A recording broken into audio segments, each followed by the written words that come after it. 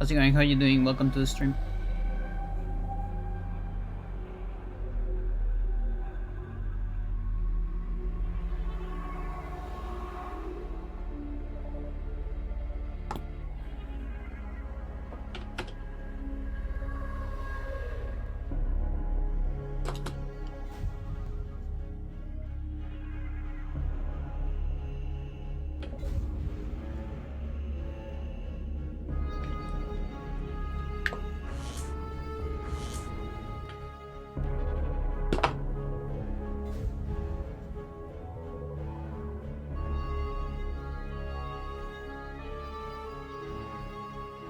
To move the chat.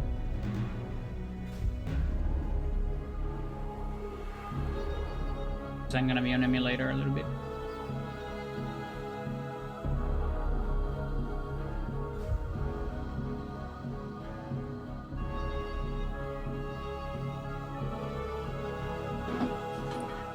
Okay.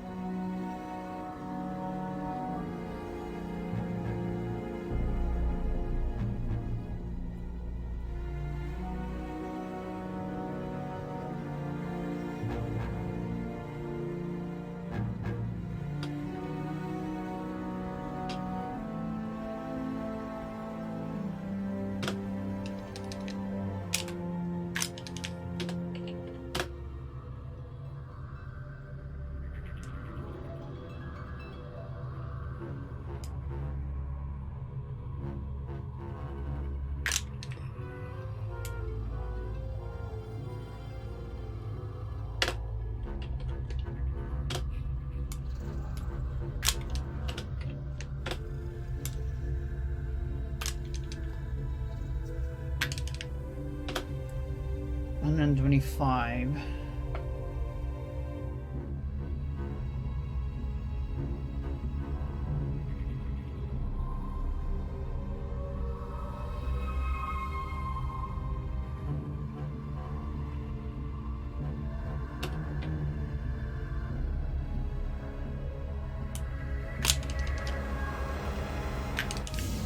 $121.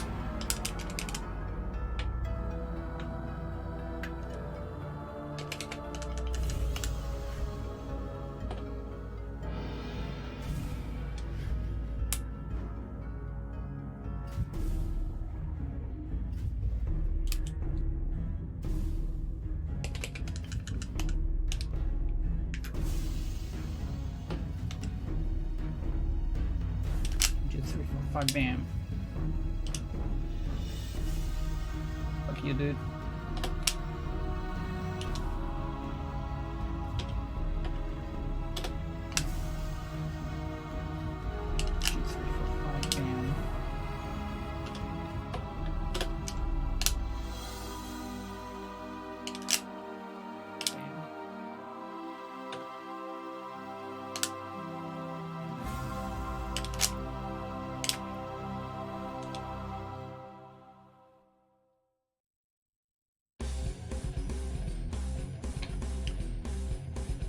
Okay, so we're back at 101.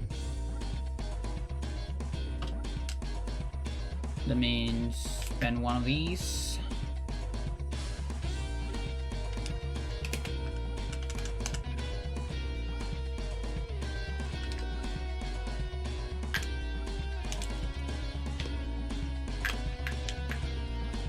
Okay, so we want to see how is this without a pool versus how's this with a pool.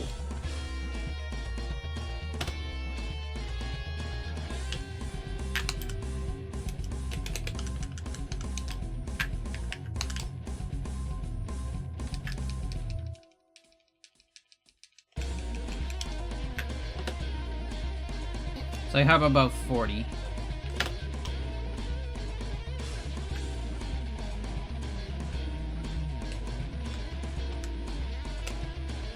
Yeah, 52 or so.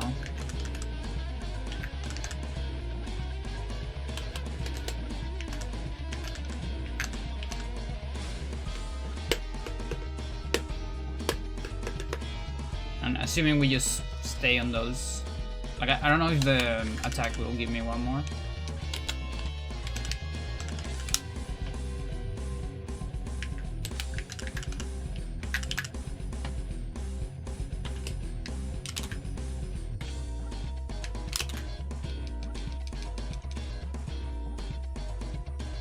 Give me one? That's weird.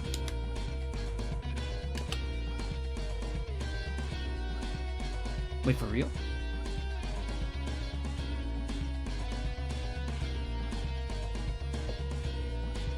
That doesn't make any sense.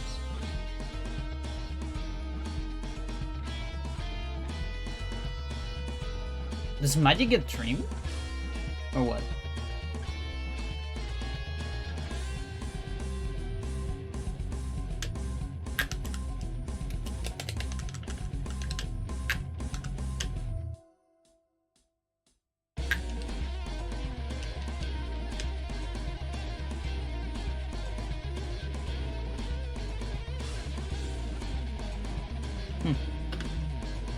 Alrighty.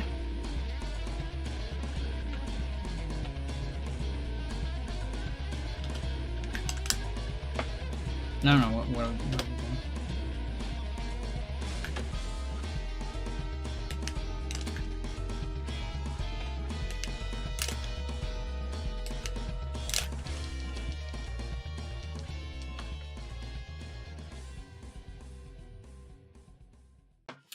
Okay, so we have 52 with no pool. On the other one, we have like 37 with pool, I believe.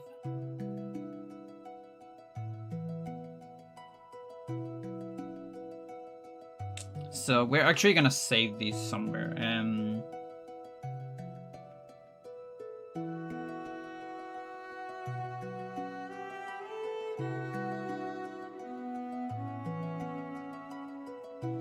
Let me think.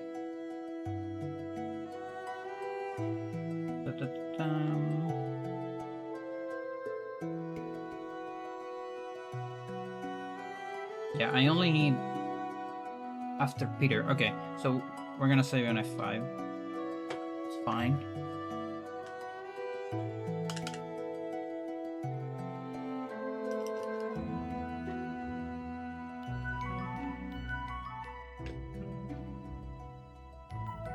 Now I actually kind of have to finish Peter. Not gonna do full Peter, just a little bit.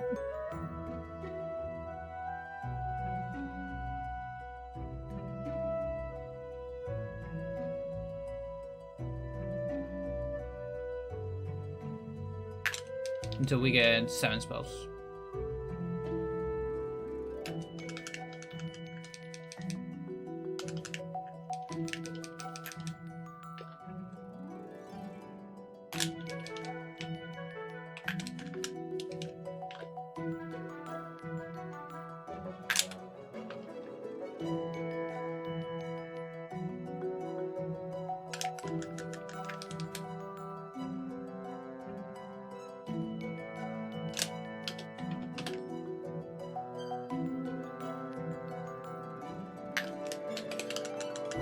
It's a little far away.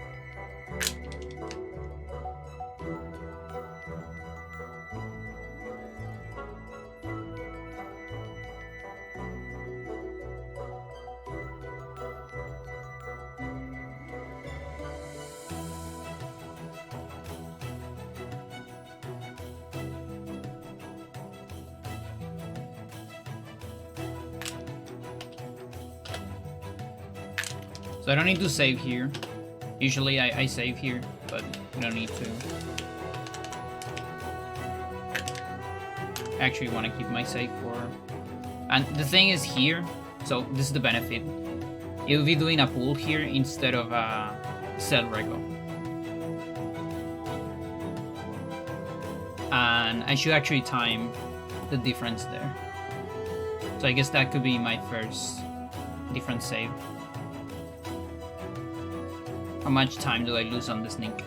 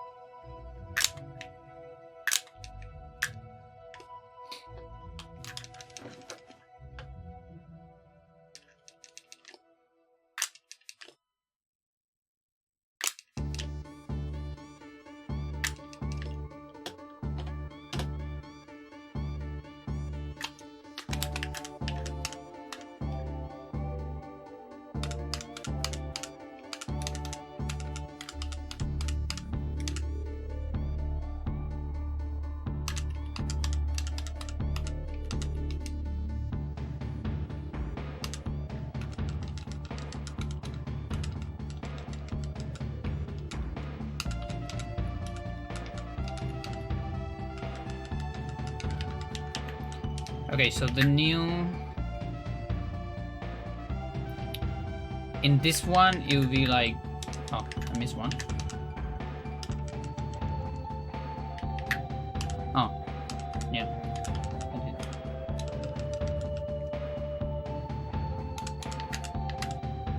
It will be pull. Now we do bind down.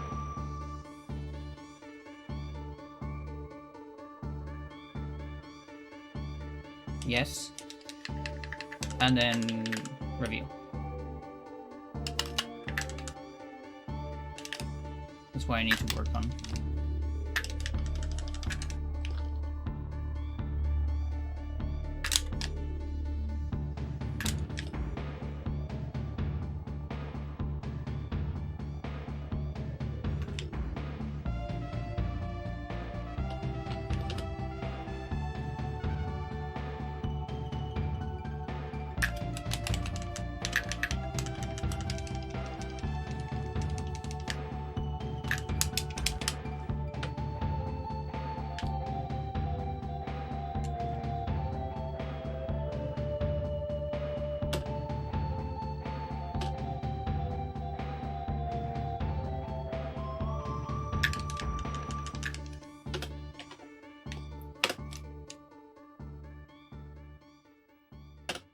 Yeah, so basically it's gonna be this difference right here. So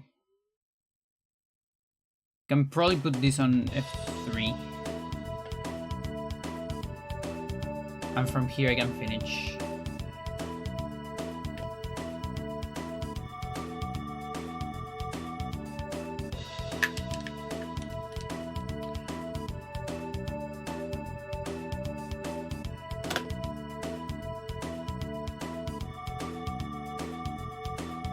Have everything I need, so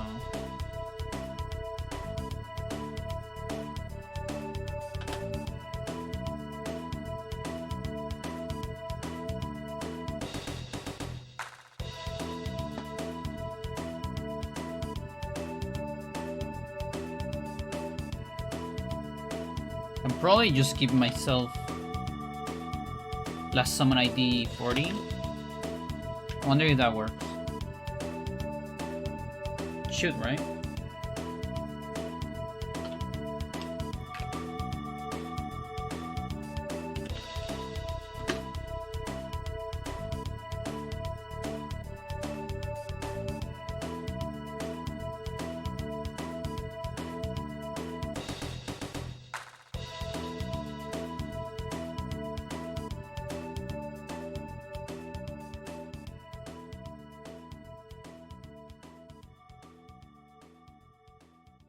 $79.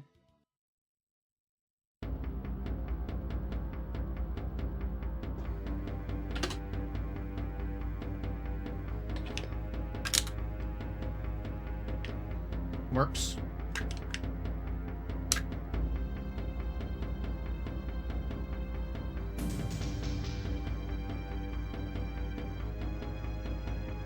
This would be easier if I knew scripts.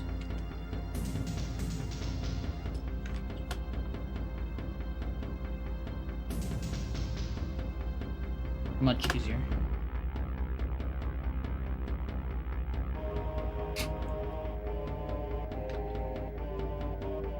It's alright, now I'll give myself 40. And some magic. Does this work? Oh, it's not currently 40.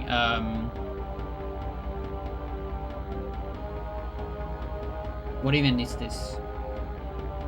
49? It's probably 49, isn't it? No. What's your...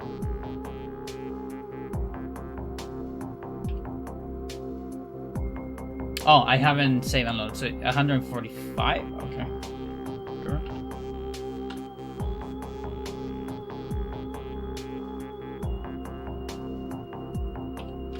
Sure thing. There you go.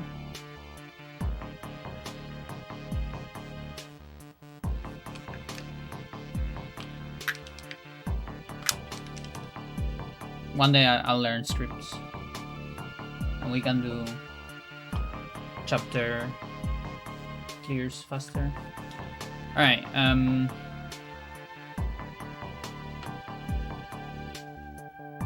actually gonna write this down. Okay, so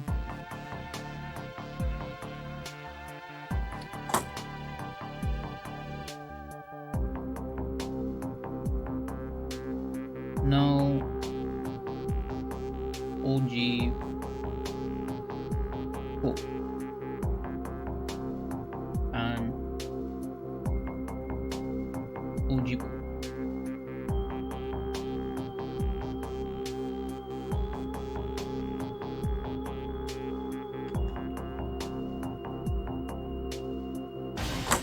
So then we have F3.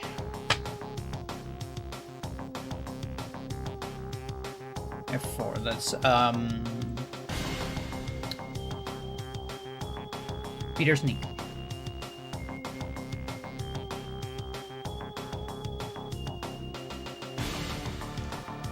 There you go.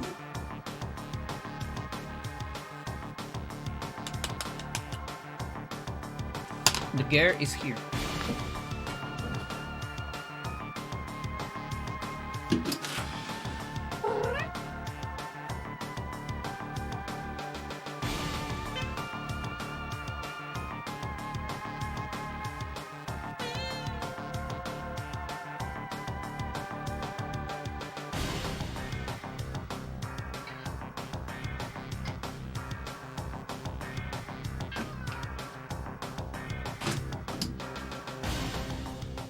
Yo, how's it going?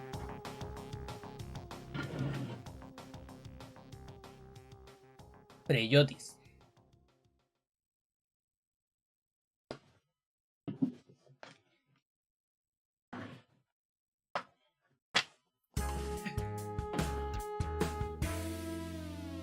Okay, so that's F3, F4, and then we're gonna get... And that also means, okay, this saves some time on Alex 8. There's like a little bit of scroll time save, like small, maybe like 0.5, I want to say. There's like a little bonus to that. So then F5 and F6 are going to be Alex 11. Right?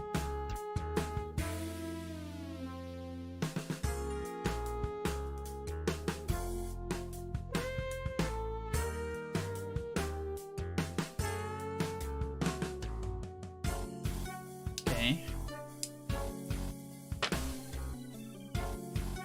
F7, F8, I still don't know.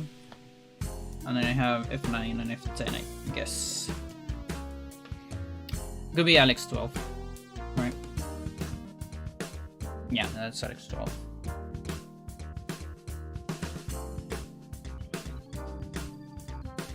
Cool.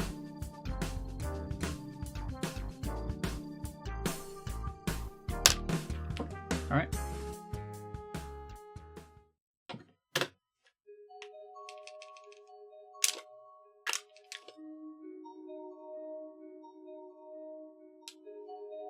Okay, so how much magic do we have? 68.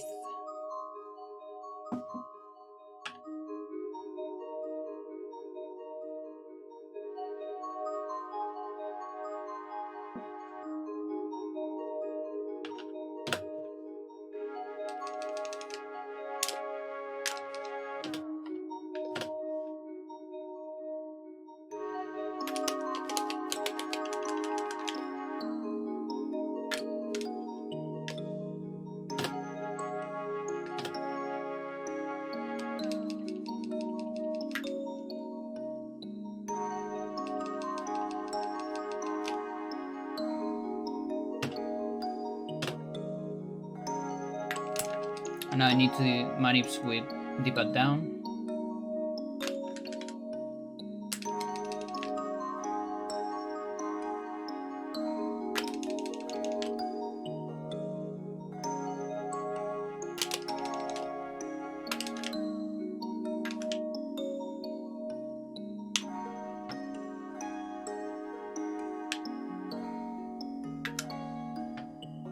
Okay, this looks like not enough magic. Like I think I'm not even gonna have to do that many tests.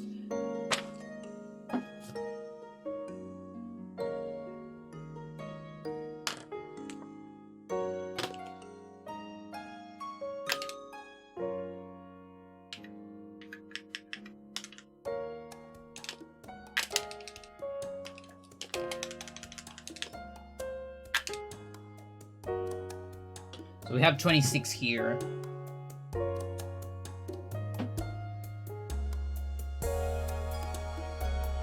Like, maybe I'll have enough? We need to get to 60 for shields.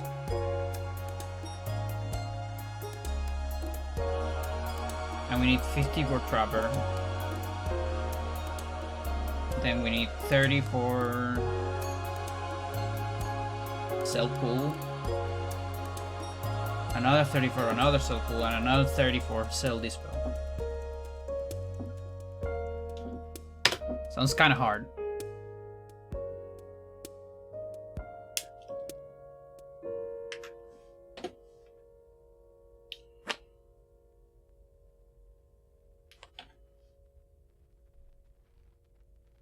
Okay, that's F5.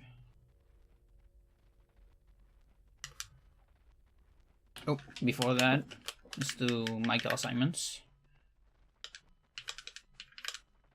So you'll be this. And this, nothing else.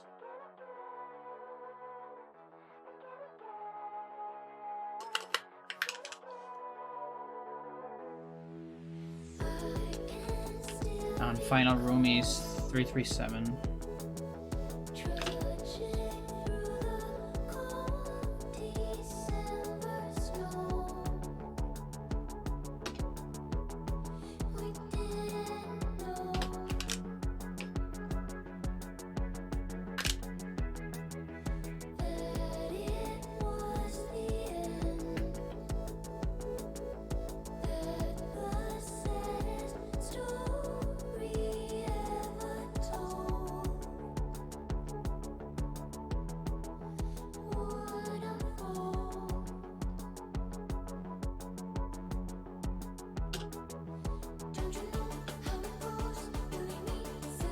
This is F7.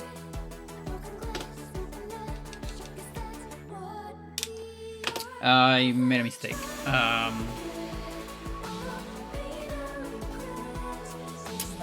Can I recover my file?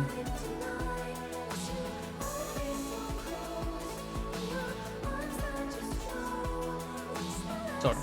Okay.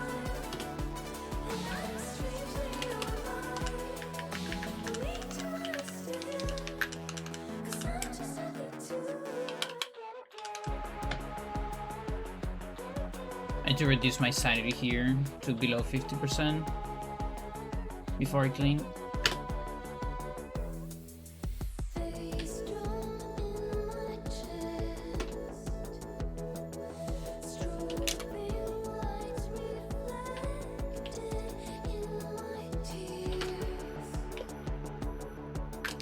That's so we get to be continued.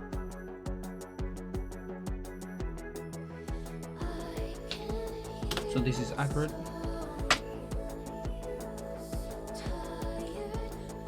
Seven.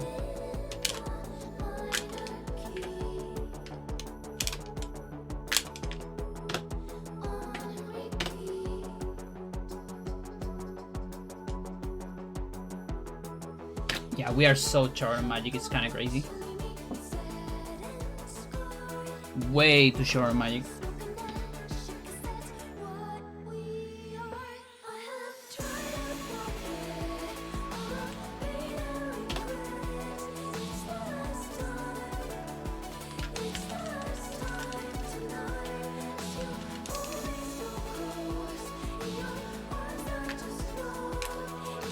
Like, this will be like... Yeah, it's doing chills later, but still. That's the benefit. I can do chills wherever I want, you know? The good part.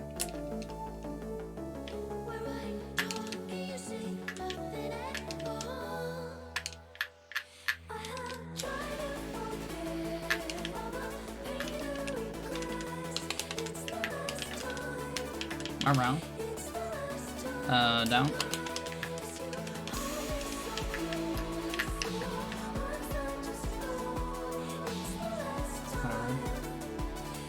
Still works. No, doesn't. It's not.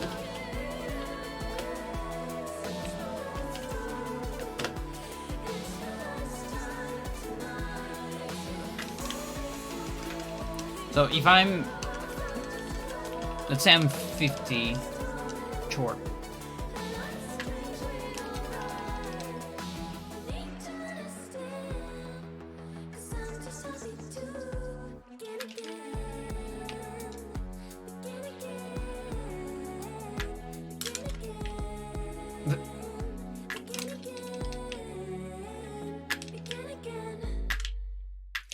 Bless viewers.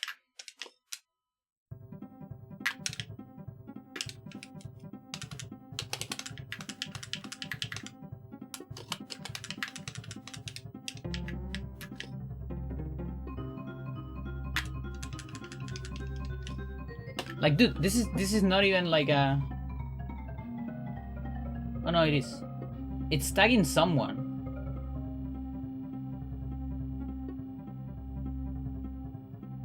It's tagging someone. Is this person like in the chat? This person being tagged? Like now it tags people? Like they can't even like lurk in peace. No, they had to be tagged by a bot.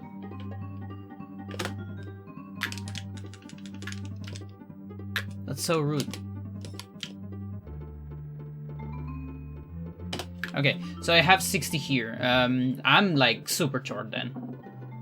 This is like so short in magic, it's crazy. Because we need to do our pool ASAP.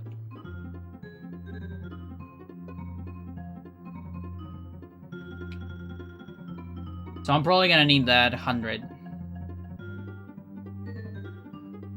Not 100, 50. So extra 50. That means no trapper movement in Servan. So Servan trapper. Here, what's up? Wanna come here?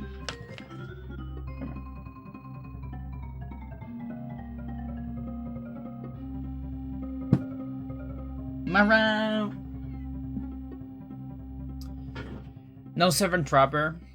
So it's like you would trade that for a pool in Peter plus the assignment of the pool.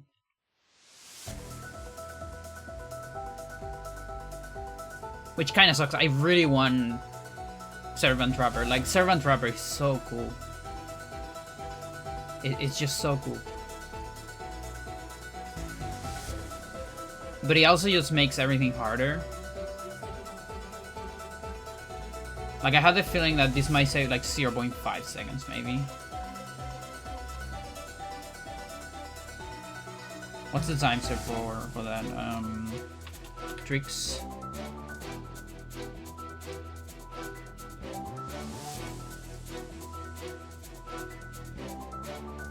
Alex 10. Moving in mate cutscene. 1.5 to 4 seconds.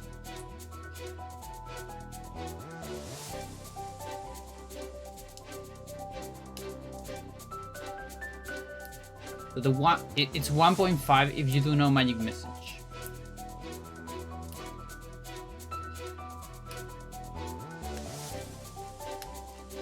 Four seconds otherwise. So maybe if I can find a setup to never use no magic message somehow, which sounds hard,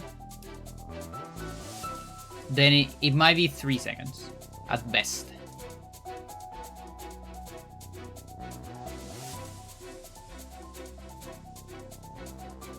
I don't think I can get more than that.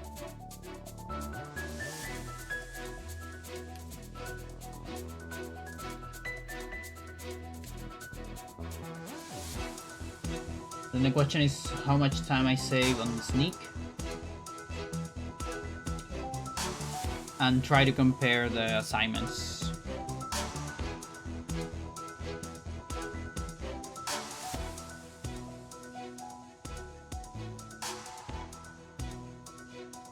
Assignments are hard to measure.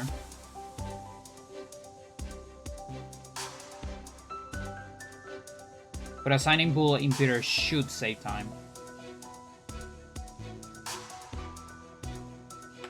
Should totally save time.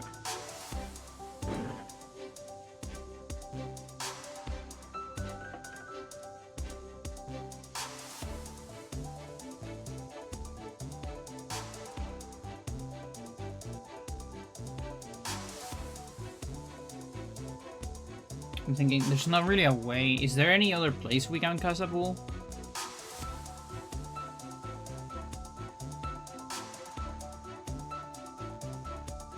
Not really.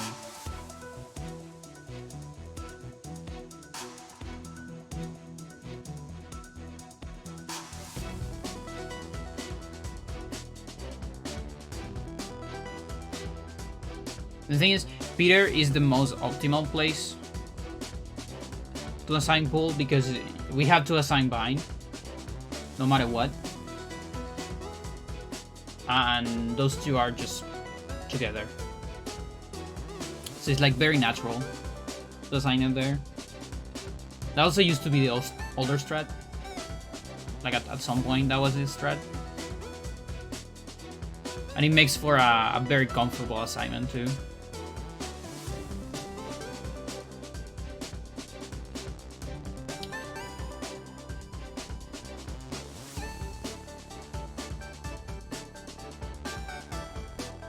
Okay, so I'm gonna give me 100 magic, just so we can, because maybe this doesn't even work. I mean,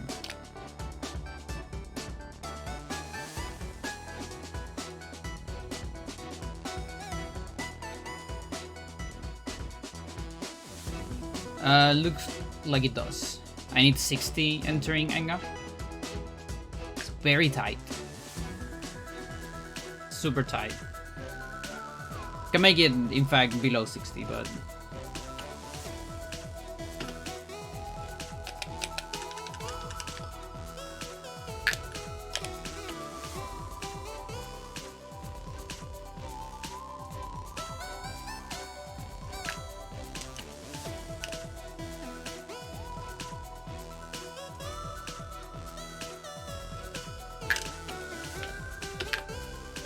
So that works.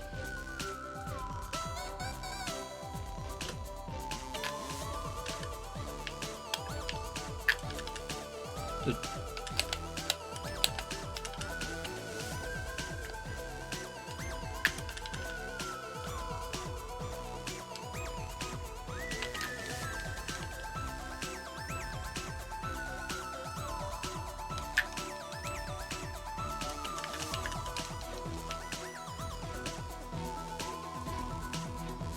Yeah, with the new route, I can match here. It's kind of cool.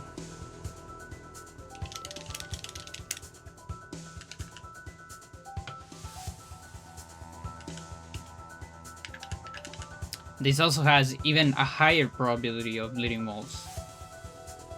Although it might still not be guaranteed, but it's even better chances, so in case I fail. Cancel spell.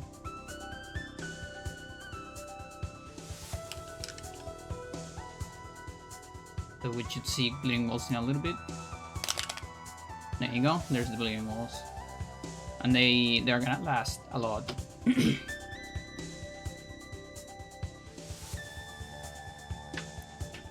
Cool.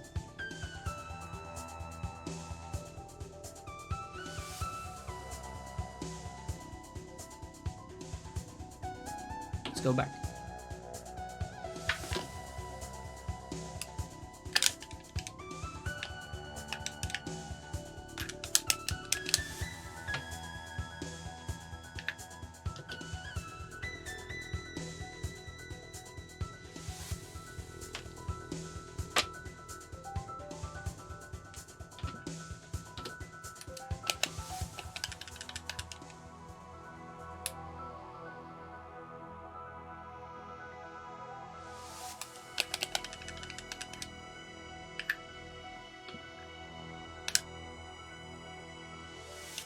Three, four, five, bam.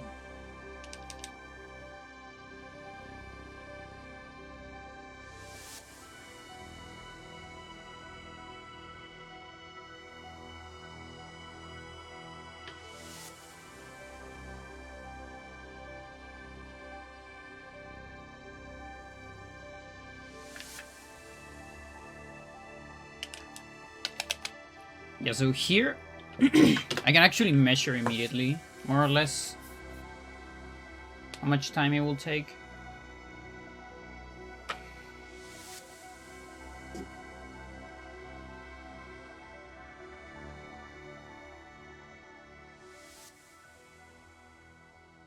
So F1, this will be Alex.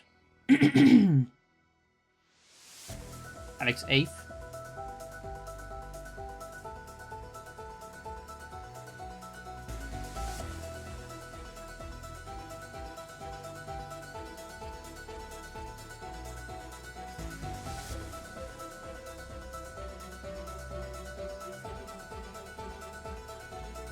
Like I made a table in my notebook, and it's like the worst table you can imagine. Like I can't believe how bad this is.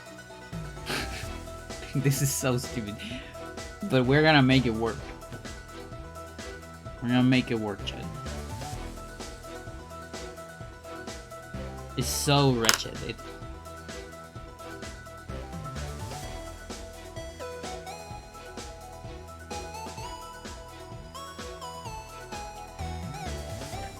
So normally you would press here.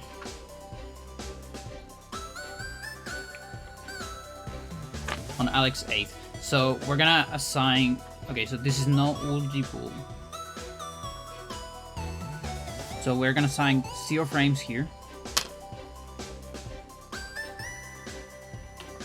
And then if it's... if we are getting ulti pool... Okay.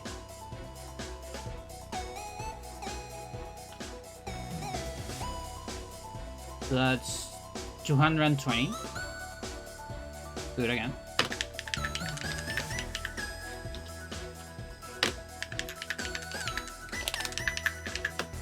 That's better. 180. That's good. Okay, 180. That's 3 seconds.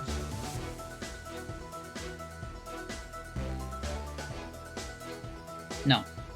Yes. Yes, that's a lot. Chat, that's a lot. 3 seconds is a lot of time. I don't like that. I do not like that, chat.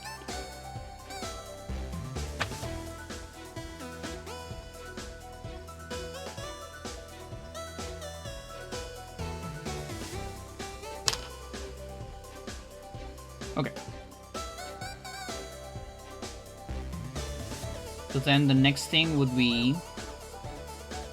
There's two things. There's the Peter assign and there's the Peter sneak. Okay.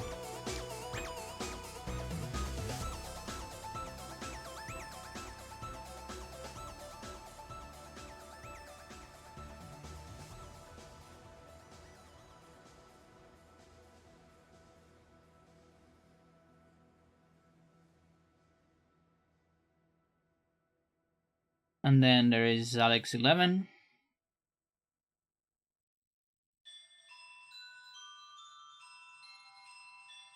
Which we might need to time again. And then there's Alex 12. Is there any difference in Alex 12? No.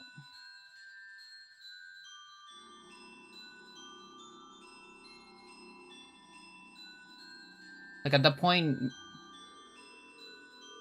both converge. Pretty sure. 7.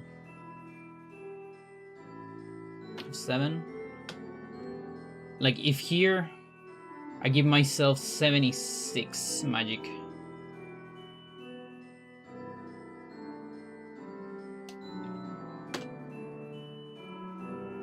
Like the 50 of the Trapper Lady.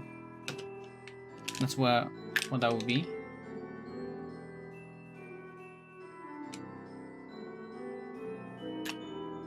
So we can do chills here.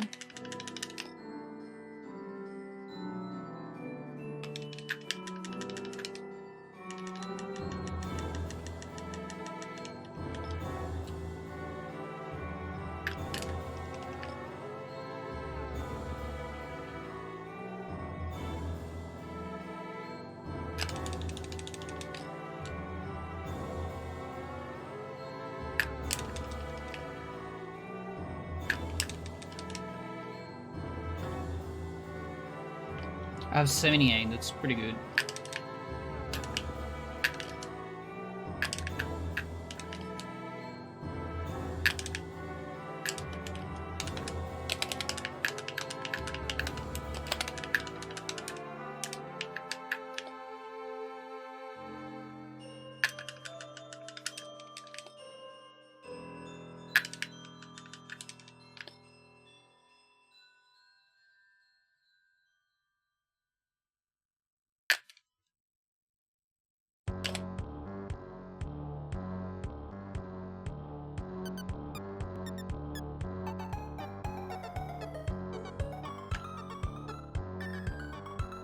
And I have 80 here. Yeah, so we're totally fine. Now it is kind of weird. I actually have a lot more magic than in the other time. Weird.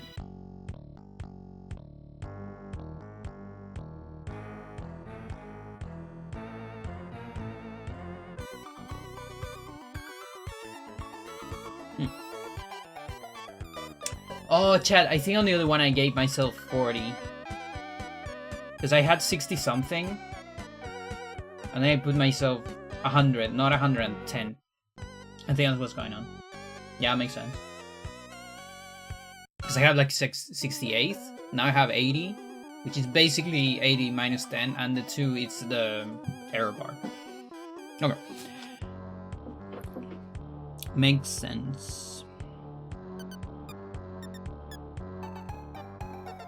Okay, then Alex 12 doesn't really matter. I don't give a shit. Let's go for Peter.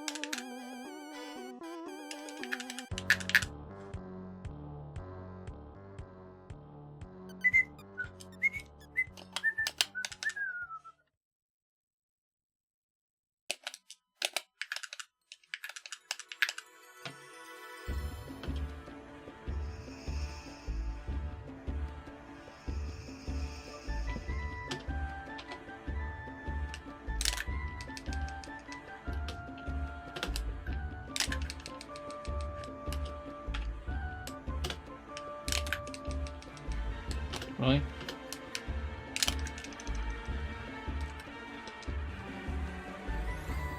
Yeah, so 36, 37, it's what I remember from this.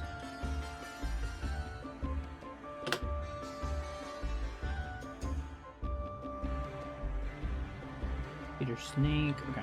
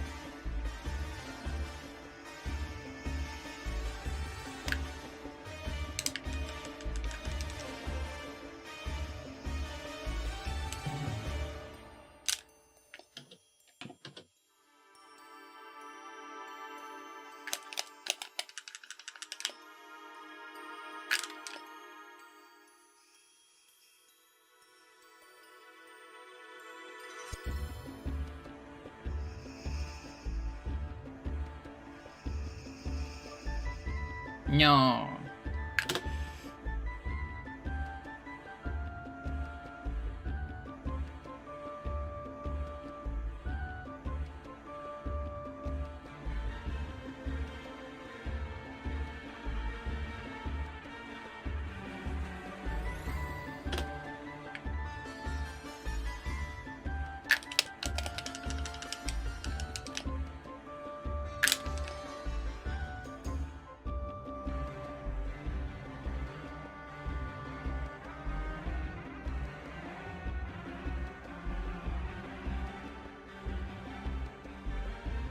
Okay.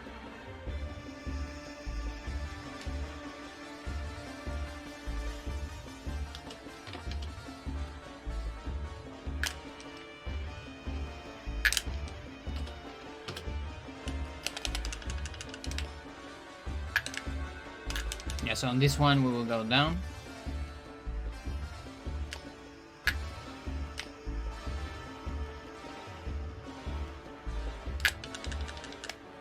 Sell Reco instead of pool.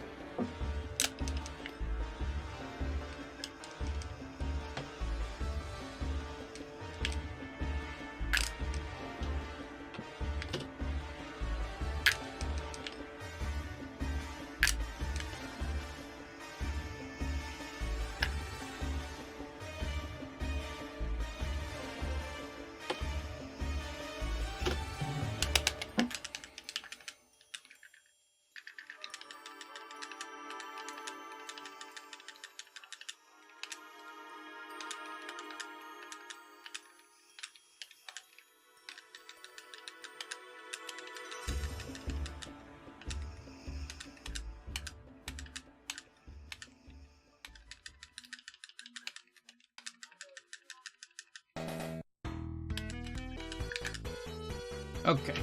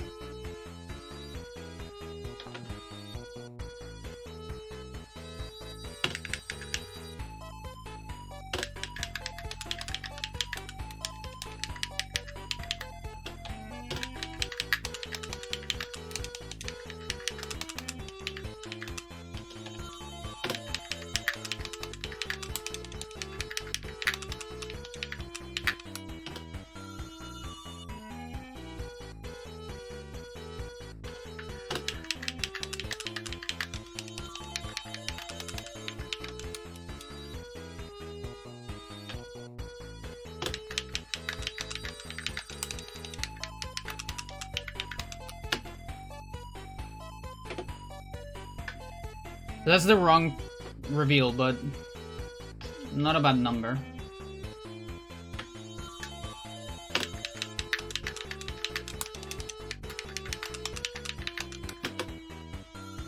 Okay, more exact. So that right there, that is, I don't assign pool.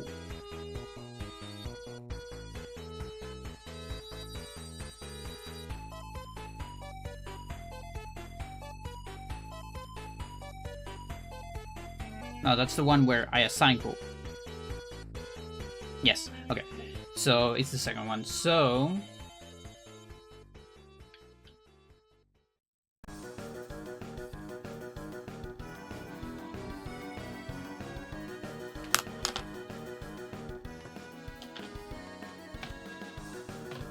$559 minus 251, 271.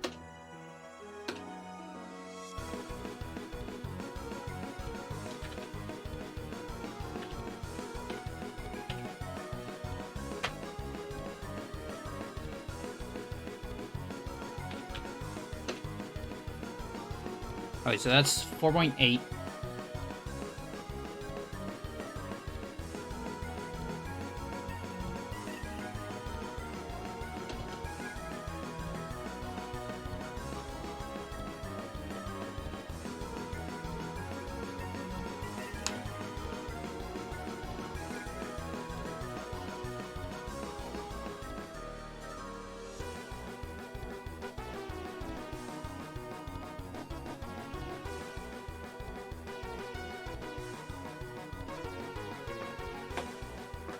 Okay.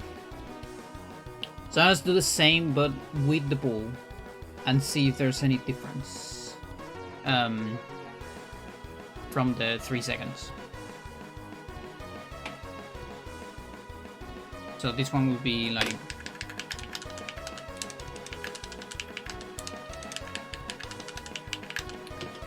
something like that.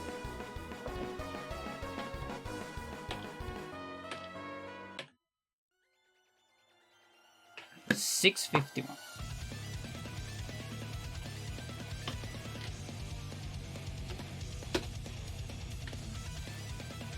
Okay, that's not too much of a difference. Is it? There's definitely some time.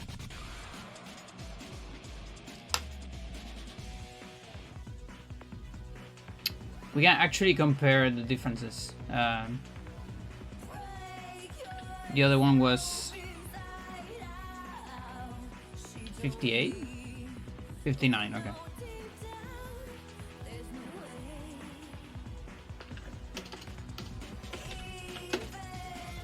Okay, 1.5. So I'm spending an extra 1.5 on the scroll of the assignment.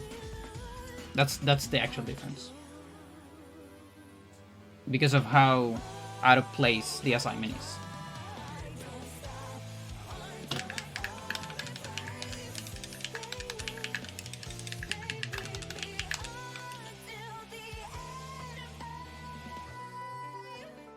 Yeah, that makes sense. So I can say 0 here, 1.5 on the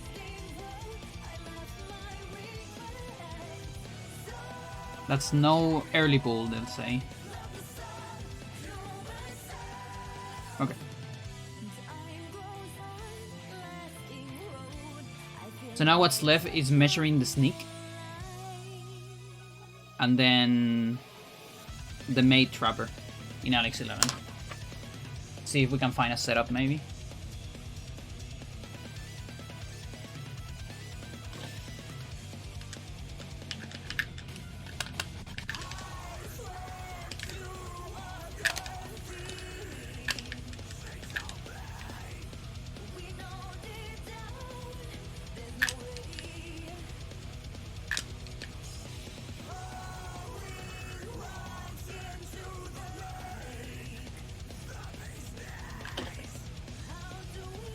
Sneak at 4.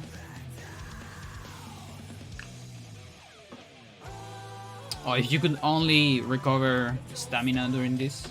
Oh, you do, never mind. It's all good then.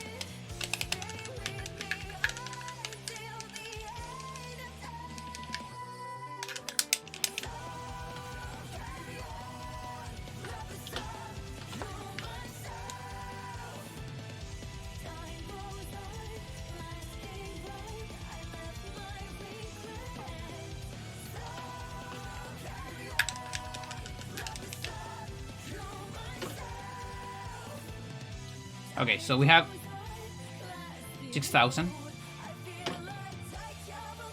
Now, if I don't sneak anything,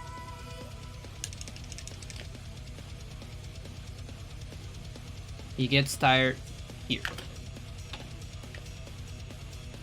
Okay. Now, if I sneak half of the volume,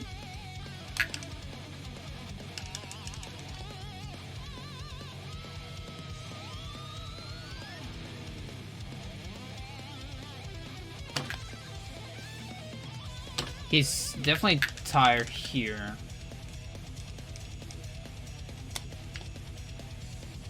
Yeah, okay. So we have to sneak more than half of the podium. It's like 3/4 of the podium.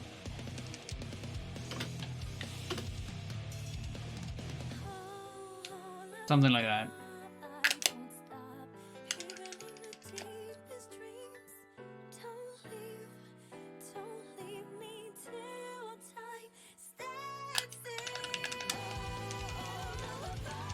It might even be more than that. Let's see how we're doing around here. Very low stamina, but we recover on doors.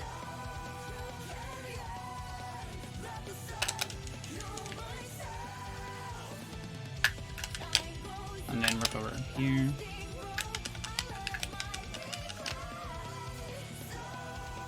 Yeah, I mean that works. So.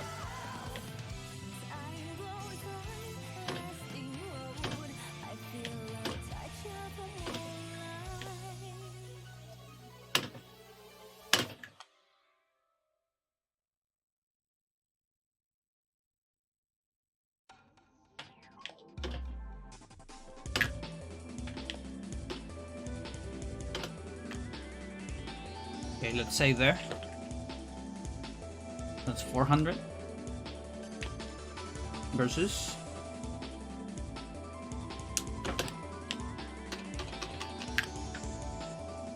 475. So about a second. 401.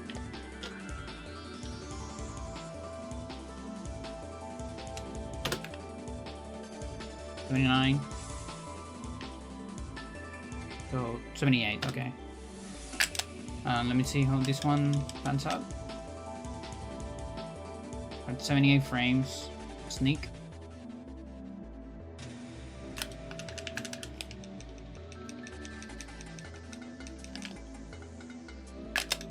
Yeah, okay.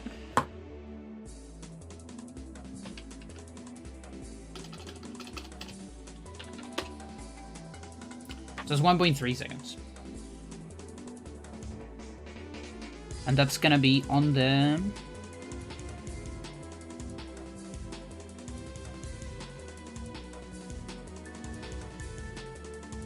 Why is it so hard? I need to put like early pool and late pool, I think. Which one is which? This one is early pool. Okay, so early, late. So early pool wastes more time.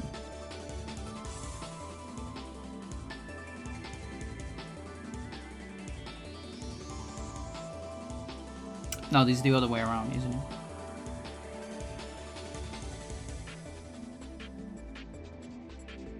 No, this is correct. This is correct. Okay. Okay. So 1.3. 0 on the other. So we're only missing Alex 11.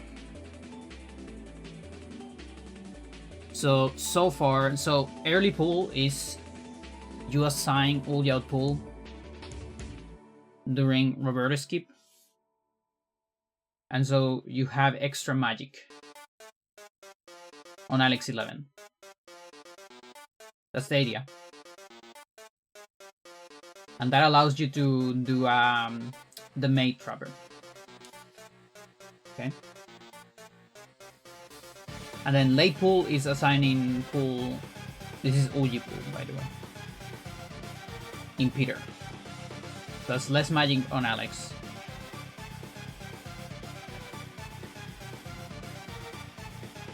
So far, one takes 1.5, the other one takes 1.8. But there is moving in mate cutscene.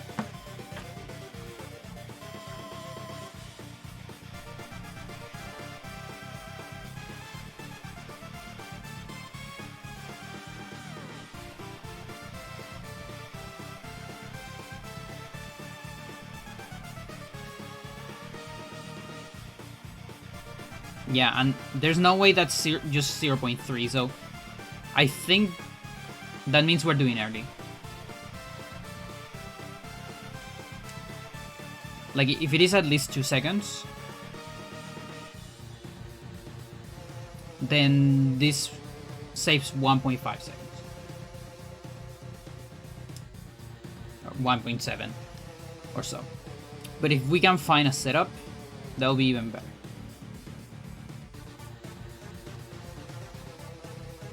Okay.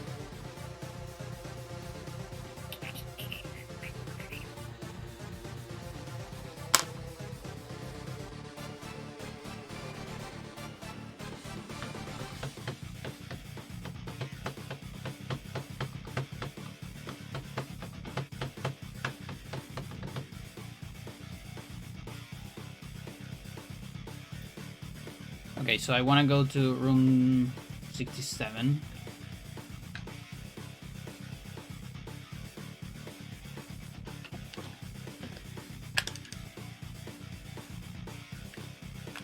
Guess not.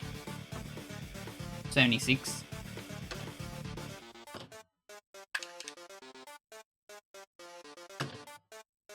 It's closer.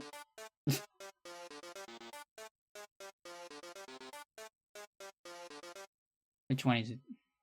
79.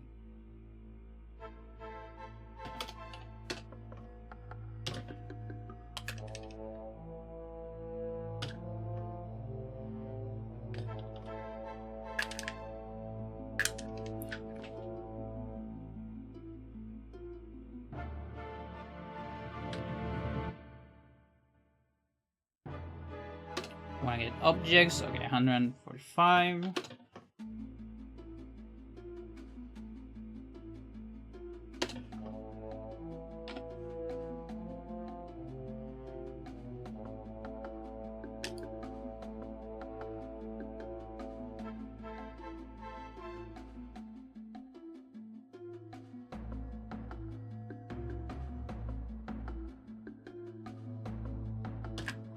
My sanity, I'm gonna reduce it to 0.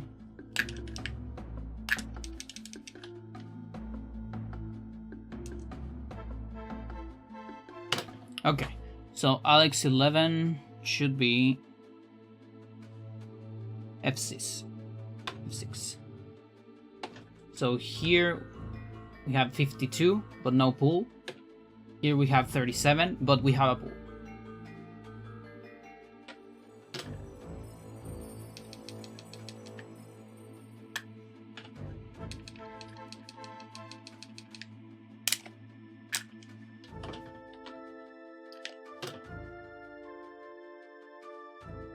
And now, if possible, I want to find a setup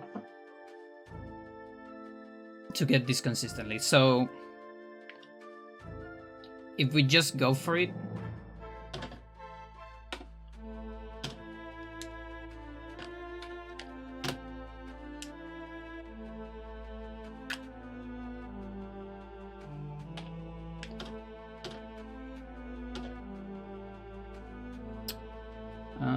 Do I need 8th? Okay, I don't need 1. So we're gonna do that. And I can, okay.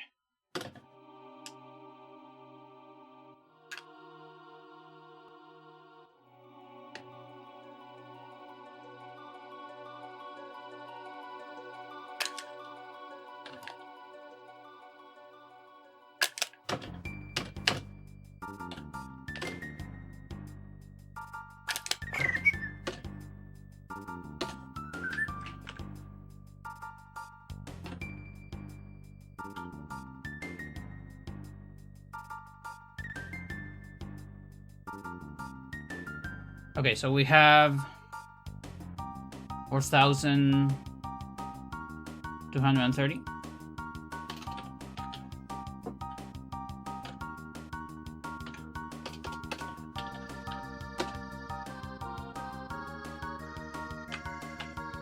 Now, if we do it with Trapper, so this is the bad Trapper.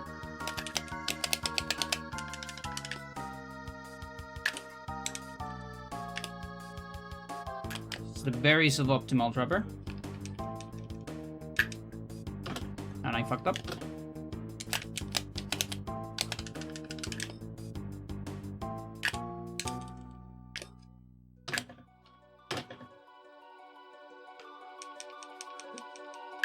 Dude, really?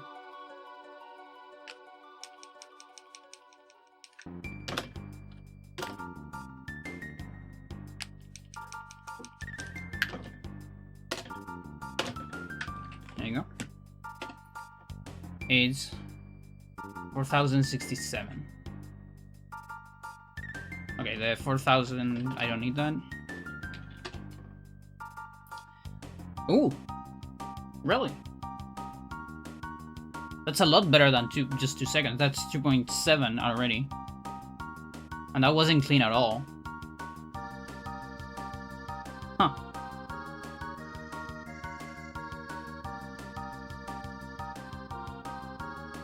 Interesting.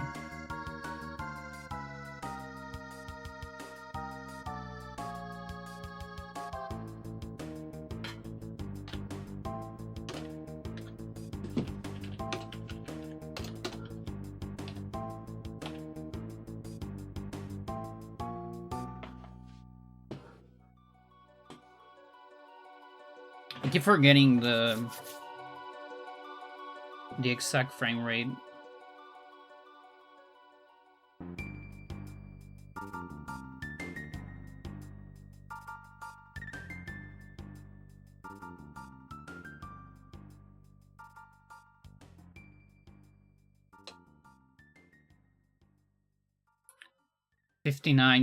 What?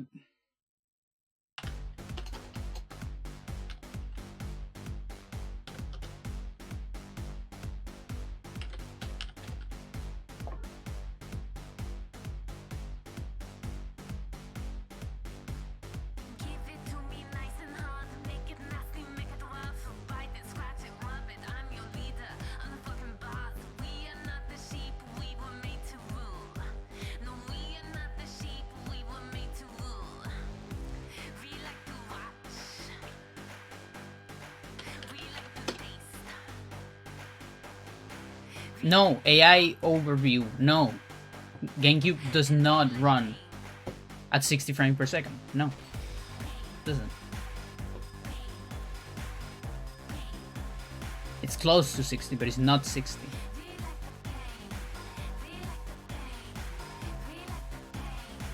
Why is it so hard to find this shit? I hate it.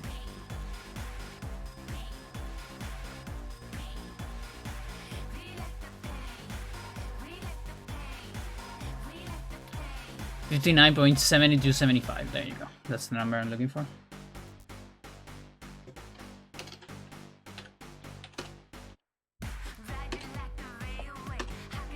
Okay.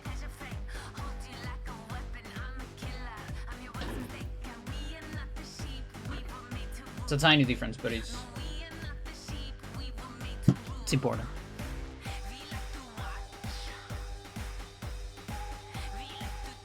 Okay, so we get at least 2.5. At least.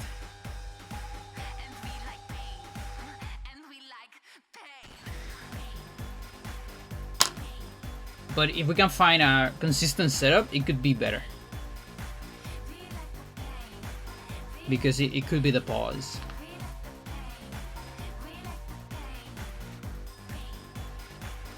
Bang.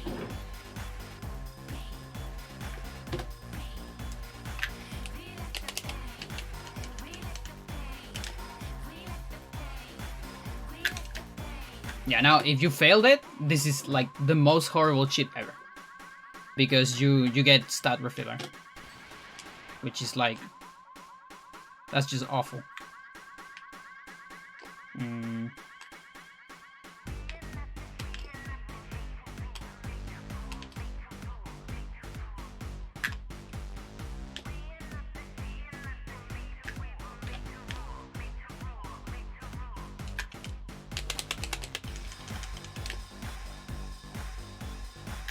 Oh, that's so close.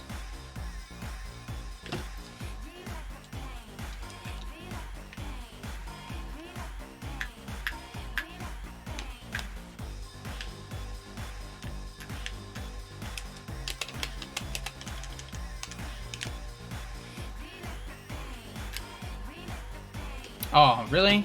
Not enough? Like a little bit before the line? Okay, that actually works.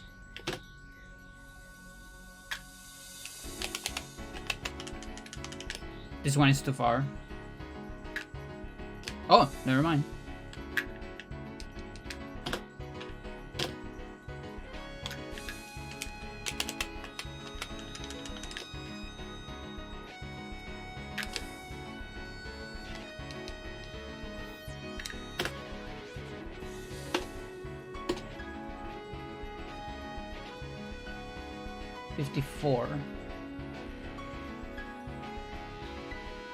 Seriously? That's so slow. What? How?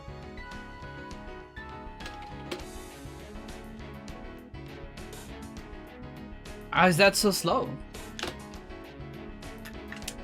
Because I take so much in the setup.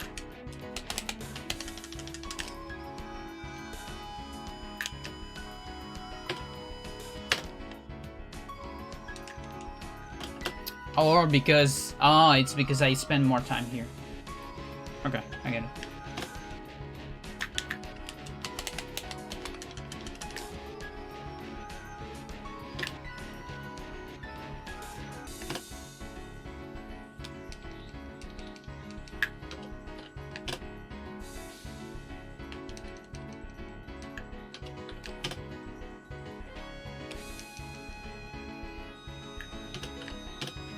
How can we optimize talking to this lady?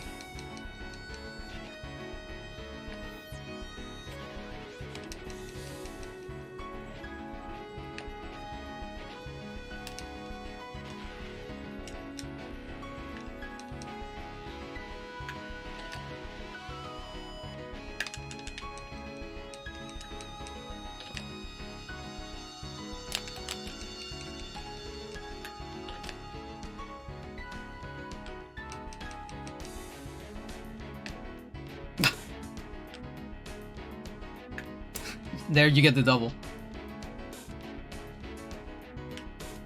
There you go, chat. It's the double.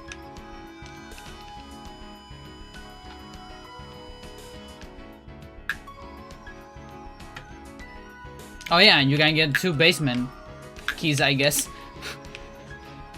Forgot about that.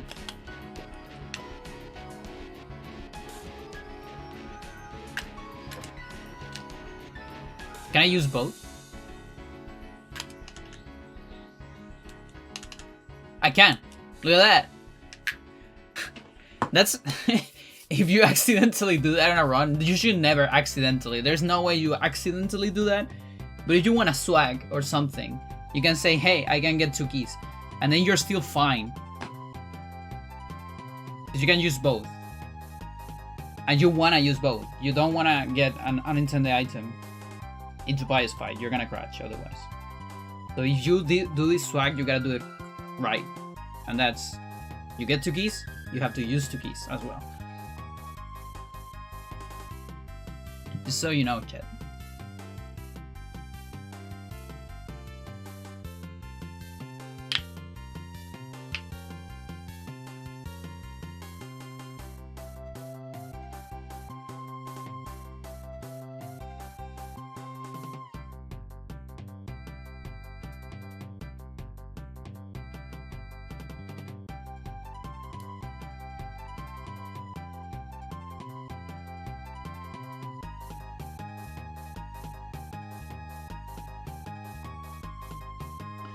Okay. So. There's a little bit of a setup here.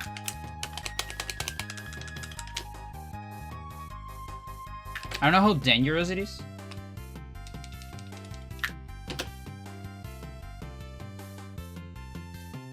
Okay, that was faster. So we're actually gonna need some negative numbers here. Or just put 1,000 to this, I guess. Does that work? Yeah, that's okay. So there I got the, that's the number I got in the past, which is 4 seconds or so. That makes sense.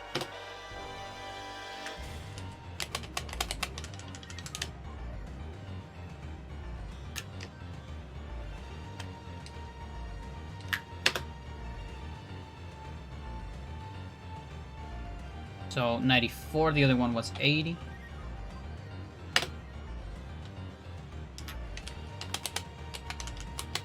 Okay. So here's the thing, like I can go for the setup, and if I see that I'm not very good at lying, I can always just switch to the other one. Like this one looks a little bit far in my opinion, but it's actually fine. Okay, sure.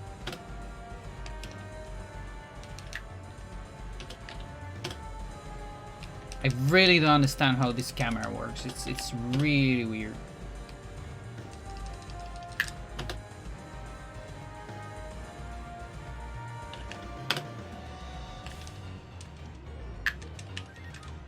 Like I just don't get it.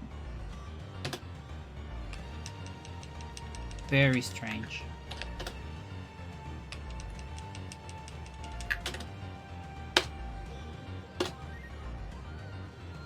$92.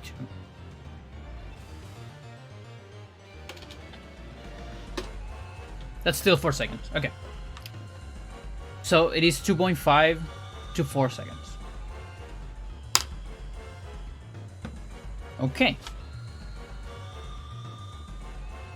So if we get the final verdict,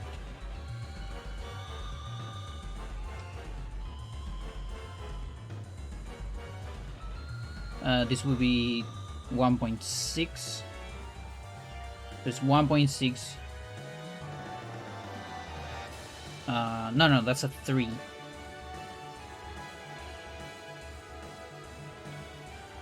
Oh shit, that's a 3. Okay.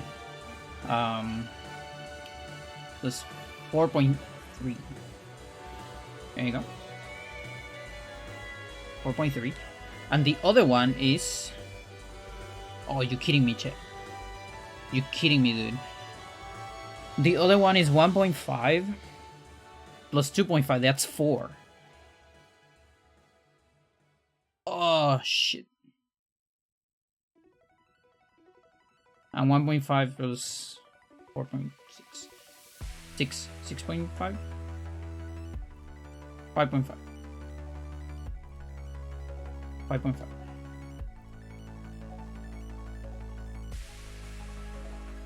Is there any other time save here? Don't think so.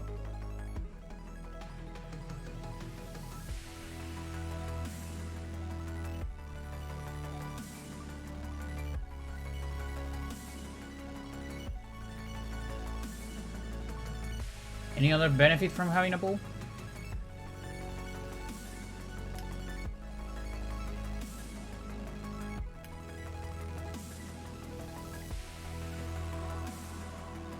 Yeah, and the worst part is we can't really get the best of both worlds.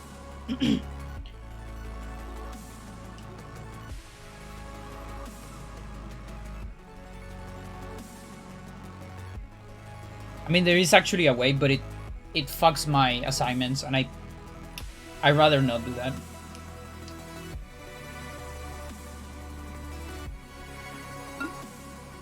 Like, I'm already fucking my assignments. But like, I have some muscle memory on where I have some stuff. Like, for example, the recoveries for me are always up. I just like that. Either recoveries or pulls, always up. Reveals, dispels, shields, always on the sides. And down, it's always like some misc. Cellular recovery in particular. Y is always trapper. Damage field. Sometimes magical attack, depending on whether I need it or not. And that structure works very well in my head, and I'm very used to it too. So if I completely change that structure, even though it can actually save me like 0.5 seconds somewhere, I'm probably gonna lose more than that just by, you know, I'm gonna have to think about it during the round instead of doing it automatically.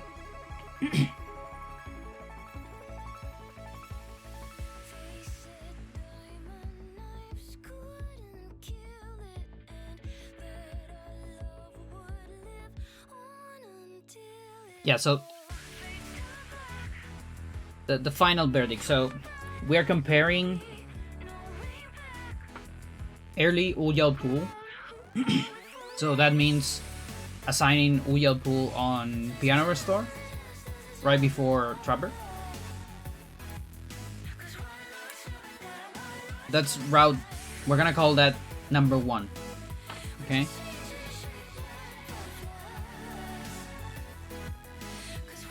And then route number 2 is not getting Uyal pool in Alex, but instead assigning it during Peter.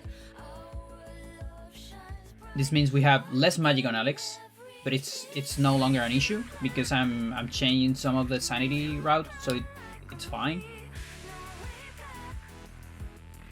And that means no moving in servant cutscene.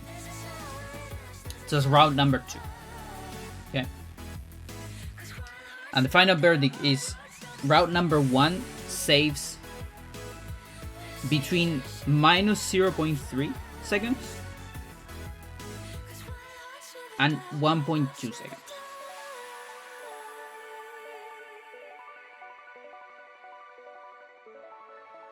And the difference is on whether you get the Trapper with or without a pause. So if you get it with the setup I'm doing right here. So this is the setup.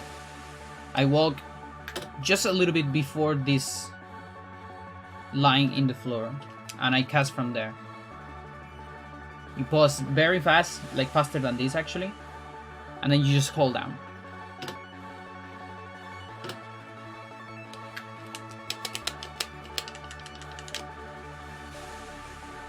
And that should work.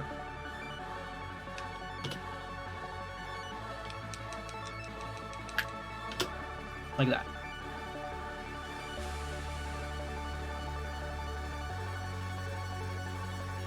If you get that, then you save 1.2 seconds on this route.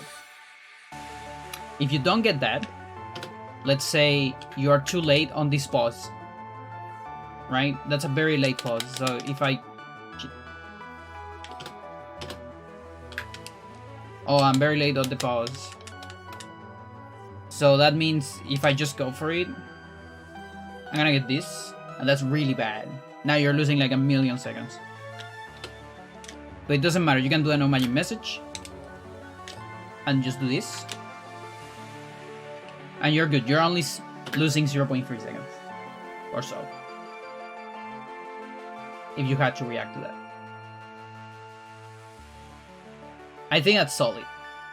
I think that's pretty alright.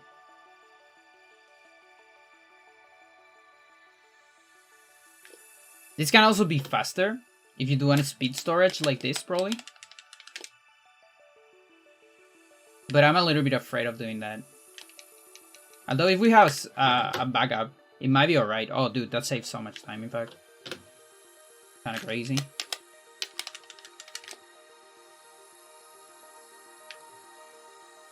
Wow. I might go for this faster one. Okay, 79.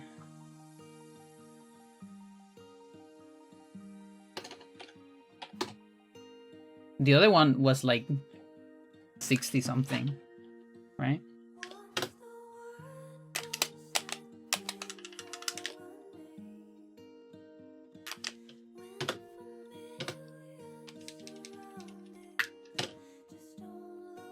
$32. No shit.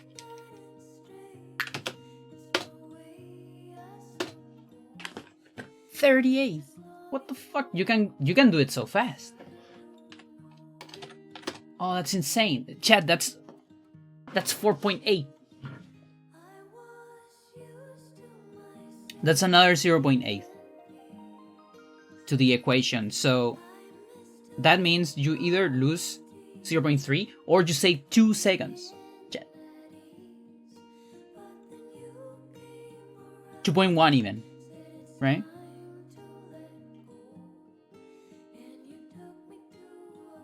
Is it?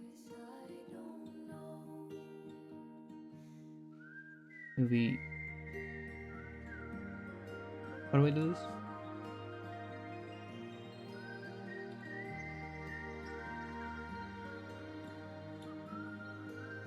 I need to add 0.8.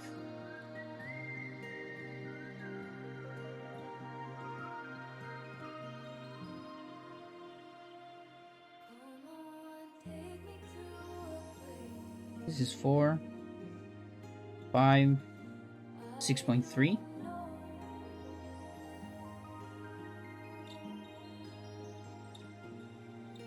It's 2 seconds. Okay. Yeah, the other one was 1.2.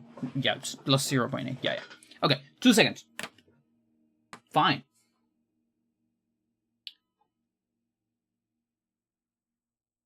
Okay. Okay, so another recap. So late Uyao pool against early Uyao pool.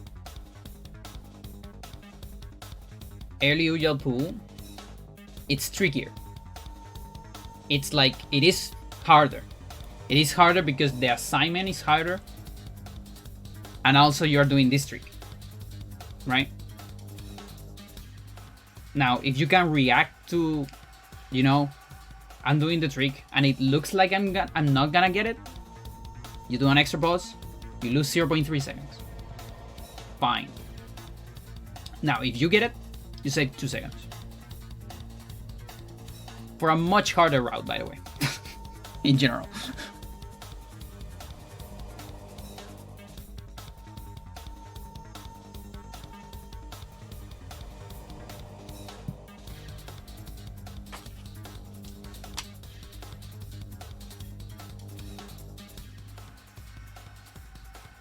So all of this means my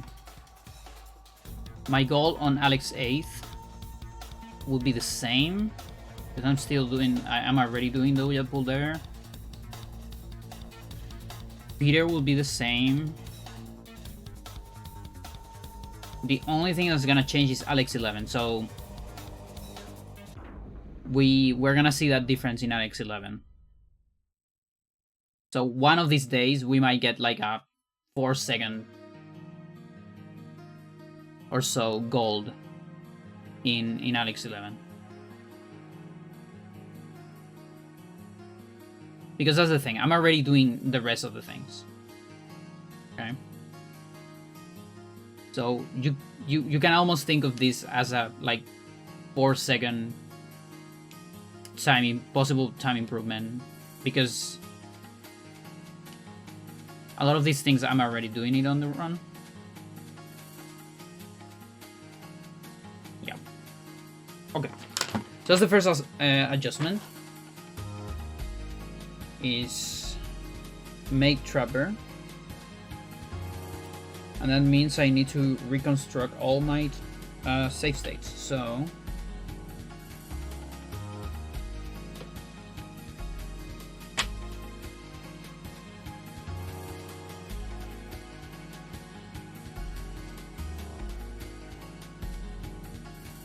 yeah, just all of them. Well, not all of them. Just from Alex 8th to Alex Enga or so. Just so when I practice, the stats look like what they should.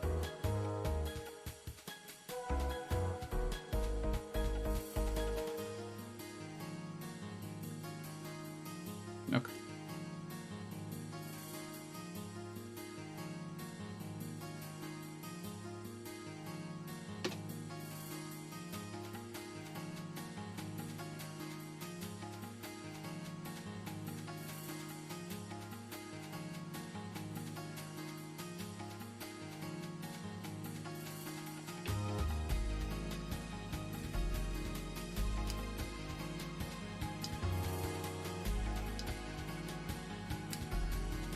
I just hope there's nothing I'm missing. Because it's easy to miss stuff when you go for like complicated adjustments like this. This is like very top stuff too. Like stuff like this is stuff. If anyone in the chat ever wants to speedrun this game, you should not think about this shit until you're like top time. And I'm not even like, I mean, I'm top time because I'm the only one pushing, but like in reality, a 2-second time save, it's not that big of a deal. We're still in the realm of, you know, we can cut another minute, but you know, it helps. It helps. A time save is a time save, right? And it's like, it's not insanely hard. That's the thing. Like, this is hard because there's a lot of adjustments, but none of these things, it's like run killer. Nothing of this is run killer. If anything of this would be run killer, I would never do a 2-second time save. And I'm doing that. For example, trapper clip, which is a trick you can do on Peter for a slightly faster boiler. That says 4 to 5 seconds, which is better than this. But if you are like a tiny bit off on your angle on the control stick, you're dead. The run is completely dead. You lose like 2 minutes. So I'm good on that. I'm fine. It sucks because it's also a very cool trick. It looks very silly. And when we finally discovered how it worked, I really wanted to be in the run, so I worked very hard to make it consistent. But it's too hard. It's too fucking hard for 5 seconds. This, on the other hand, looks fine. This looks fine.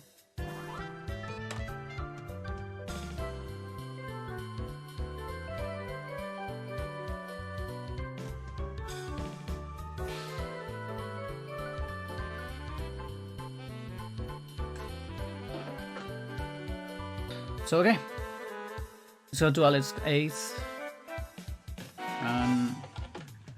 grind the save states.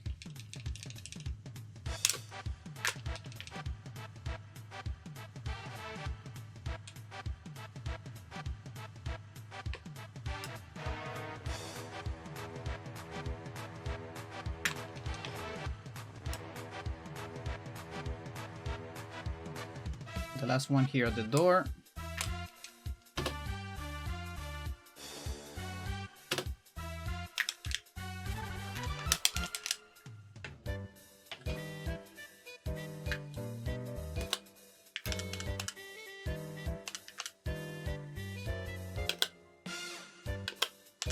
So we are assigning this. No, not immediately. Cool.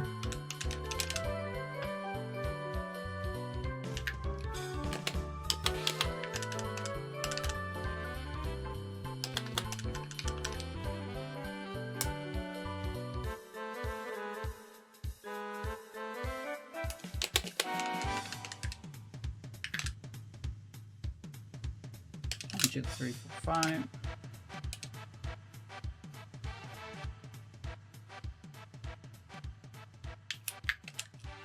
Now I assign.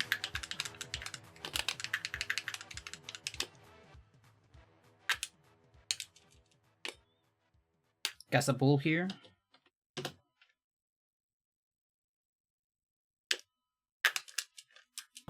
Dude, can I get like a better angle? Yeah, that's better. Like, it's almost like directly down, which for me it doesn't make sense from this camera, but sure.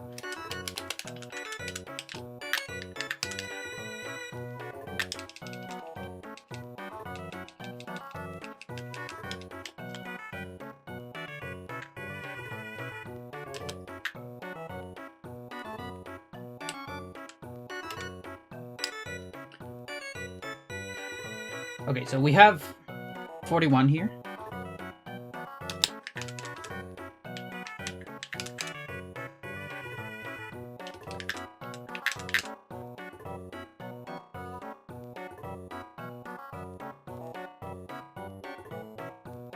This game, this is from Adam's Family on SNES. It has some great songs.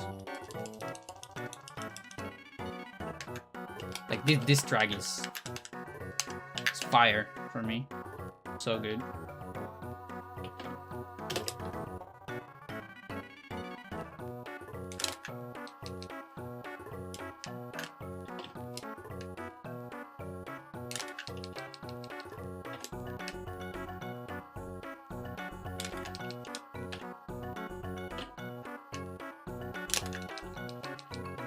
Come on.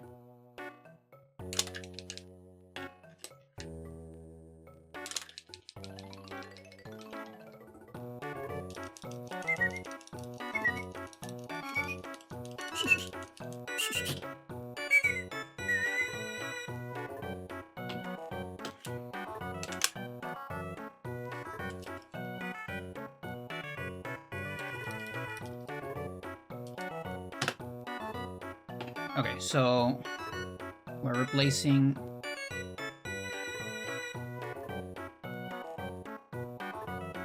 my Peter start with this.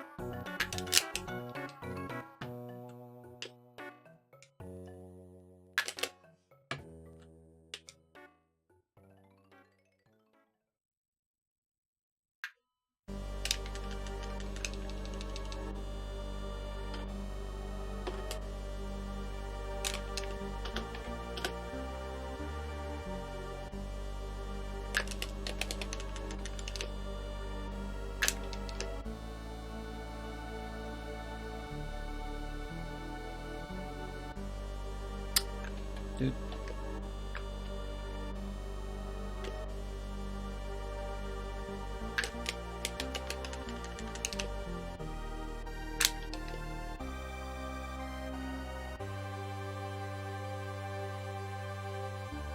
What? Why am I failing this?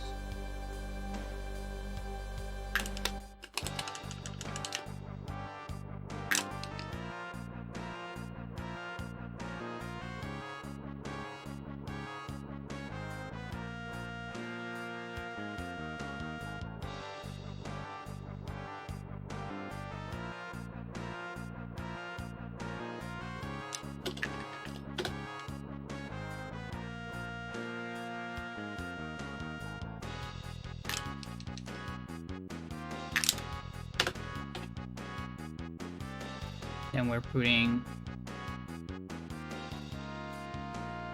Trapper Boiler. Boiler Trapper, Peter Boiler, whatever. Any of the above.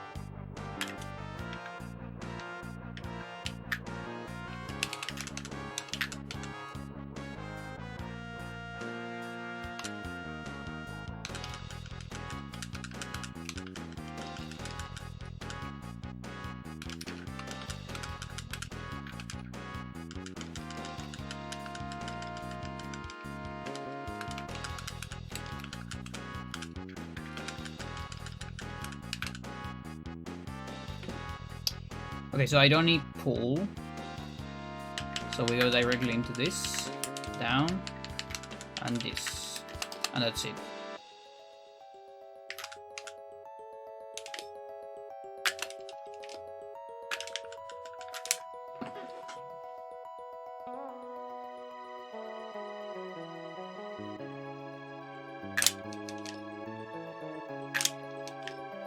So now I'm doing bind D-pad down, so I don't replace it with shield in Michael. I don't do this spell here, so that's like a tiny time save here that we're gonna trade for a time save for a time loss on Alex 12, because we're gonna get this spell there. And this is so I can do Sanity Manips with Bind on Alex 12. This way I don't need to care about magic anymore there, because I'm not doing no magic message, I'm doing no creature message.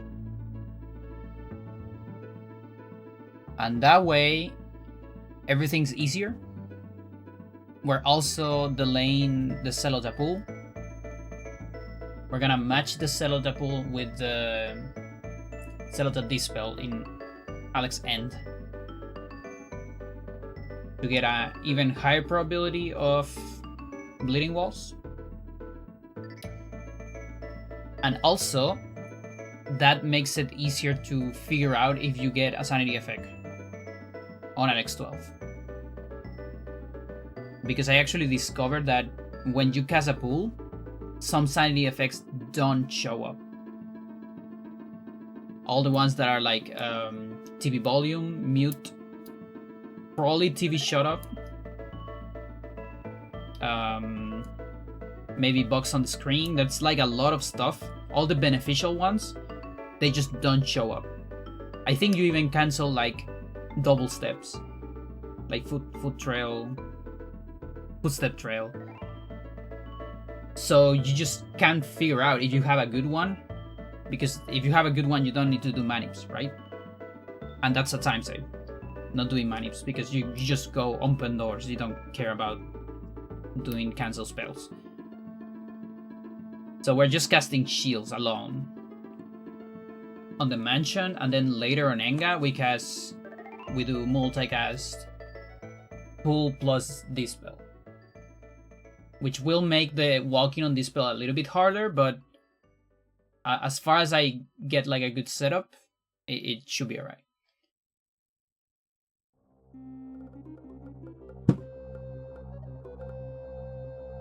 It's a lot of stuff.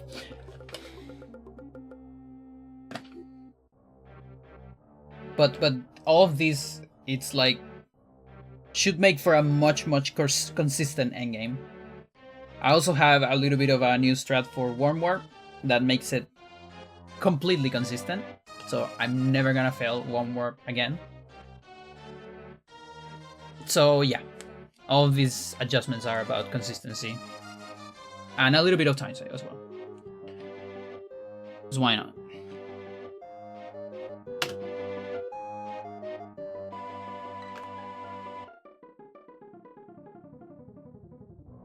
Peter Piano.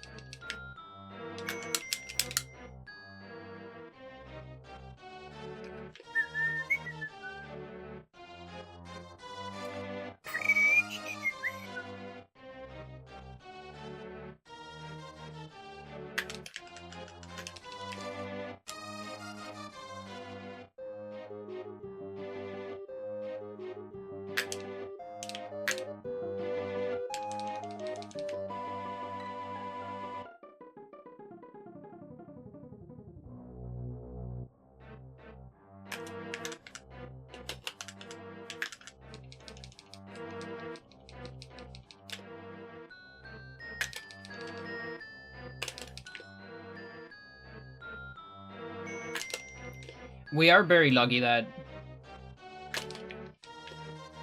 the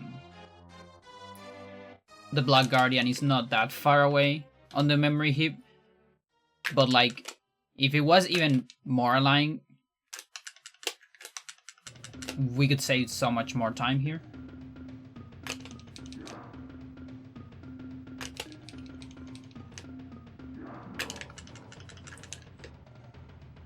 Like summon GIM is actually no, not summon GIM.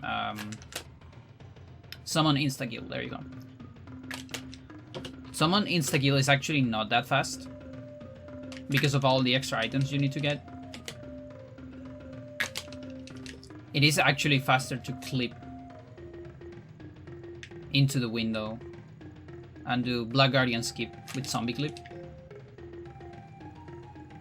But the problem is, like, that saves like, I don't know, let's say 5 seconds. Compared to summon Instakill. But then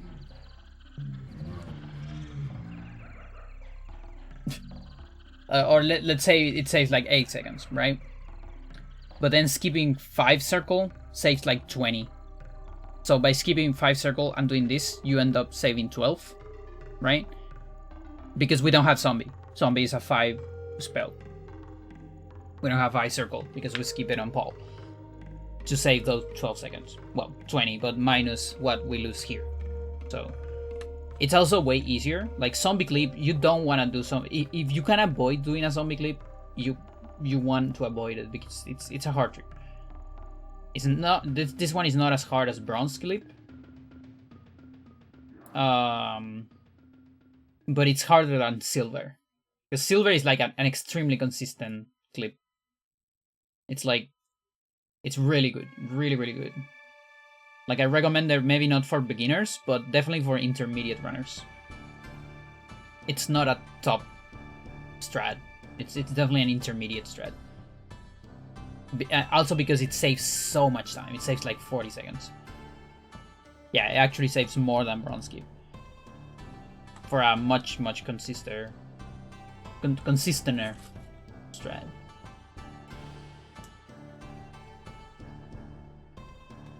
So the window clip on Black Guardian is kind of in the middle. It's definitely closer to silver than it is to bronze in terms of difficulty. He also has a random backup like half of the time, or maybe a third of the time you failed it, you actually have a second chance.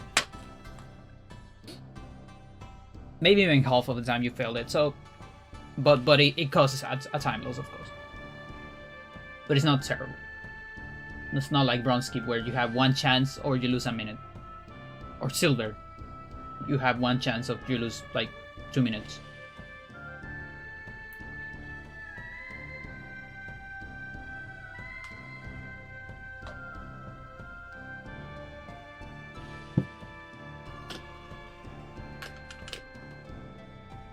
Yeah, that's also the reason why we do... Oh. We do zombie clip in 100%. Because it's faster and because since it's 100%, we have to get 5 circle.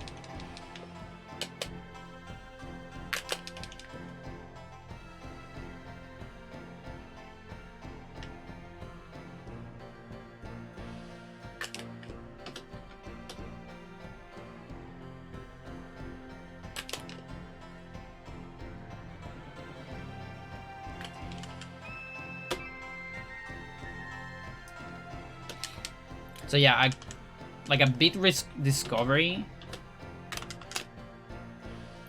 for Black Guardian would be something like a Trapper clip. But that seems very unlikely.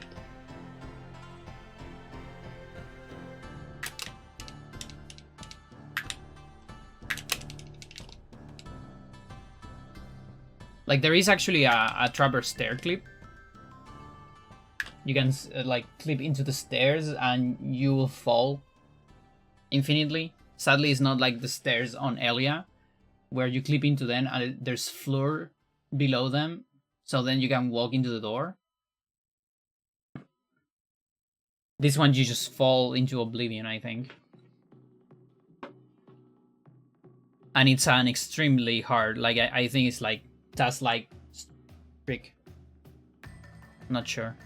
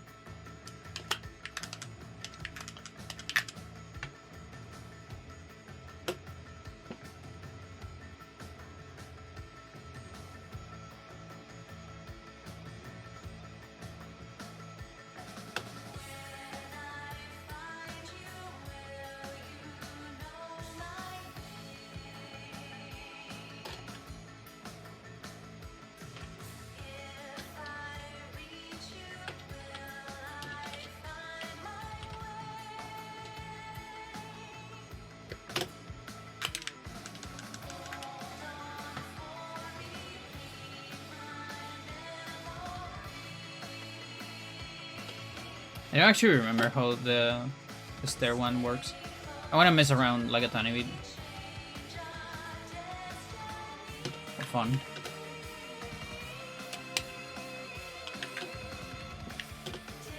So first of all, check if what I said was true.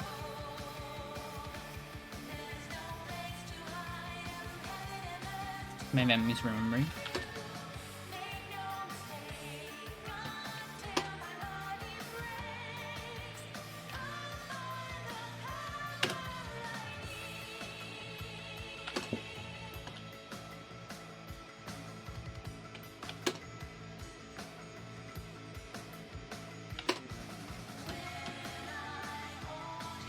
Yeah, there's no floor below this. It really sucks. Like, it almost doesn't make sense. Because this same scenario, this exact same scenario, it's like Elia. Like, imagine this is the Elia gate at the end. The one that you need the big staff to open it. There is like there's like a big floor, and then there's a stair, and then another floor, and then the gate. If you clip into the stairs, below the stairs there's actually floor, like invisible floor.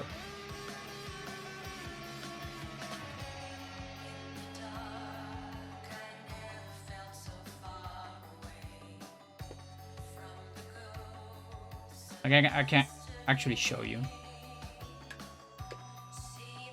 Because I'm pretty sure there's people that are interested in this.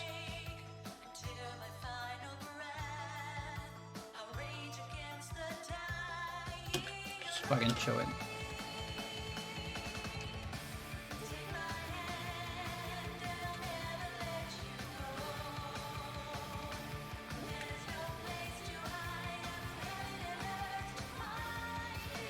You need to go all the way into the mantra room.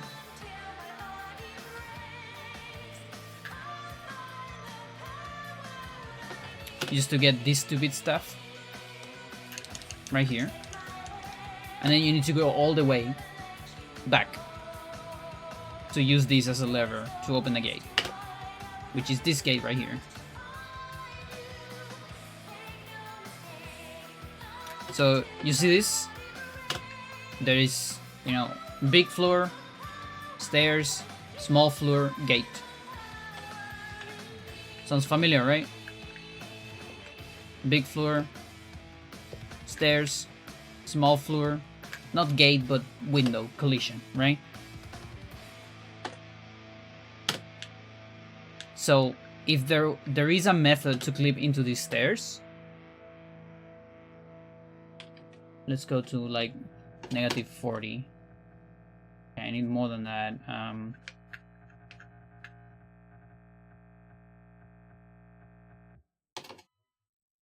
-400, maybe? Okay. So here I'm hacking.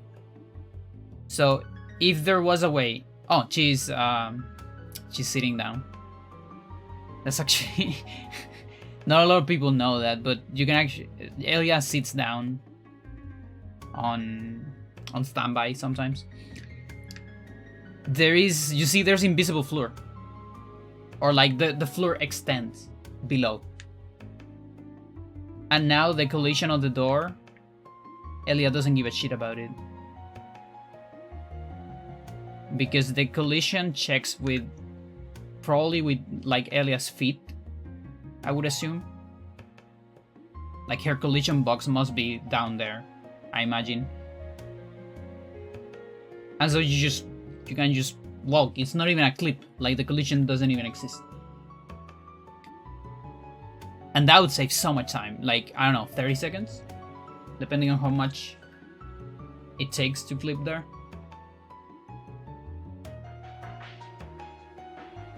But we have no way to clip. It's impossible. Right now, at least. If any of you can find it, I'll give you $10. How about that, chat?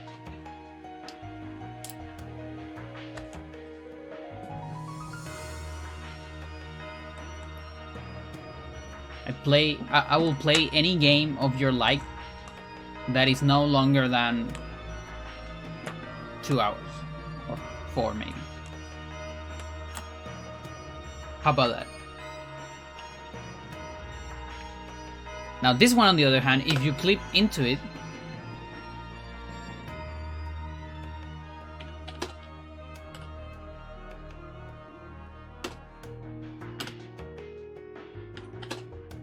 you just keep falling. You can actually, you can see it on my Y coordinate here. It just keeps going down. I'm falling like so fast. I'm like it's insane, and the camera is going mental. I can actually move while falling, by the way. So the camera is trying to follow me. That's why it's going absolutely mental.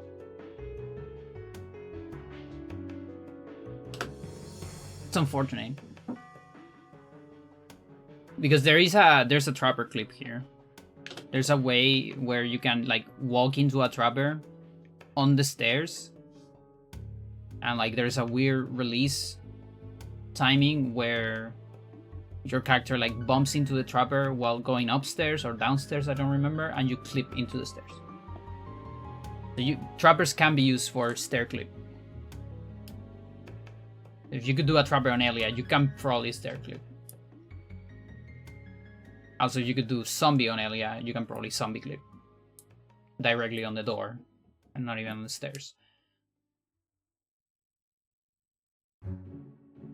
which, I don't know, could be fun for randomizer, I guess. Why not?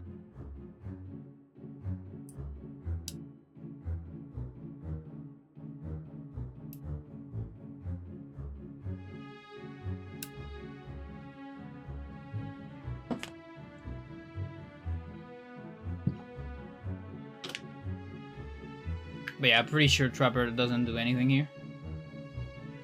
Apart from killing the Black Guardian. But I mean, if I'm not lying. Say 39. Is the door an object? Chat.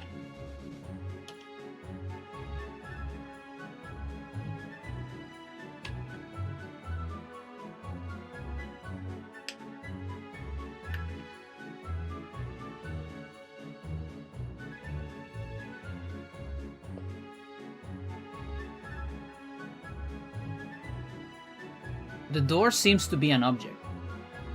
It's kind of far away though. Like, I don't know which of all these objects is the door. It might be the 105.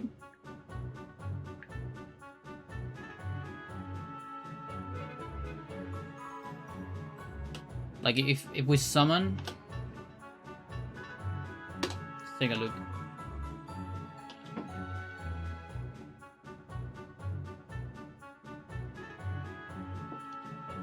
Yeah, the door is that because now it's moving. Dope frame. It's dope. Chat, what happens if we kill the door? My guess is nothing. Like, there's no way anything happens, but let's try it. What if I insta-kill the door? Nothing. Close.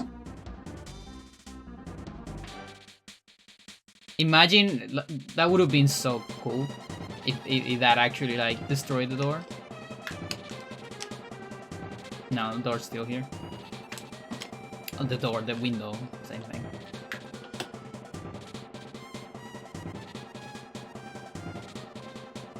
Like, it would have been such a crazy consequence that some part of the code is the same as, you know, killing a creature and, like, destroying a door. But that's the kind of stuff that I think a developer really needs to do it on purpose. That kind of interaction.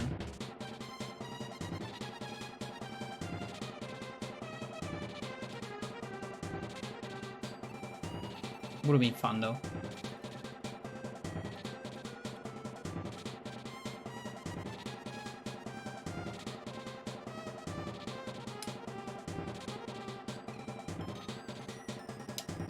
But I wonder what this shit even does on the code. Like, something must have been, like, corrupted or something. I'm actually gonna ask Joe. Why not?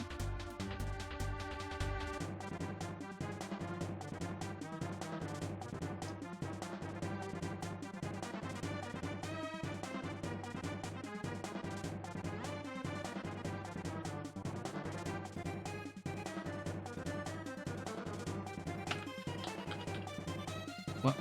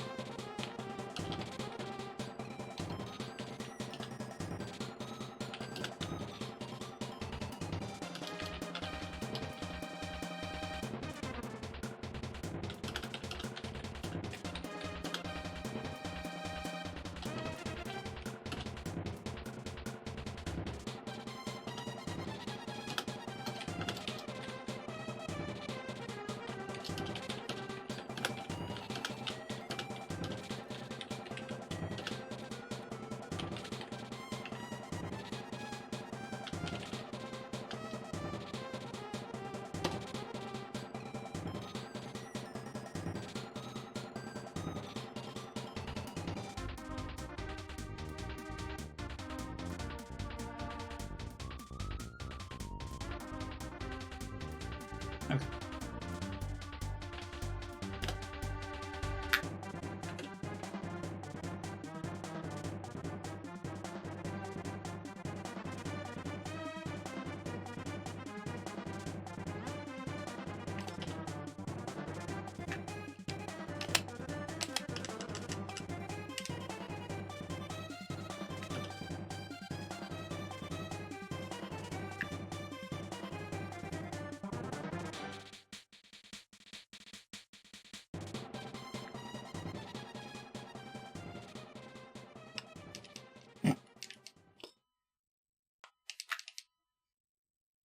Course.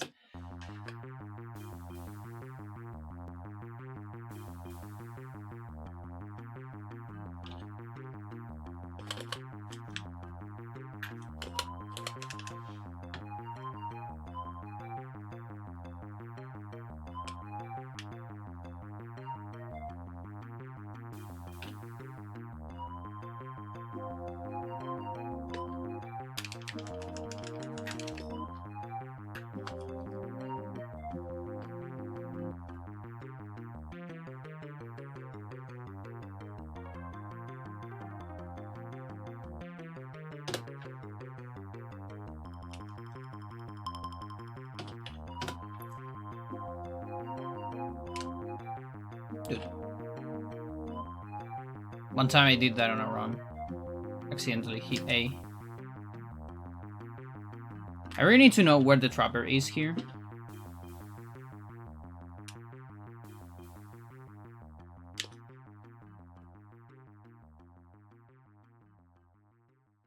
There's an invisible trapper here, by the way. There you go. And it can actually get you sometimes. Now, here, it didn't get me when exploding.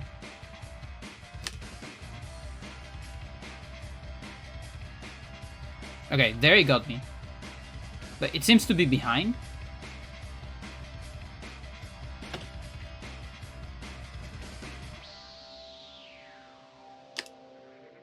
I need to know if it's on front, you know?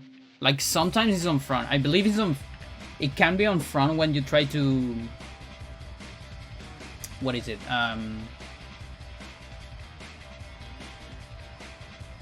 When you try to free cast this.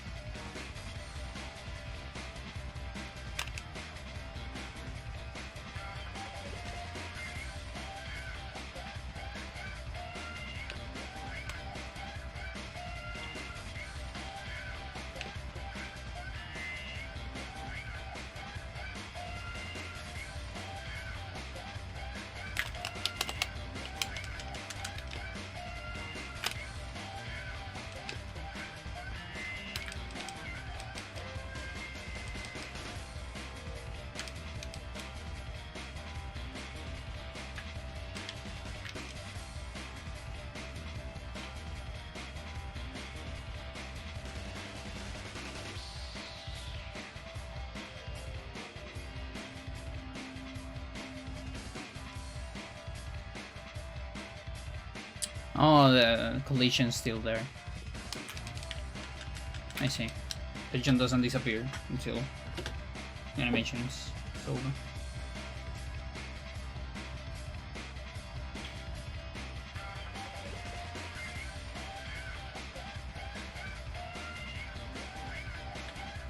How about a magic message?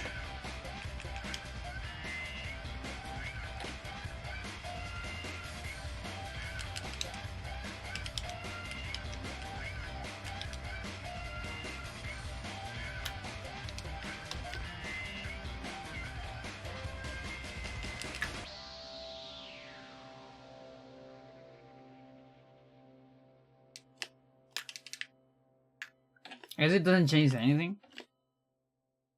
Like, I can do this for fun if I want.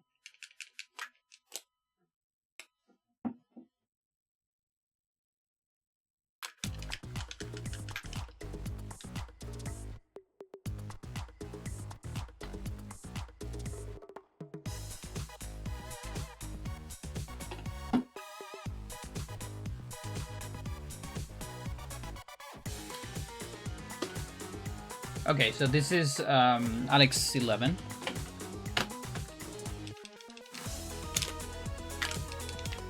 We have bind.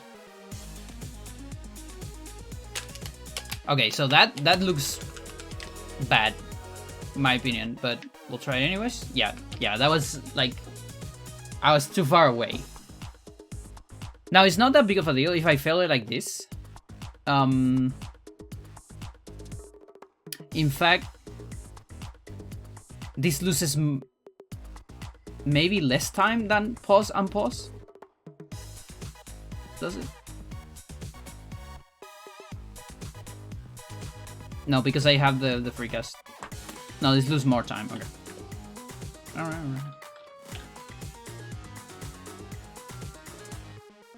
But again, it's not that big of a deal, like...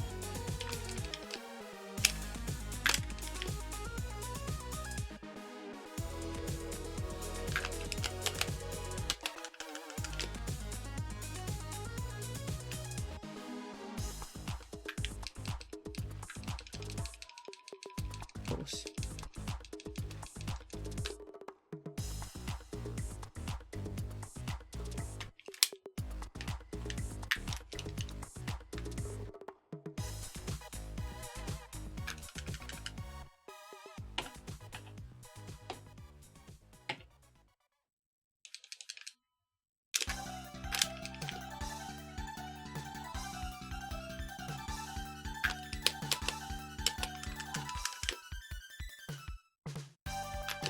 Now, if I accidentally get a a magic refiller here, then that is really bad.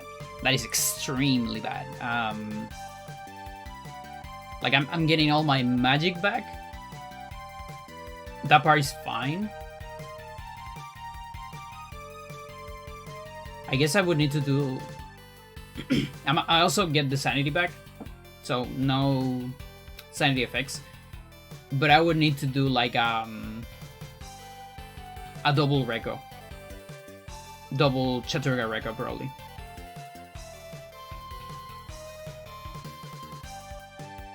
Yeah, because I don't think a single Reco is enough. Alex has 100 HP.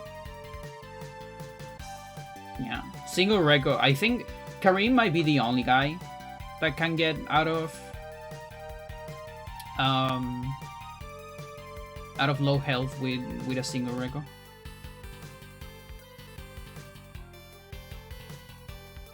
Recovery recovers percentage, by the way. It's like 25, 50, and 100.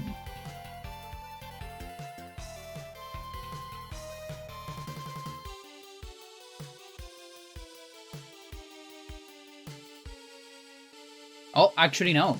It's 25, 40, 100. Look at that. Huh. Interesting.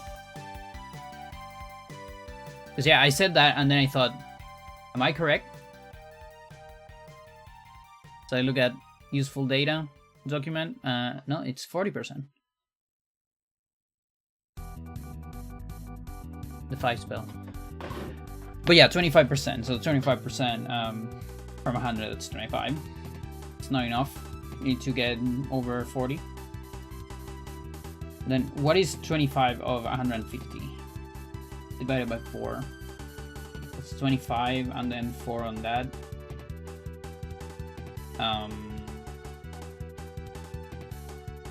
12. 25, 12. 37. It's actually not enough.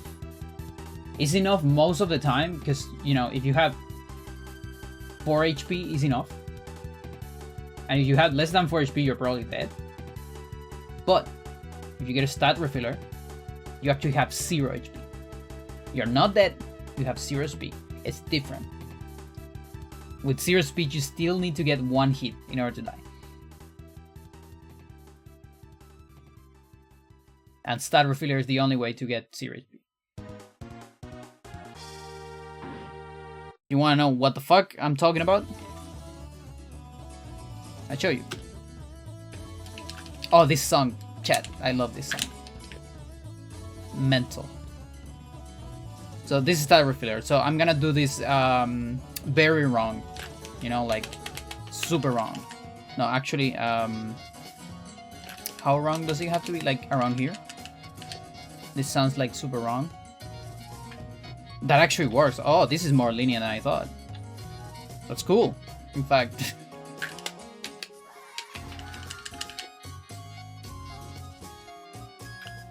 For real.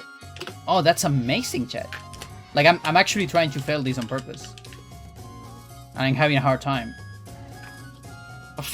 I love that I'm having a hard time failing this, because that means that's really lenient, and that's amazing. That's lovely, chat. Okay. That one didn't work. Like, why is it being so hard to fail? What the fuck? This is supposed to be, like, not that hard to fail, in fact.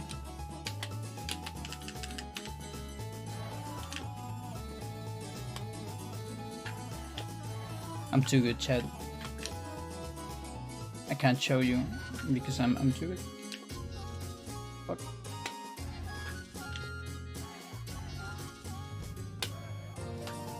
Seriously.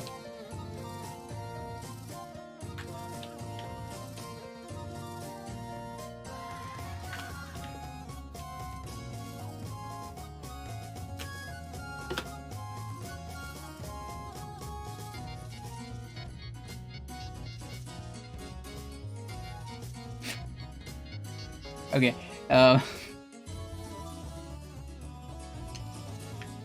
does it never fail from here? You know what?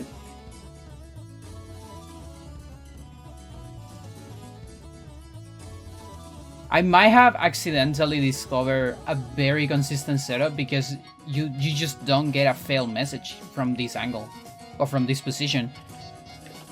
Back in the day, when I was looking into this, I was doing the trick from around here. And I think from here, it's actually, like, fairly common to get a no summon.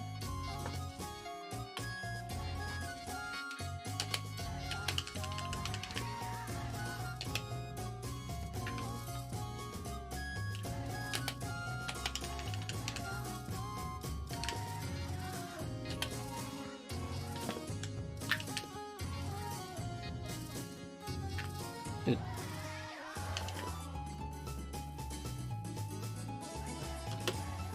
Like, it's supposed to be hard. Why is it not hard? I mean, this is good. Because then I can save 4 seconds easy.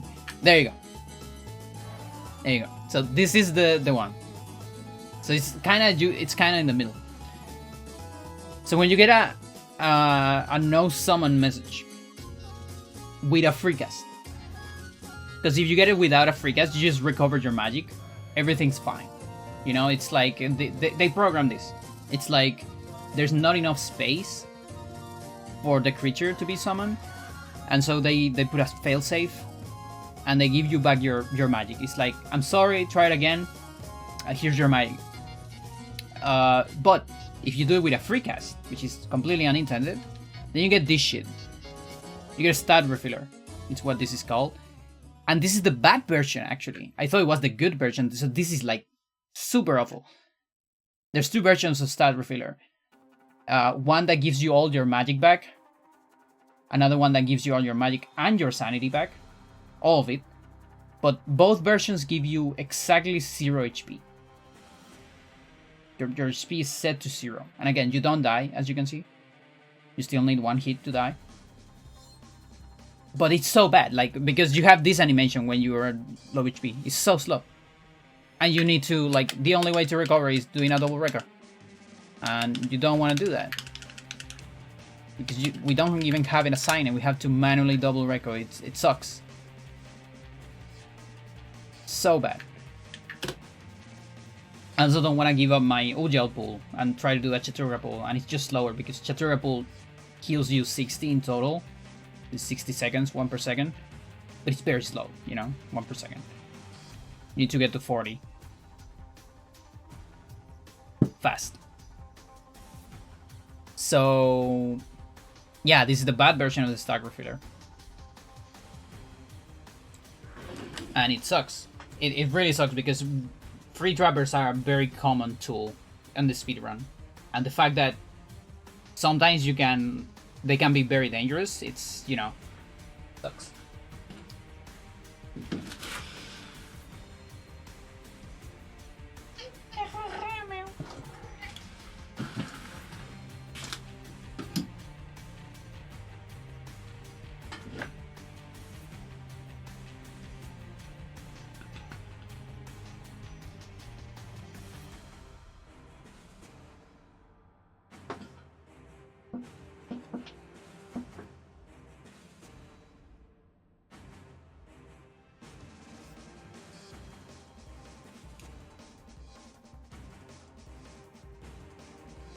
I just thought that if I can capture Freya yawning on a photo, that can work as a pog emote. I never even thought about that. It's not easy though. It also, like, she closes her eyes. It doesn't quite work. Like, I need you yawning, but without closing your eyes. Can you do that? And at a moment where I have my camera, can you do that? So unlikely to happen.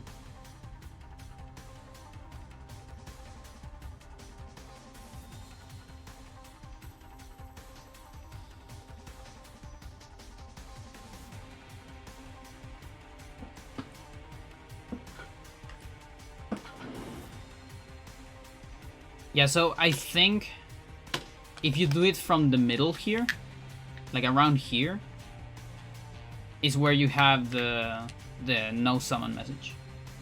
Like that's a very bad spot. But if you do it from around here, I think it's fine. And then the camera is very good to work with I'm just holding down, by the way.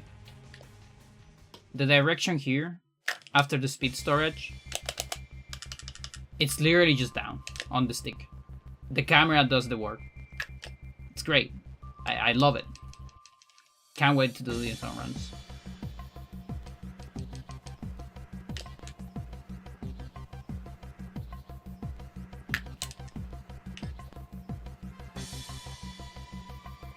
It's really cool because for a while there was like a long time where I wanted this trick to be on a run because it's a cool trick, but also it barely saved any time and I couldn't find a reliable setup.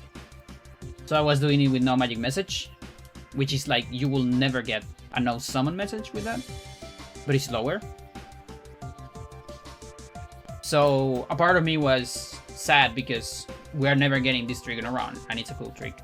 But another part was like, yeah, but it barely saves any time and it's hard. But now it's like it saves time and it's not hard. Chat, what the fuck?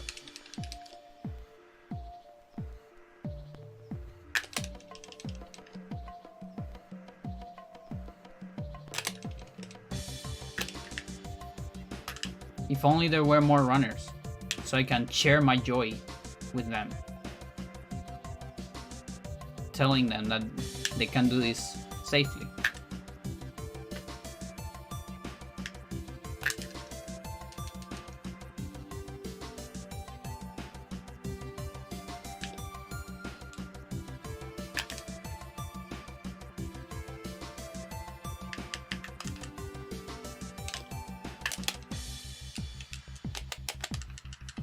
I also was messing around trying to get like a faster setup here, but it looks very hard because once you get black bars, it's like very hard to pick up items.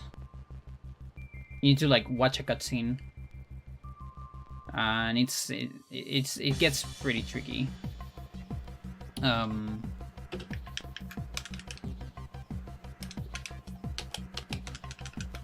Like let's say I do something like this maybe.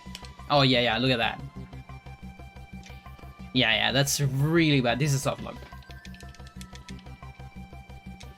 double message is soft locked because the game doesn't know like which one it wants to get rid of, I think.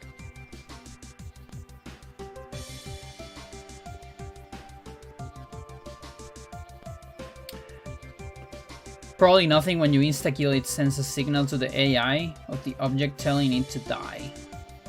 Many objects don't have an AI, and it won't do anything at all. There are 75 different AI types in the game, but a lot of them ignore the die signal anyway. I've been meaning to start going through AIs and working out what they all do. Some stuff like sanity effect selection technically is an object with AI. Interesting.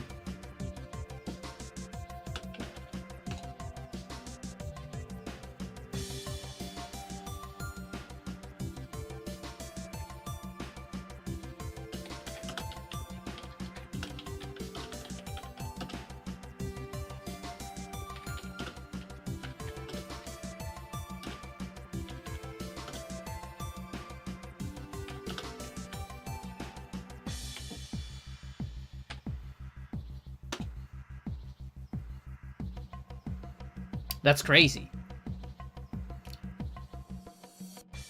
The die is it's hard coded, and that actually explains. So that's Joe's explanation right there. By the way, that explains a lot, I think, because that means they manually put an die check on the last phase of Pius, because you cannot insta kill him until the artifact is dead.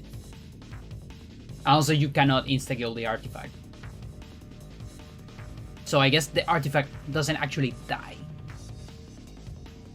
You know, like when you kill it, it's not dying, but instead you are like triggering a flag and a cutscene, just that. But it's not the same dead as of, you know, the other enemies die, apparently. Interesting.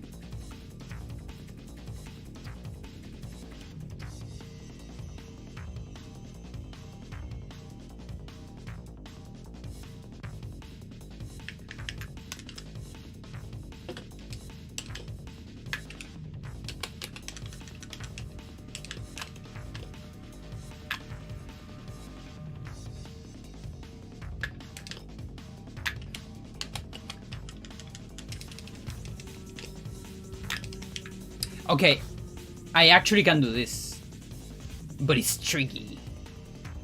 And I don't know if it's like hard or risky. Huh.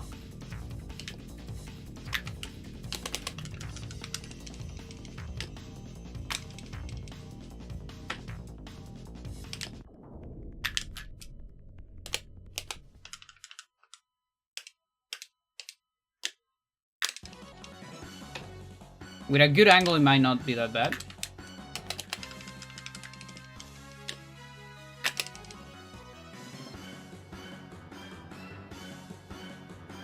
Now, if I failed it, I'm losing the trapper, and I need to summon another one.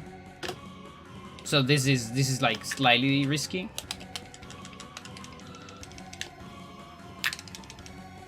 And I cannot match here.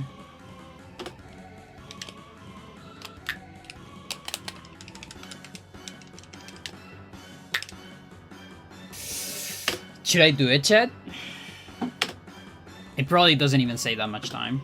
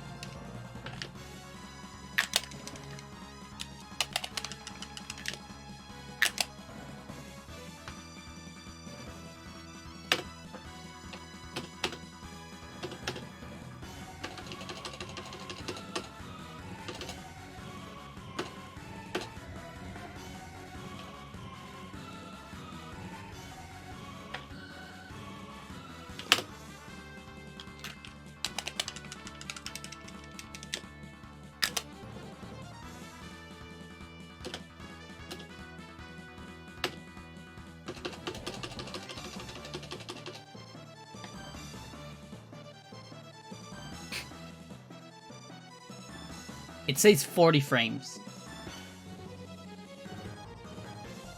You know how much that is, Jeff? 59.7576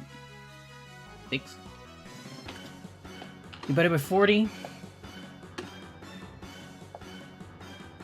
No. It's 40 divided by that.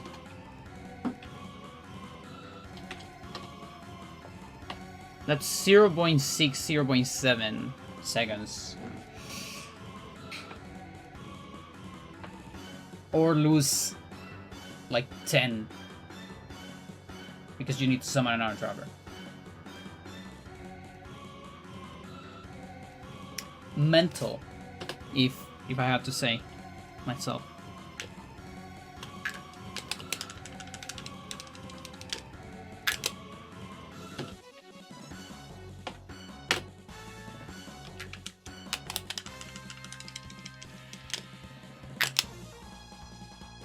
I don't know how tight that is. I don't know if I should do this.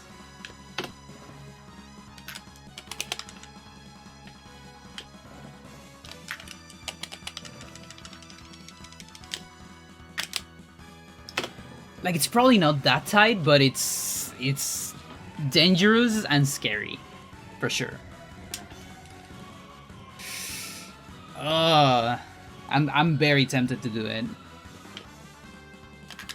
Like, it doesn't look that hard. Unless I fucked up my trapper, I guess.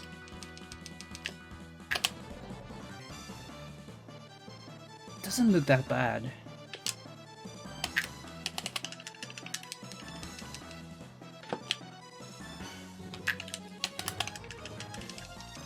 Because you can match B out of that too. I might or might not go for it, depending on how I feel on the run. Like, if the run it's too good, you know, like, minus a minute, you know? And I'm like, yeah, I don't want to risk it. It's like, whatever. But if the run is not that great, it's like, okay, it's free 0.7. Not free, but, you know. Like, okay. Like, if I need a comeback or something.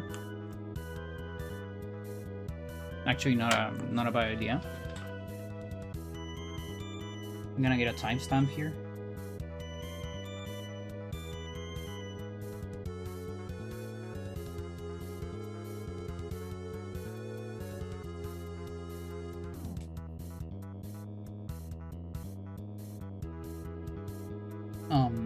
What is this?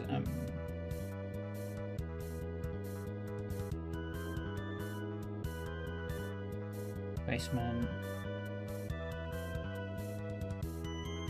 Proper.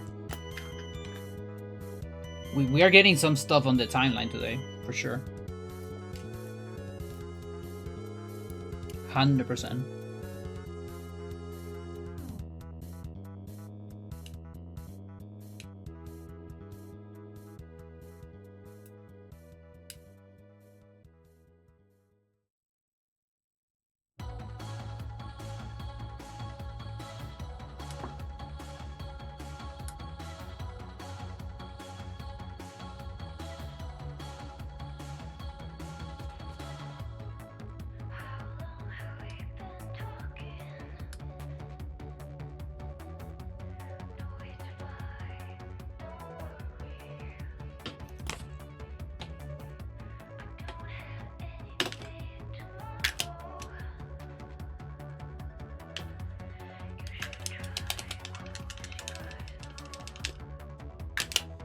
Ooh.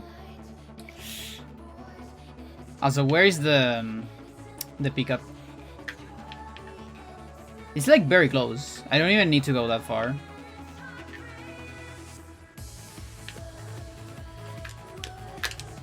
Yeah, okay. That's... I gotta remember that.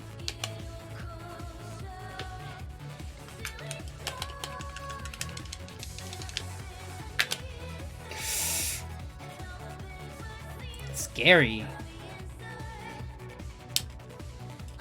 It is scary. I don't know how I feel about it. Again, might or might not do it. depending on how I feel.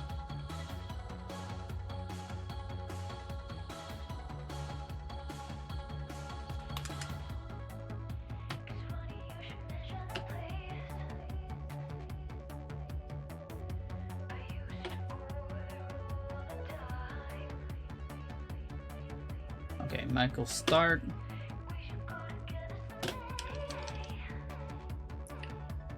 So Bind is now down.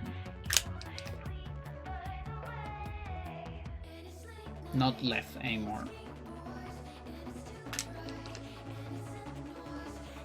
That way I can keep it for Alex 12. And we're not going to assign this spell during Michael, but instead we'll assign it on Basement Warp. Oh, that's a very, very cool trapper.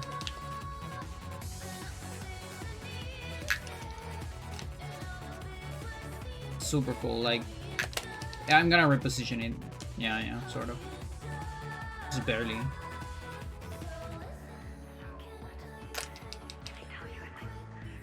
There's a little bit of a failsafe. Dev sprawling program. If an enemy is too close to a loading or a spawn zone, it gets reposition out of it when you come back to the room. Not that far away sometimes though, like that trapper maybe could have got me.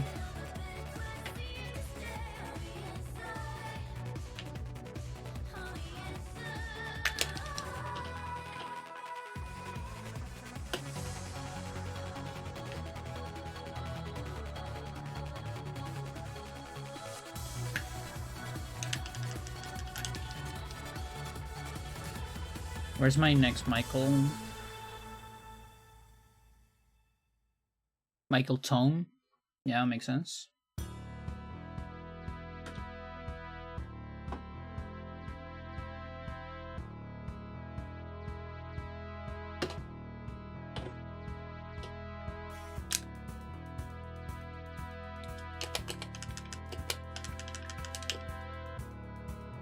His magic is so miserable.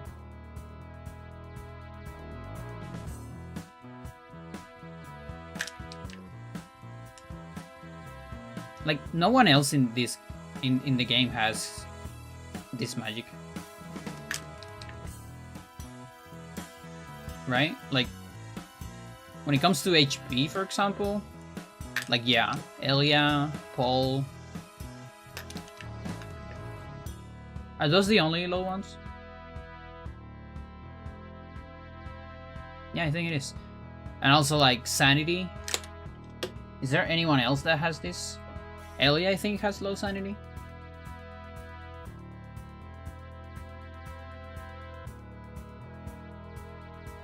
Yeah. But then this guy is like low Sanity and low Magic. Like, he's so dumb. And he's very afraid.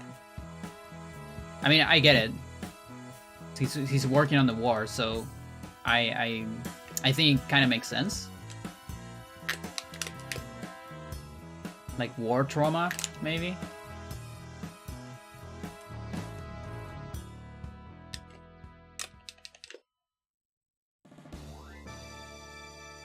But I don't know if he deserved it to be a dummy. I get it from a gameplay perspective. Because it's, I actually think it's, gameplay-wise, casually speaking, it's really cool that you barely have any magic here. And because it's almost like a victory lap. And like, we're gonna go full action. We're gonna give you a fucking assault rifle with grenades and like rapid fire and a lot of bullets. It's like, go nuts. Freya, it's stimulating the microphone, by the way.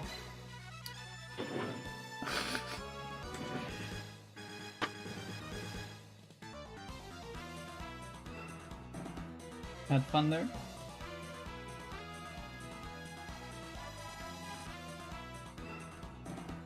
So yeah, in that sense, I really like mechanically that this, you know, he has a lot of stamina, he has good HP. barely any sanity, barely any magic. Because you're supposed to suffer on that side and rely on the action. I like that mechanically because not a lot of chapters do that. The other one that does that is Karim. Although Karim has a lot of magic.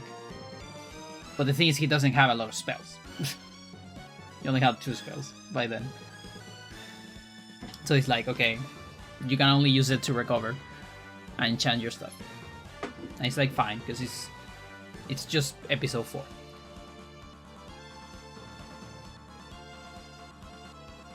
Michael Bind.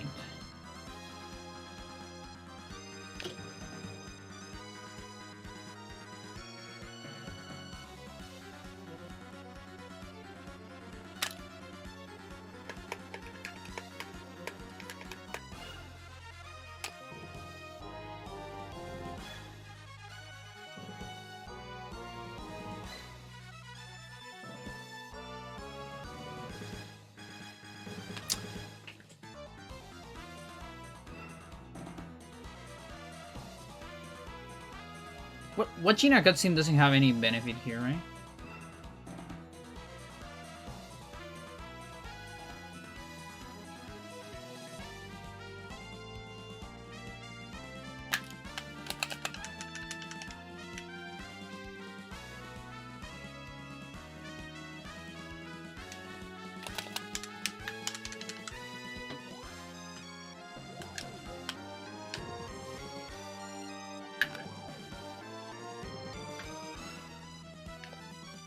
Like, I don't have black bars, that's the only difference.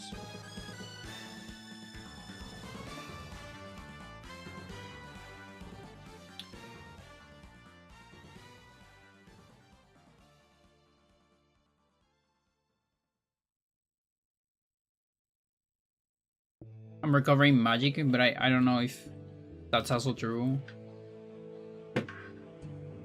normally.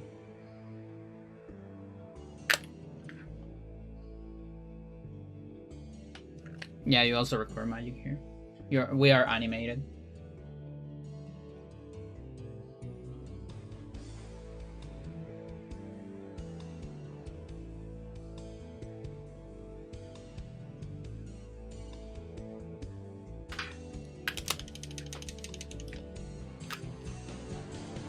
You know, there is actually a method to keep explosion until here on any percent OCS.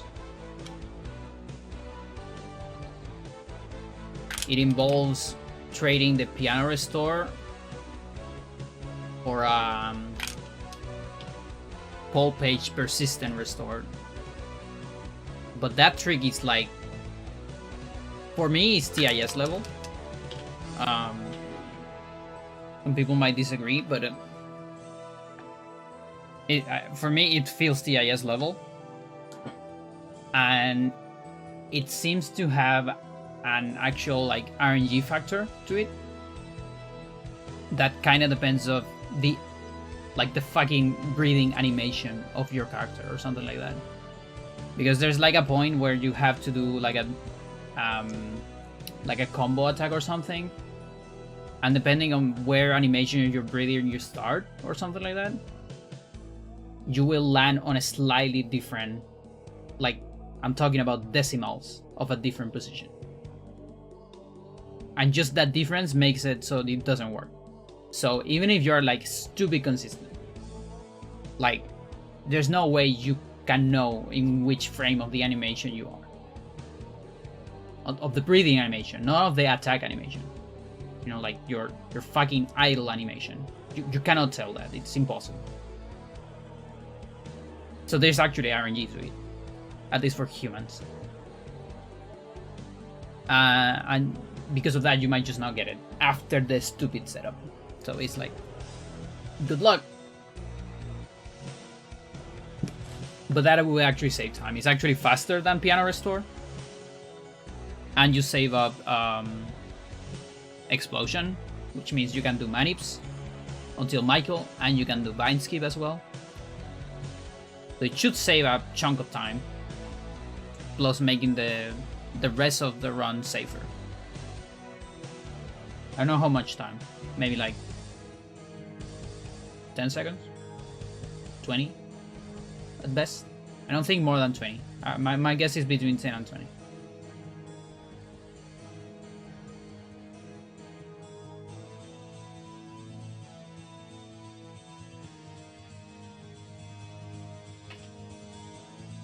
Safety and time save? Yeah. Safety on endgame. But, like, you know, it's only... You only need TIS hands. And actually, like, breathing RNG. It's very fun. Very fun.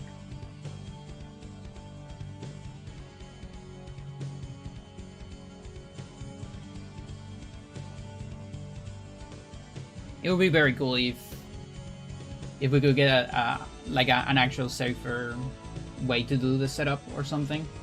Because the thing is, Sir developed that not for any percent CS or not for this route. Sir developed that because wanted to get persistent restore, which is a restore that you can keep using it over and over. And that was for another route, for the return to pause route. Because we needed a restore that we could use 1, 2, 3 times to skip several chapters. And a side effect of that is that it's an instant restore too, which is what we need for GIM. For GIM to be worth it, or be fast rather, because you can do it without an instant restore.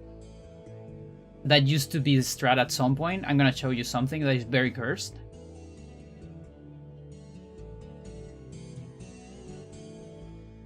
I have somewhere here.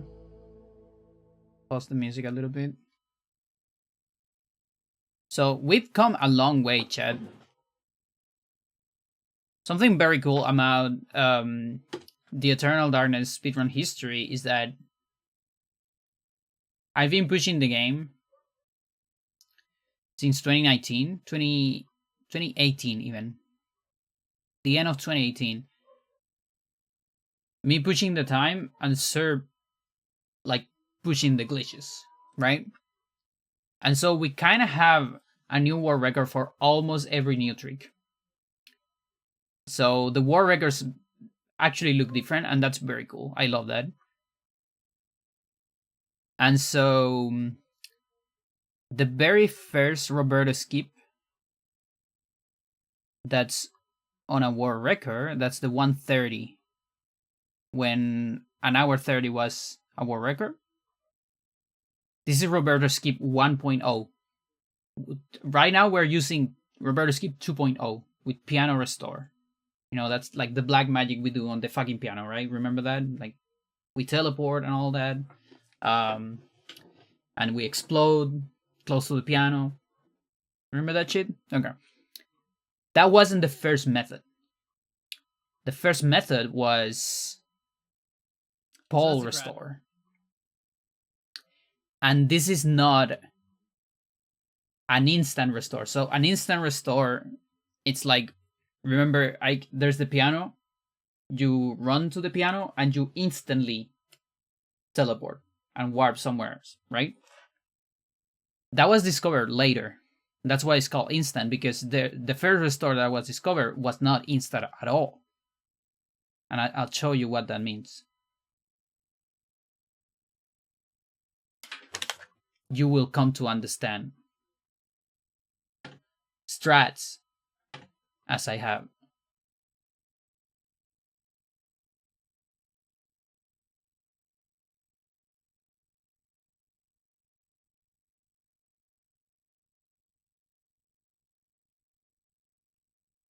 All right, so this is 2020, like the end of 2020. Roberto skip 1.0 or soft load, whatever you want to call it. I'm actually gonna make this big on my end. If you get a sanity effect while trying to get the dead skip. And that happens. Two things have to happen. One, you got to get First of all, you have to be slow. We don't really care about the beginning, not but fast enough. I'm adjusting this. So Okay, so we're gonna skip into Paul. Timer for the first sanity effect. And yeah, that's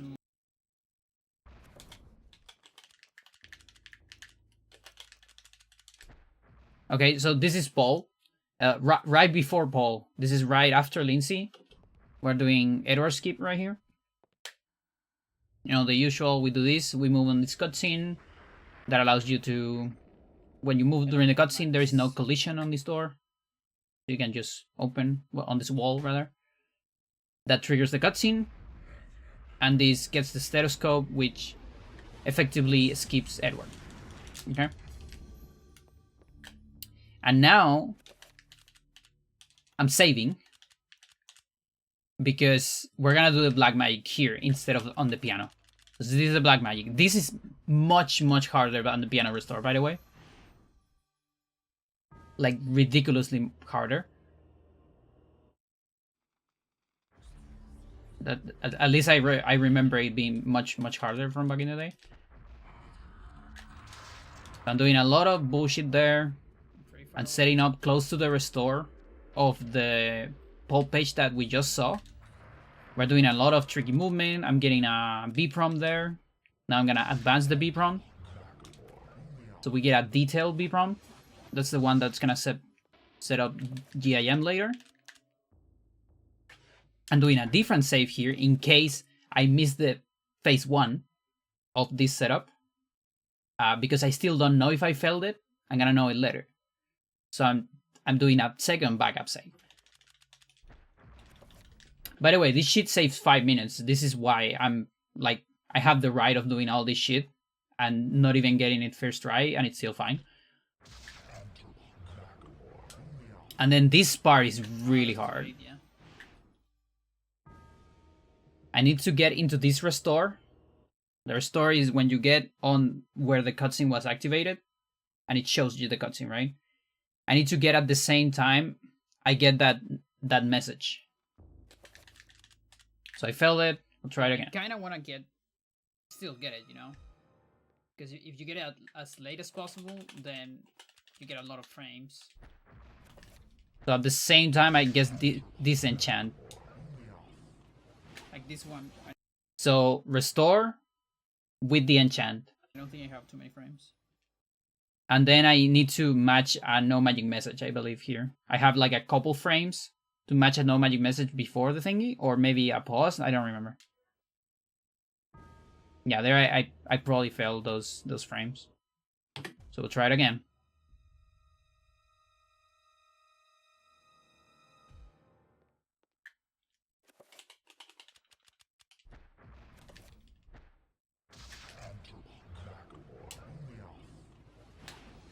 Yeah, I got this part again.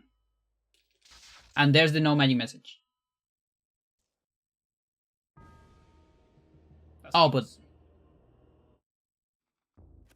I'm not sure what failed there. I might need something else. Maybe I need to pause inside of the like after the no magic message. I have no idea. I don't even remember at this point. It's been so long. But there's like one more step probably. Yeah, cool. Okay. No?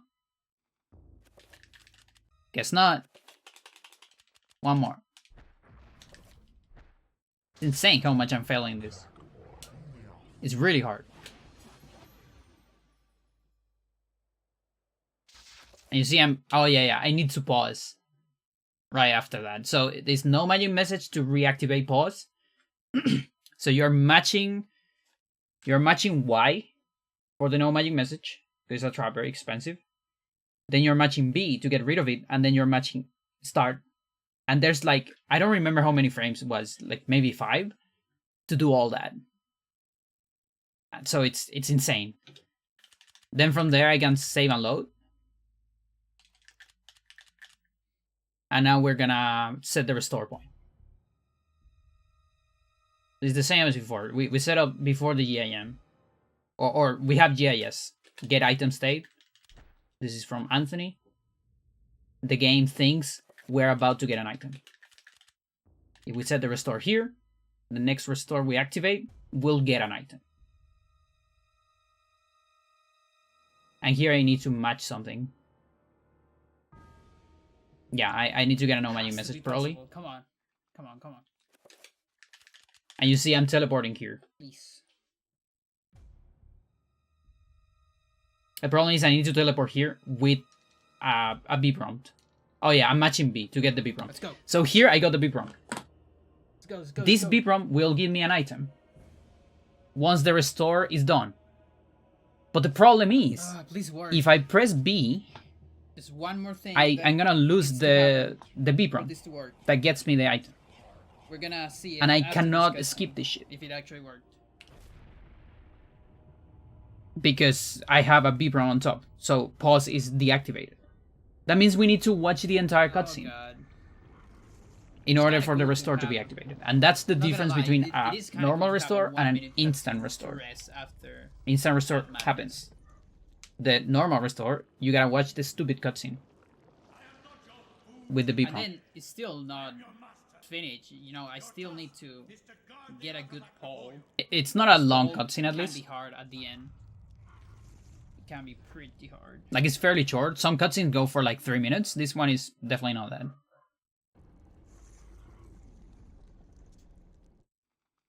So now I teleported after that, and with this B prompt, I'm getting the page. And that's a massive goal right there because it's like the very first run that got this ever. In Europe, during the time of the Yeah, look at that face. So this used to be the old. This is the very cursed run we got. Cursed route we got. Piano Restore, you look at it and you say, this is really cursed. Oh, you have no idea. You have no idea. Like, we are better off now. At least until anyone tries, you know, the other one. The Persistent Restore. That's another story. But Piano Restore it's more consistent. It's still very hard. But it's more consistent. So it's what I like to call Roberto Skip 2.0.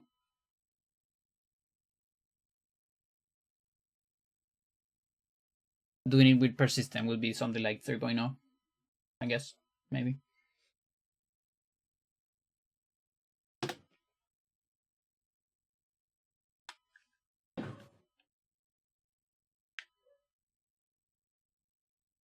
So yeah, that's your eternal history lesson today. All of that is gonna be on the test chat. So you know.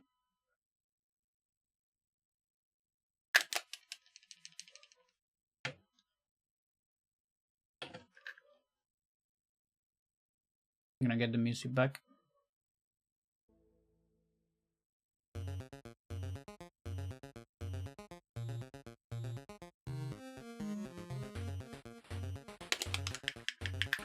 So now we go pull and shield. Just like I was doing recently. So at least that's good.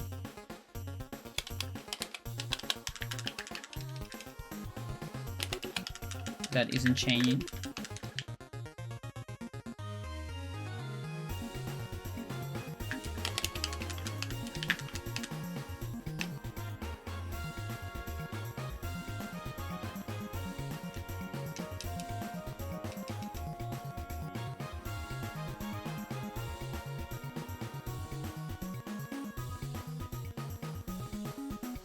This is another thing you can do on this chapter that we don't do on runs currently.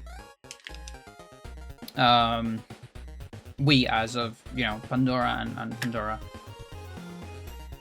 Which is C4 warp. Bomb warp, whatever you want to call it. Whereas you cast an item, an enchant item, when you pick up the bomb. And you can warp to destroy this cutscene. And with very finesse movement, it's pretty hard. And it's very easy to fail it. You can get out of the cutscene and warp. The problem is the enchant item is tight. The movement in the cutscene is really hard. Like I cannot do it consistently.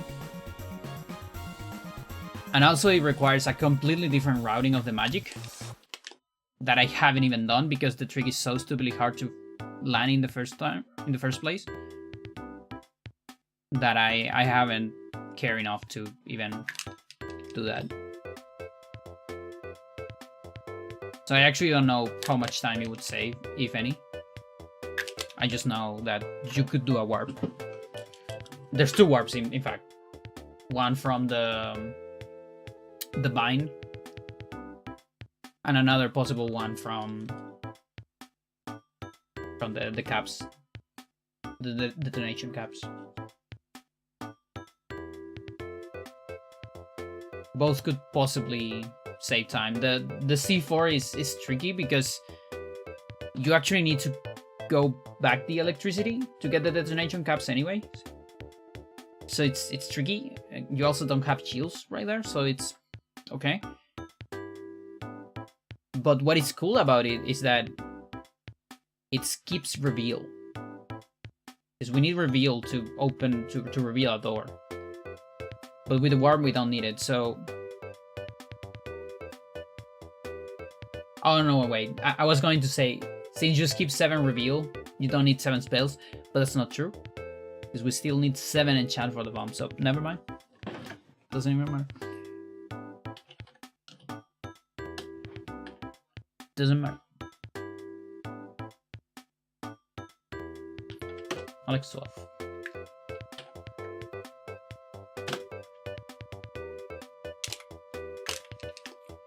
So now we have enough magic for a shield here.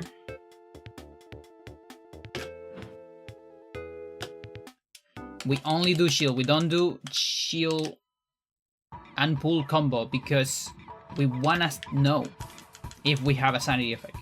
If I do a pull, I won't see the good sanity effects. Now I didn't see anything. That means I don't have a good sanity effect. And now I also have bind, meaning I can have no creature message instead of no magic message, so I don't have to care about my magic. This is much safer, much easier as well. Like this is a dream right here.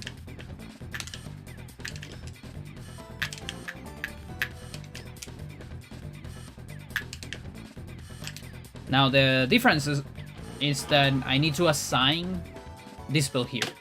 So this is a new menu I need to get comfortable with, and it has to be down. That's the only difference. Oh look, and I where's my trapper? The fuck?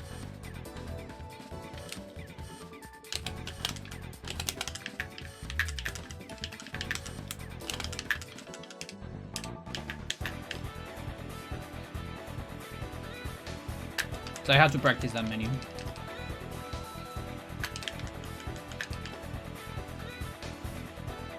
Yeah, volume. Then we can get pull here. So you see that? Volume disappear instantly. We see no white flash and nothing. Pull just straight cancels those. And that's bad. That's bad because we wanna know if we have one of those. Because then I don't have to do manips. And that's why it's actually it's been a bad idea to do a pull on that spot all this time. Like it's such a bad idea. It took me all this long to figure that out. Like years of routing. Okay, so Alex N. Start. Now, the only bad part about this route is I need to hear scary noises for a little bit more time. Like, they're probably still sounding. Yeah. So they're gonna sound a little bit more. But I'm fine with that. You know, it's faster. And it's not even that much longer. So it's a price we have to pay.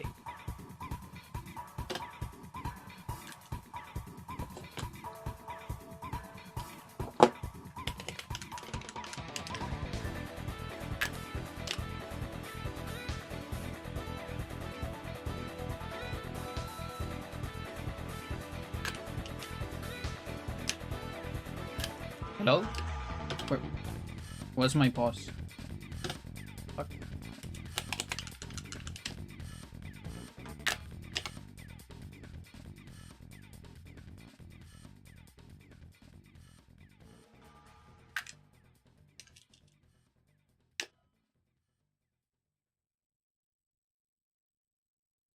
Yeah, I can go farther than that now. Another thing I'm gonna have to work on.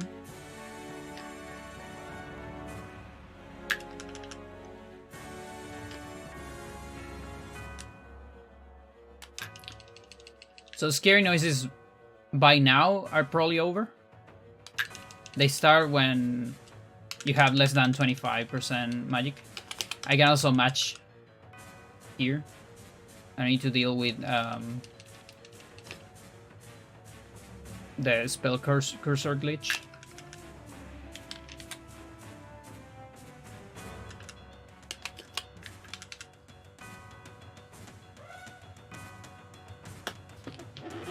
Also, because our sanity is lower than usual, this means if we trigger bleeding walls with, I think it should always happen, but it seems that sometimes it might not happen. Maybe my theory is sometimes we get a blank sanity effect. I haven't been able to reproduce it, sadly, but I know that might be a thing.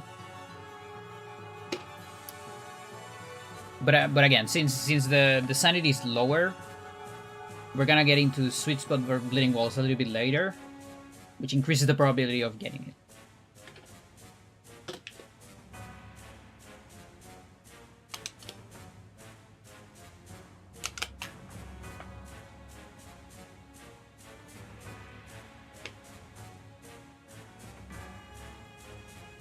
So when the timer gets to a minute, might trigger. Yeah, there it is. Bleeding walls. And I really think this should be guaranteed, but I have no idea. It's hard to know.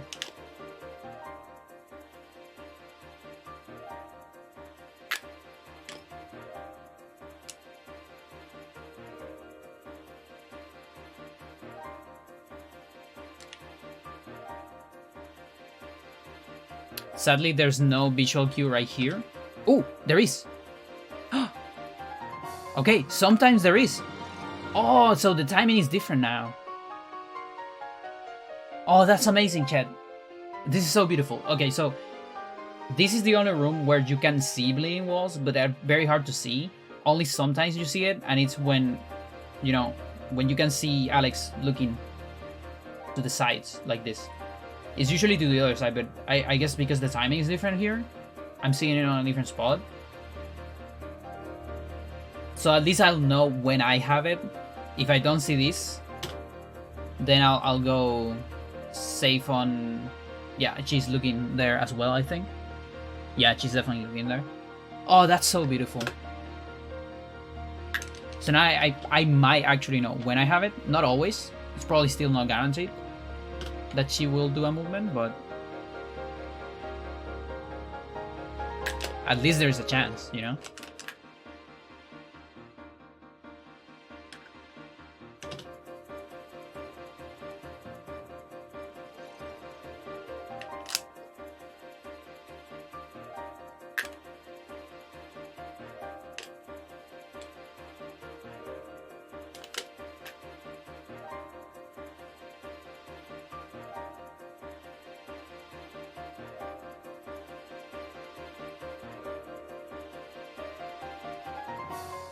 Number 4.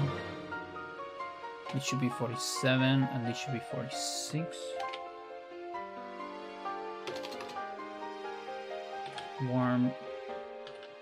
Warp.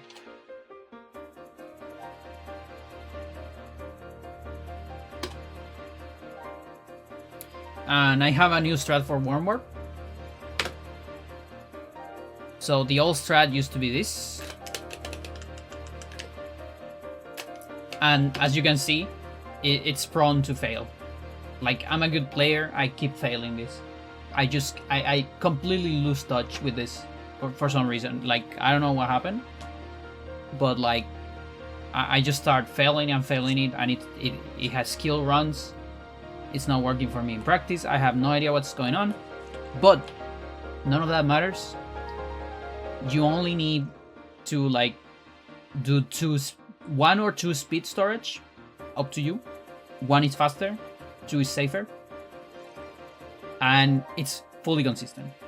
Like it's fully consistent. It's like not even hard.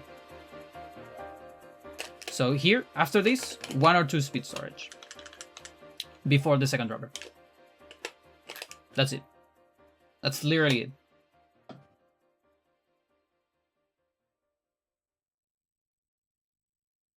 So easy. It's insane. It's insane. Like that.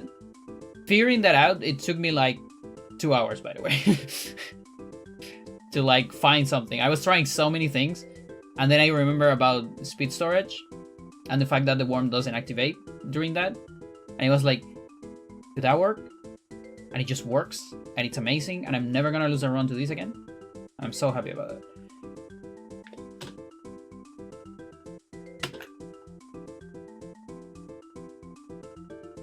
Oh, this is actually on the playlist?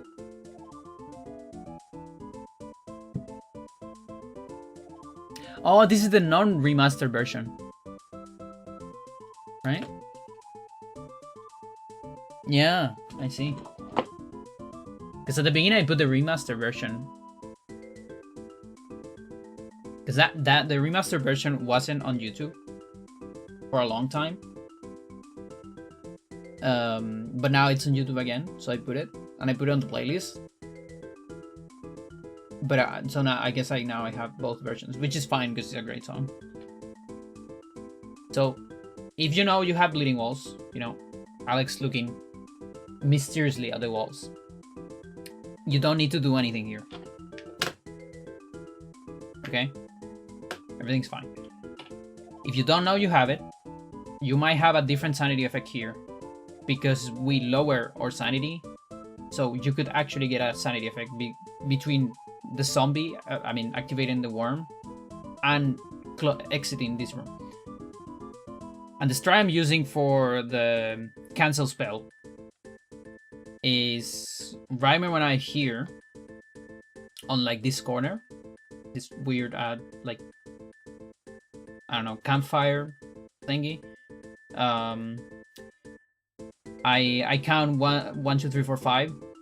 It's about the same timing as piano restore, and from there I start a spell. It's like 1, 2, 3, 4, 5 spell and cancel that. It's a little bit different than that because I have the pause of the emulator.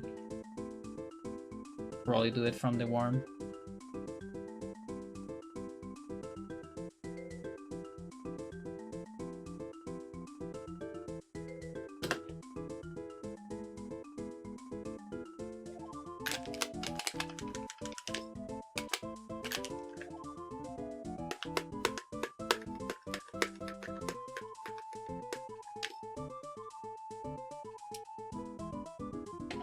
So as soon as I 1, 2, 3, 4, 5, yeah, you can even do it with this, but with this is actually, I don't recommend it. I recommend doing it with reveal. Like maybe if you count until 6, you can slide from Y to B. But in my opinion, getting no magic message sanity skip is really hard. It's like super tight. Whereas cancel spell, it's like a lot more lenient. So 1, 2, 3, 4, 5, and then cancel. And you wait until you see at least 1 rune, so the spell actually gets cancelled, and it's not an insta cancel. It has to, like, you know, get the electricity sound of failing. If you insta cancel, which is this, by the way, when you're running, and like that, for example, is an insta cancel. That doesn't count. That doesn't prevent sanity effects. It needs to get cancelled like this, right? Like 1, 2, 3, 4, 5, cancel, more or less. It's still not guaranteed to work, but it helps. It's a little bit of a setup, you know.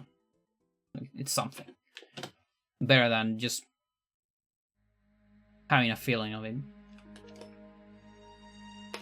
And again, there's supposedly more probabilities now of bleeding walls, even more than before.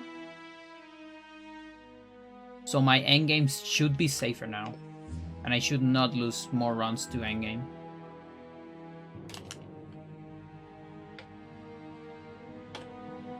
Unless maybe to Pious fight, because he might suck, but that's RNG, that doesn't benefit me.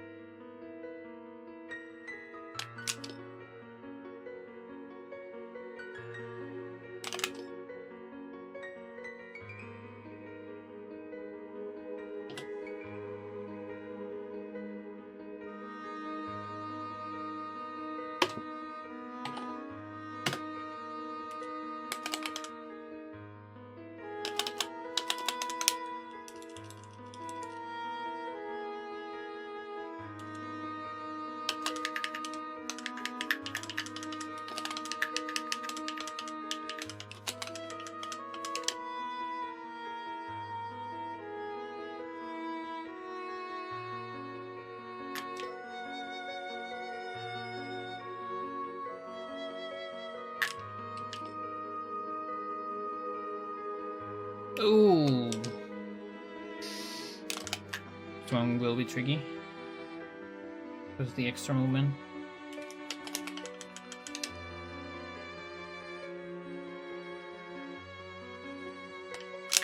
Don't have a lot of time to set this up.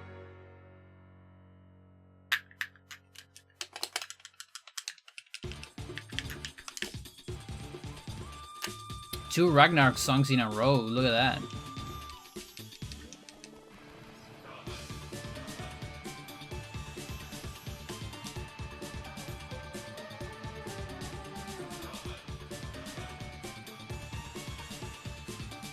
The Ragnarok is like such a drug.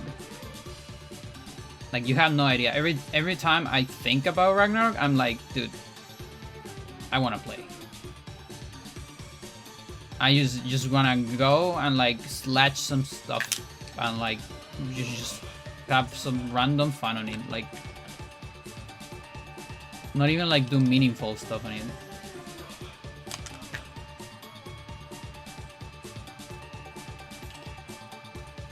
It brings me such joy.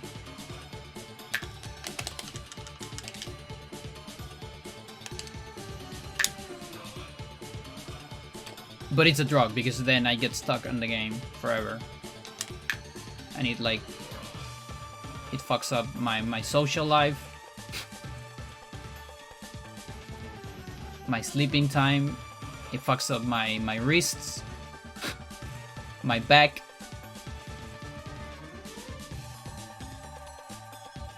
My streams too. Because sometimes I had these periods of time where I stream Ragnarok to, you know, like do something while I'm playing the game instead of just... but it just destroys my viewership. Not that my viewership is massive, but...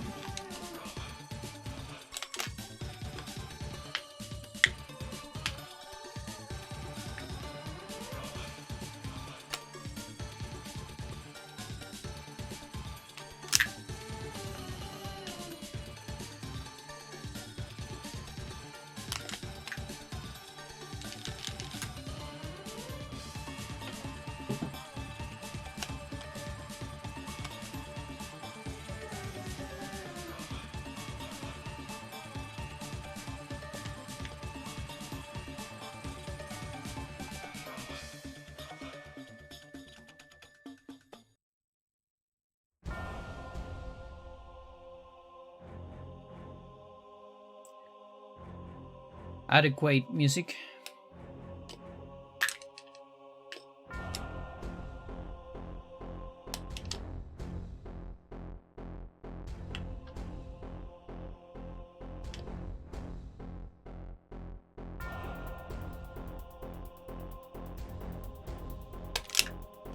I don't know if green exploded.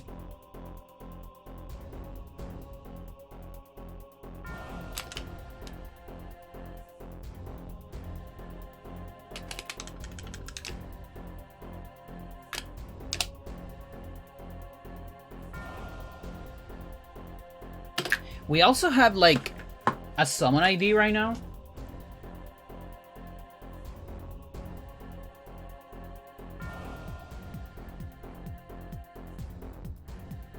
Like we have a new summon ID. I just remembered. Because of the trapper on Alex 11. Just in case we need like another insta-kill at some point. You know, it's always good to have more IDs to work with.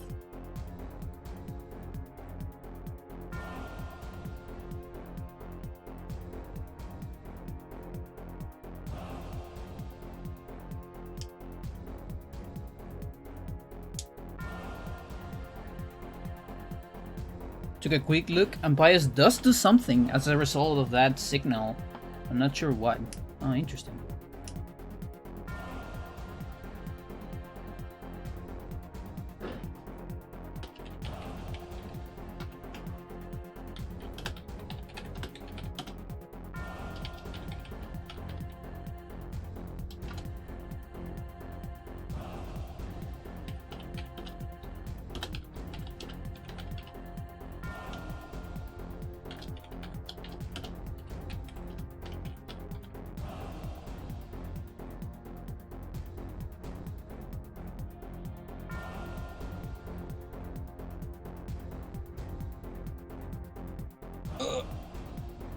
I love having people working on this game. It's so cool. Like I'm glad we got Joe added to the team. I still would love if we have more data miners and like technical players. And of course runners, obviously, but it's just so useful having more than one brain, you know? When you have only one brain working on something, it's all good, but you get two brains, it's insane. Like the emergence properties of the discoveries.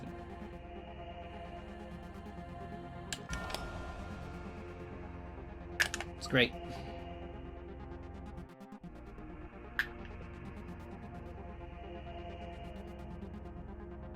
Like, I would have never been able to do all this on Eternal alone. Impossible.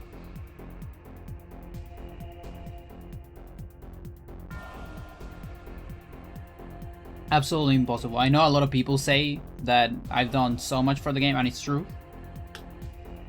But not alone. Final boss music playing. How are you running? Yeah.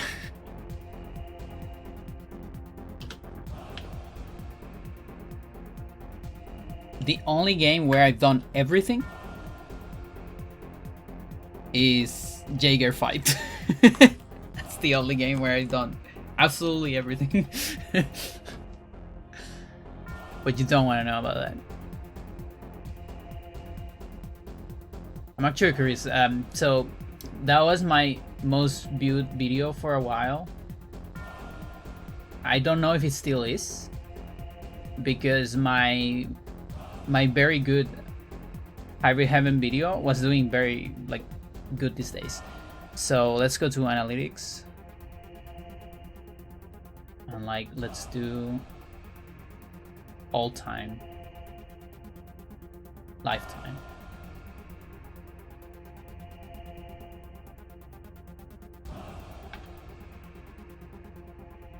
Okay, still on top.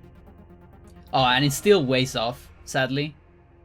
I thought it was closer to 10k.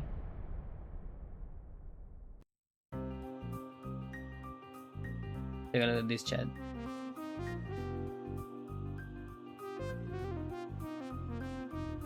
Some random analytics from my channel. You can see what people are made of on the internet. Yeah, pussy cam on stream. It's my cat. That's it. It's my cat. It's just so funny to see the average view duration though. You know, it's like 3 minutes on Jaeger, and even on Hybrid Heaven it's like just 3 minutes. I'm actually kind of surprised about that. Like I thought it was more interesting in that video, but whatever. I mean, people just don't see videos the whole lot, I guess. But then there's like 27 seconds the other one. It's like, okay. Yeah, that one got still up there. And of course, this is an old video. This is from 2017. This is like, I don't have a camera here. It's a hentai game. It barely shows any hentai though. Like it actually doesn't show that much hentai. It's only like the intros of the fight. There's like a couple frames from doujinshis. And like when you beat a fight, you unlock a gallery.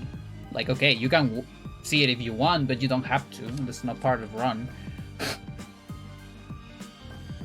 The run it actually has like meaningful gameplay, and it's not a bad game at all. It's also not incredible, but it's diligent.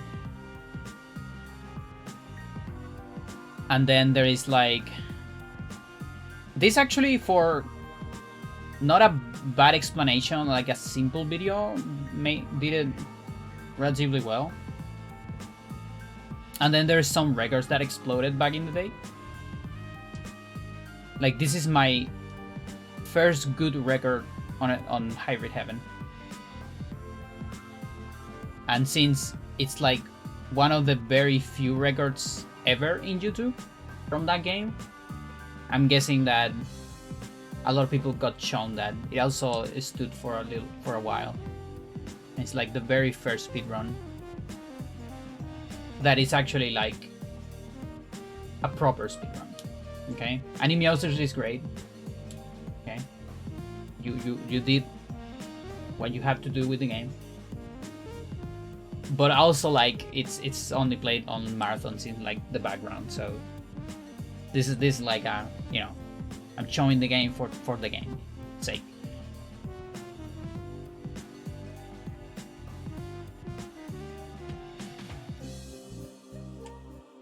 And yeah, the 48th is actually that's the first single segment run. That's the first run that got finished on like on a Nintendo 64. And where I didn't die, because that's part of the run too, because it's in-game time, and if you die you need to load, and if you load you are manipulating in time, right? So that's unfair. So you can't die in that run. And I don't care about what you think, because I made the rules on that leaderboard. You don't like it? Well, sorry. Not like there's a lot of people discussing that, so it's alright.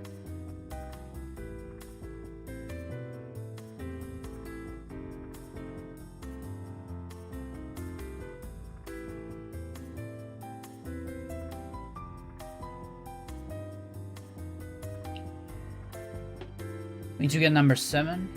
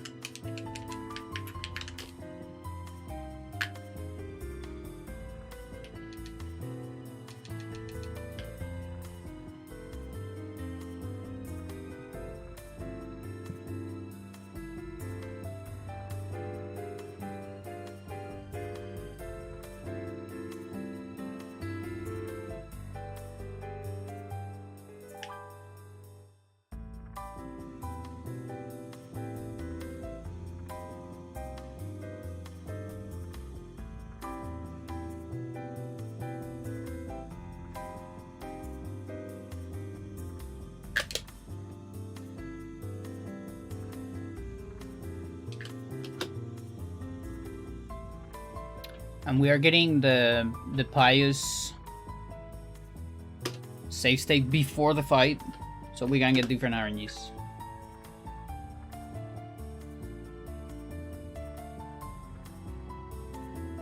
You don't actually want to get a save state like here, because you might always trigger the same RNG or similar RNG, and that means you are only practicing one fight, which is not what's going to happen on runs.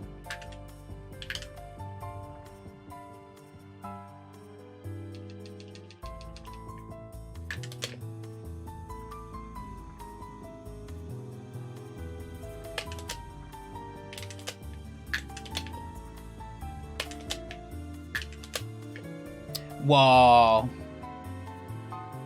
Oh, I really hope that never happens in a run. Like, usually with manips, so this is the modern manip we do, which is we do the enchant like all the way up. That is actually to get Pious. Like, get good manips. And since I started implementing that, like 95% of the time, the manips last until like when Elia starts. And after that is like, you know, random. Like here I actually, thanks to Pious being very generous and doing a magical attack, he got stuck up here. And so we can keep maniping after just one bat. And then it's over here. Look at that. I got the magical attack. So it went from like extremely bad to like pretty good into wretched.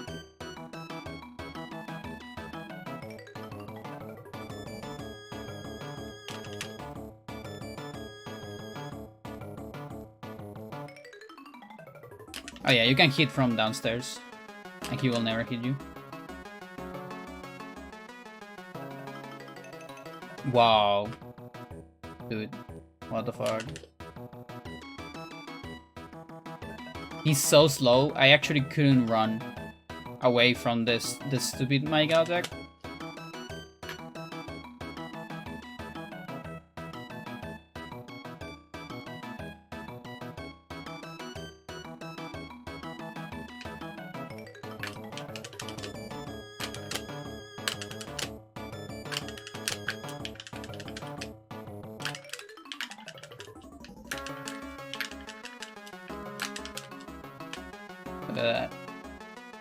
Barely before the chills.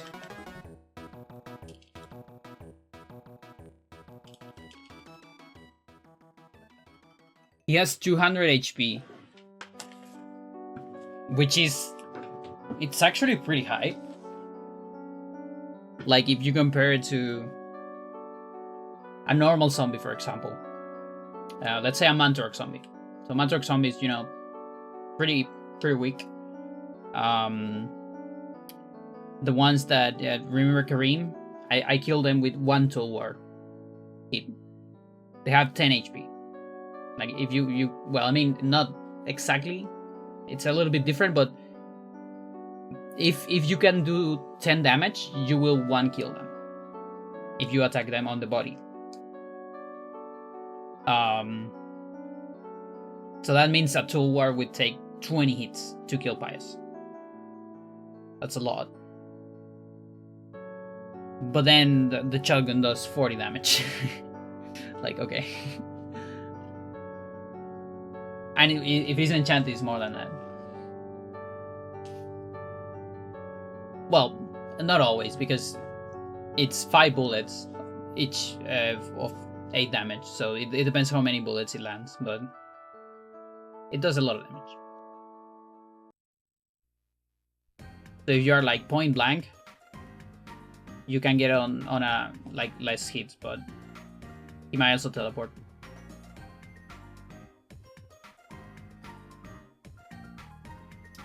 But then Ramdao, it's a completely different story. You can actually insta-kill Pious with Ramdao, like with Alex with Randao. Like if Alex has Randao and she uses Gladius animations with it,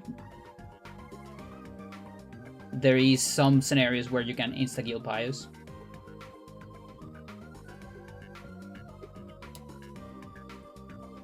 Because the Randao does damage several times. I think it needs to be enchanted though, I don't remember.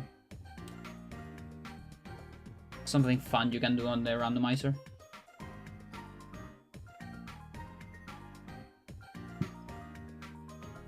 It's unfortunate that, because we're actually lucky. First of all, we're lucky that you can just make like other characters equip melee weapons, and it's wacky because they will use animations of weapons of other weapons. Like for example, Alex, if she has Randao, she will use Gladius animations with it. So it actually makes it stronger because the overhead attack is faster, much faster, for the same power. So we're lucky there. So Joe was able to implement the weapon randomizer, melee weapon randomizer. But then we are unlucky that ranged weapons don't just use like a default animation. Like if you give assault rifle to Alex, she doesn't use revolver animations for that. She just doesn't have an animation for it and doesn't do anything. So we would need to find some kind of like hard code way of making Alex do Michael animations, maybe. And that sounds hard, and that's why the randomizer still doesn't have ranged weapons randomized, sadly.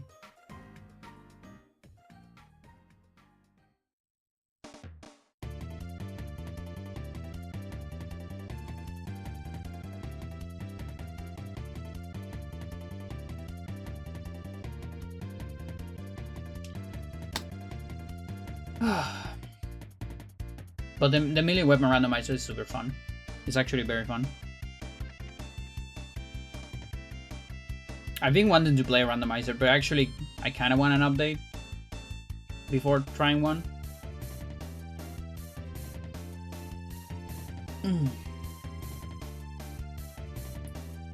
It's not that recommended if you're not experienced at the game.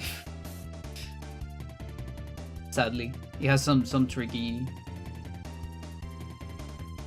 places.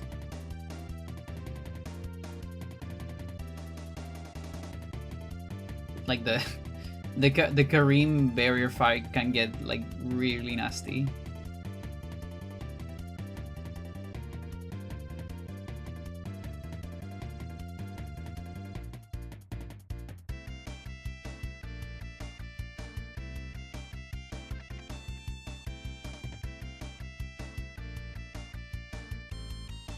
How many attacks did we document on the rundown?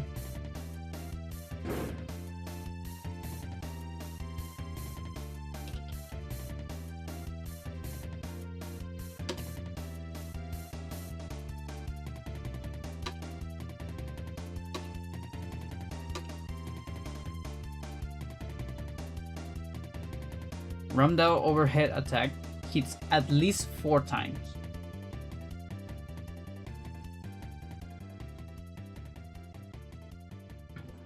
That's what we got on 2022 with Toast.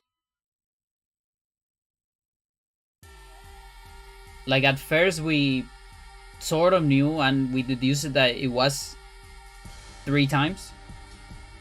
Because that's how it works. It like it keeps hitting and like auto-targeting stuff. So when you attack horrors, what's going on is the first big damage is done on one of the heads, then the next damage hits the other head, and so on. And so when you kill a horror, you see that it's at least 3 attacks, because it just beats all the heads, right? But then since 3 attacks and getting rid of the heads will kill the horror, you don't have a way to know if you get another one, because the horror is already dead. So we hack Pius HP to hit him with like a big fucking run now, and see how the HP would change. And there was at least one more hit, so 4 times at least, because it could be more. Maybe my theory is that frame dependent, like 1 damage every certain amount of frames of the animation.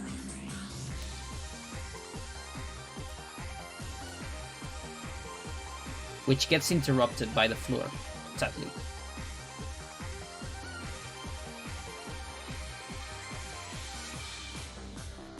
Wait a second.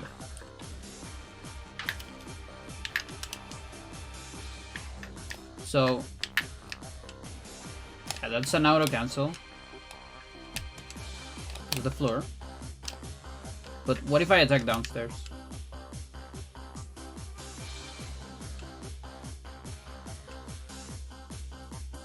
Chat, we get the full animation downstairs. It's not auto cancel.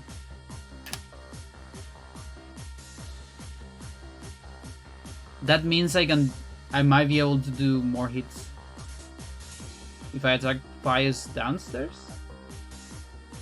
Question mark? I'm curious. I don't know if I have save states for these though.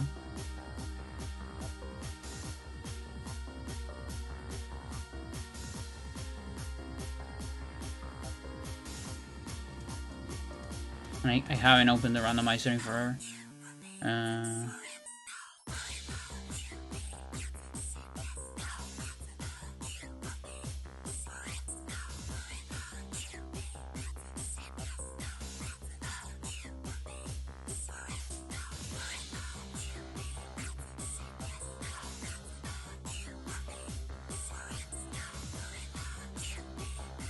Paul GM, Alex 1 kill. But no insta-kill, US, spellcast bust.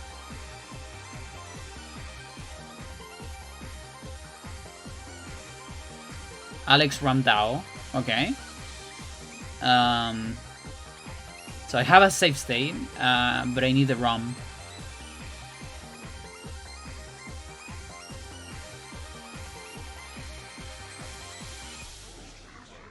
Where the fuck I have my randomizer ROM?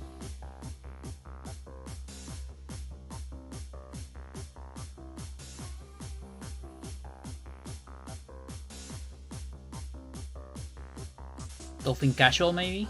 No.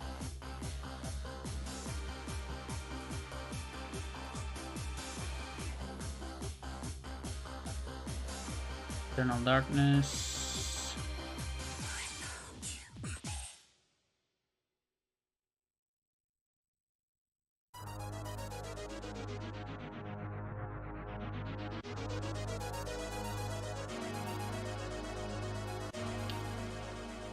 Toolbox runs saves maybe? No. ED files? No. Oh, dude.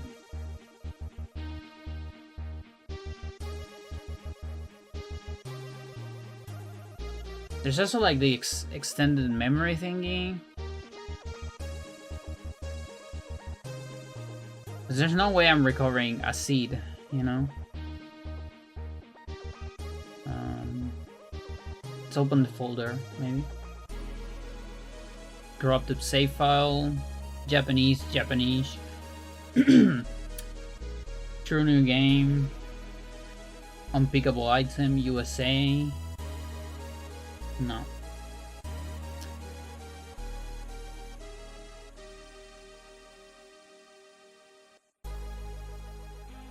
See, Dolphin, backup ISOs, Eternal Arcadia, Scase of Arcadia, Super Smash Bros. Melee. Fuck. Seriously, dude? I don't have this shit.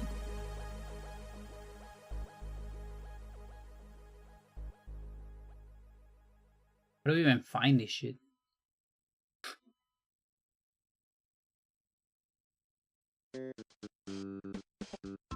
Pum, pa-chum, pum.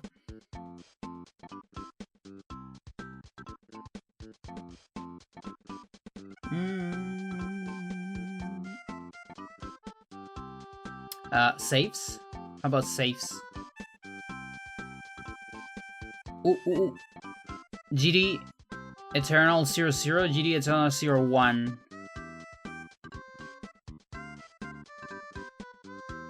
No. No, that's memory. Delta Patcher, Beast Hog, DME Extended.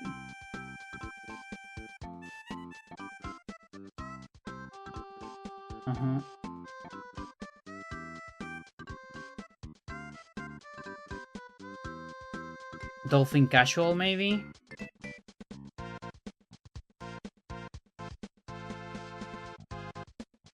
Guess not. Dolphin... CIS, languages, glitchless...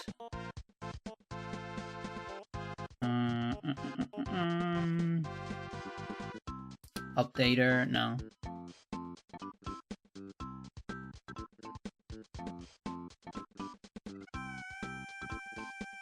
I lost it. I don't know where this is. That sucks. I really wanted to test that. Because I actually have an idea for it.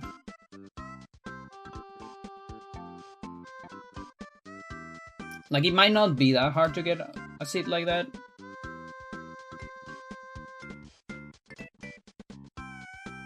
And like, you can check immediately if the Gladius is the RAM now. And then, I don't know, teleport to Pius, I guess.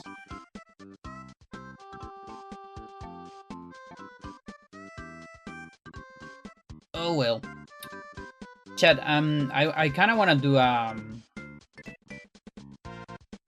like one late game run, maybe, or just like random practice on console.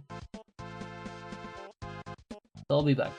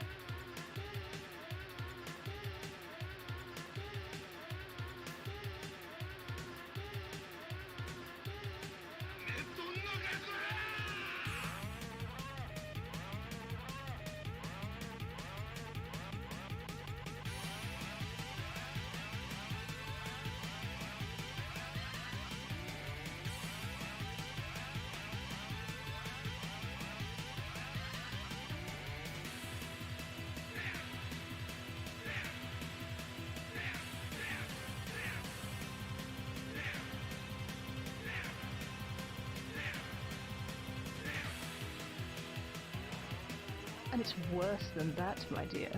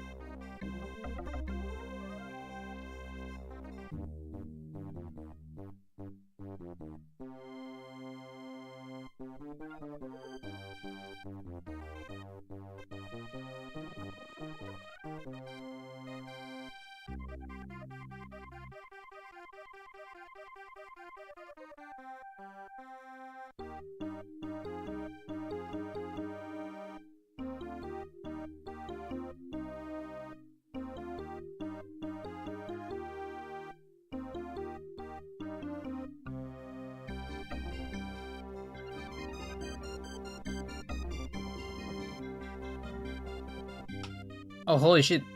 Thanks. I was far from keyboard.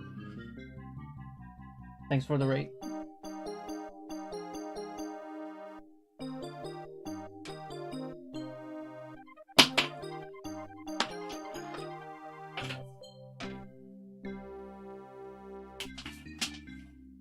Yeah, I was in the bathroom. I'm getting some water as well.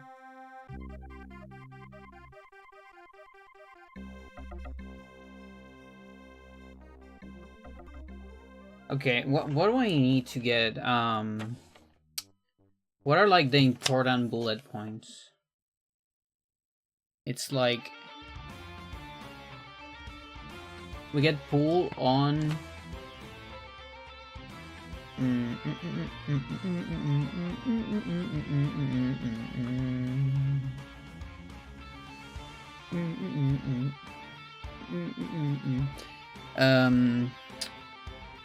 Okay, so pull on Alex, that's the same. I don't know if I should write the things that are the same. Because they're the same, you know? Or maybe not. Maybe that's fine. So we get pull on Alex. Then Peter.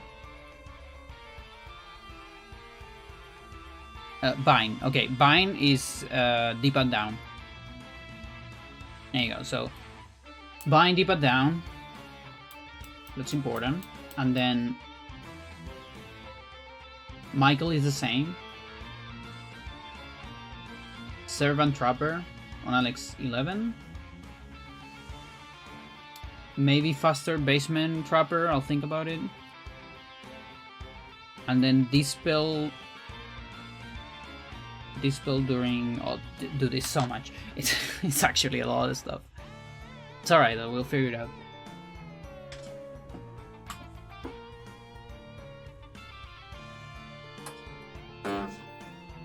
That's my TV. When I turn it on, it makes a band sound.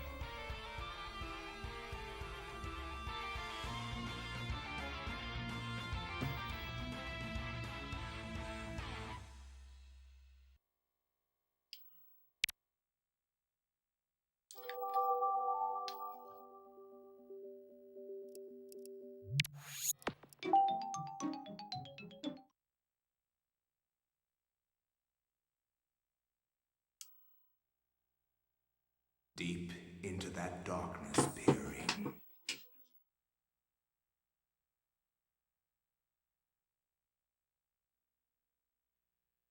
I don't even know if I want to use splits. I actually have a let's play. Let's game. Let's play. Late game.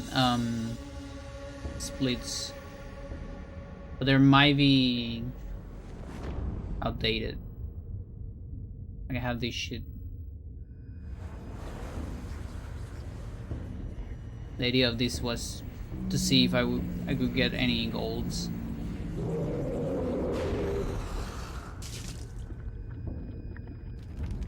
I think I'm good for now because I actually don't expect to get any golds. Expect to suck a lot.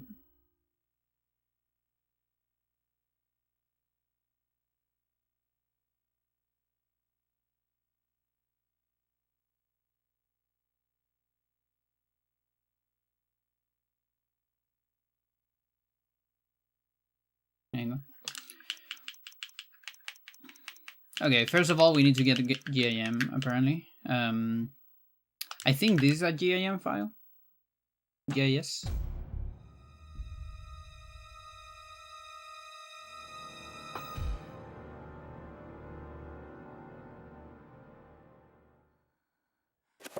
It is. Cool.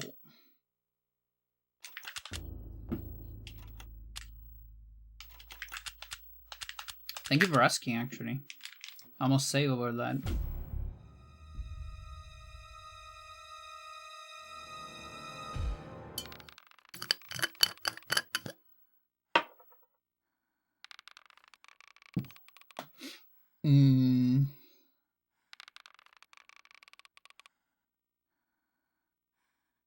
We need to get the correct magic here.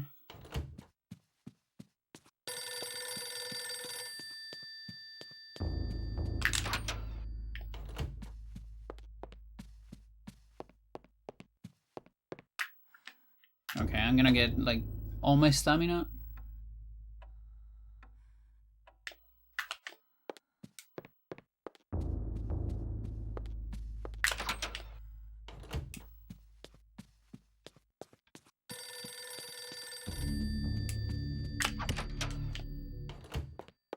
Okay, now this is the correct magic.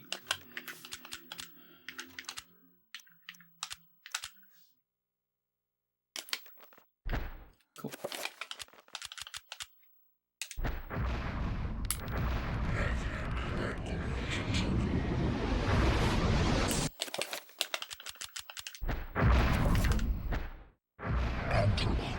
Three, four, five.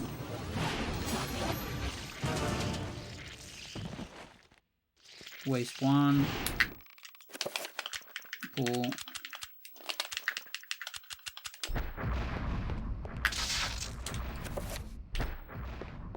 Everything seems fine.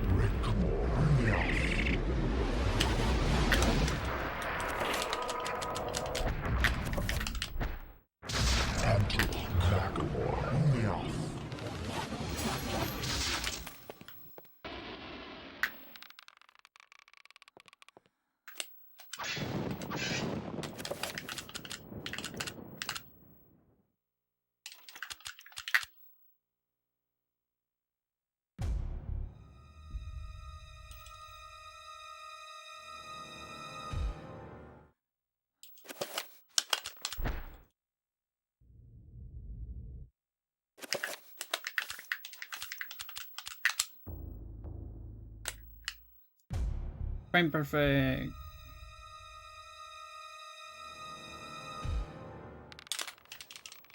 Too fast.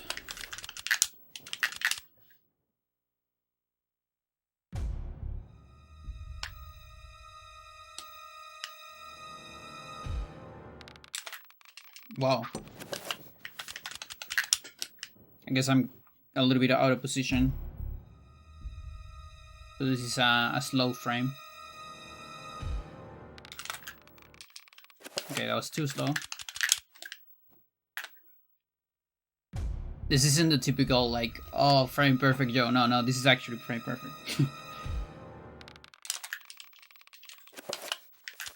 That's why it's taking me so much. I got it second try on the war record. Oh, come on, dude. And every time you failed it, you lose like 13 seconds. It's ridiculous. So that's too fast.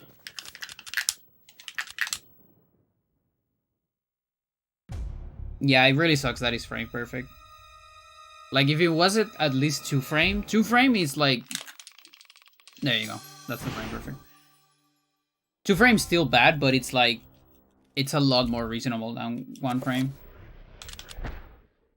Like there is a big difference between the war to end all 1 and wars, 2-frame. redefined how mankind.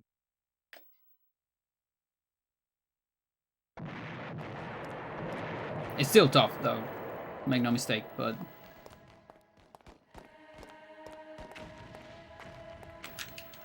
now I gotta say, it actually doesn't, like, that trick is not it's not that bad. Like, it's still bad because it's frame perfect.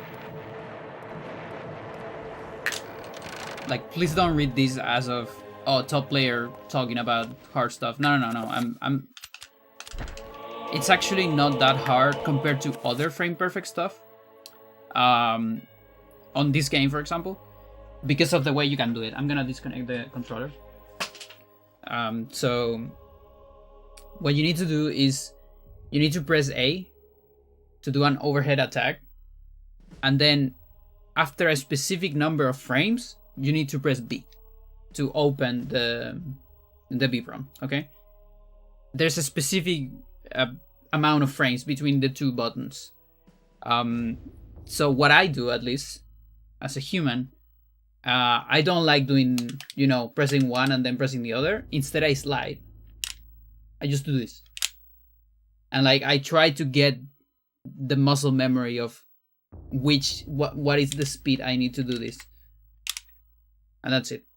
Okay, so if I see, oh, okay, I open the VPROM before, like the warp, then okay, that's too fast because that's an early frame, so I need to go slower. Then if I get the warp but I don't get the VPROM, that means I slide to slow. Okay, so I adjust and so on, right? And I have a general idea of how fast it should be. A good run, of course, is first try, but if you don't get first try, you at least get immediate feedback of the next adjustment for the next try, right?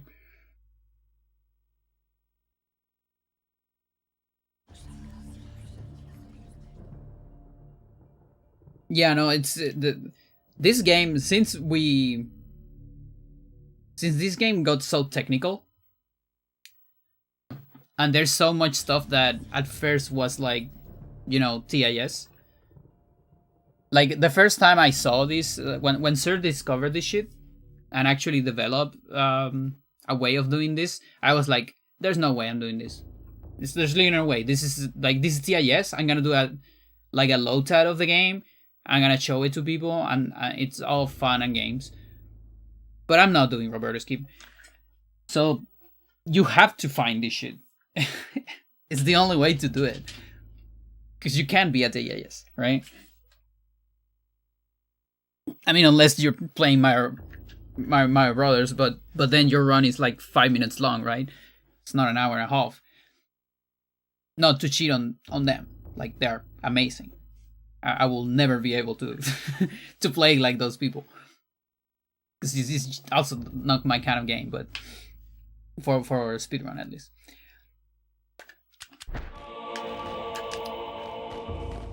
But you know what I mean.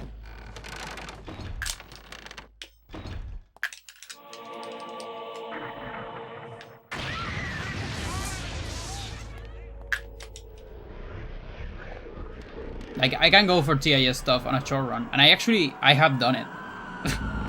I actually have done it. There is individual levels for this game, and the Alex individual level, it's like 13 minutes or so. And before we have Freecast, Warm Warp as a trick is actually older than Freecast. And before Freecast, the only way to do Warm Warp was with a frame perfect trick. A frame perfect trick much harder than this, because there's no rhythm to it. You have to like hit pause after like watching like a tiny cutscene, so it's not trivial. And I grind that shit until I got that. And that's how I got a very good individual level back in the day. So that's something I would never do on a normal run, for example. Even though it saves up a lot of time. But now we have Freecast, so Warm Warp now it used to be harder. Today, it's trivial. Now it's free because of the thing I showed you like an hour ago. Now it's free. And I will never lose a run to it again. Okay? Promise.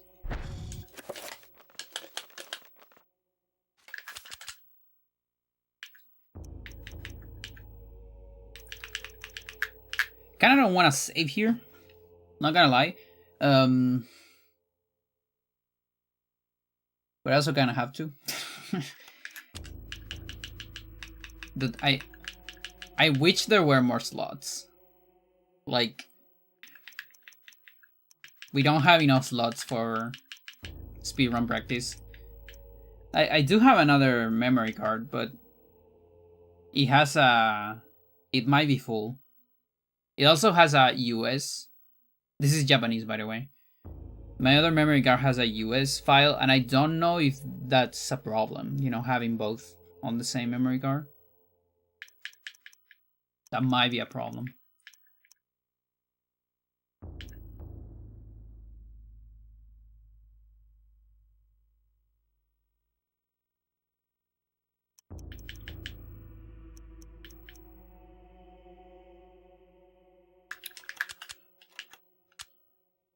There's this one and there's this one.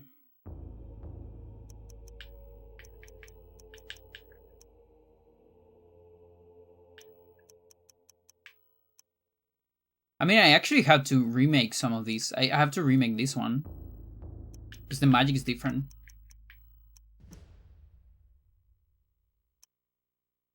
Oh, look at that.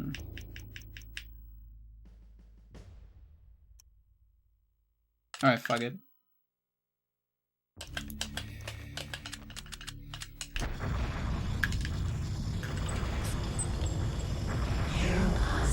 Here's where you can trapper clip, by the way. Instead of doing all this and getting rid of this guy, you use the trapper to clip into this room. And then you need to clip out of it with another trapper, because the guy is actually... Like, the door doesn't work with the guy there, even from in the inside. And it's really hard. It takes like 5 seconds, but it's not worth it.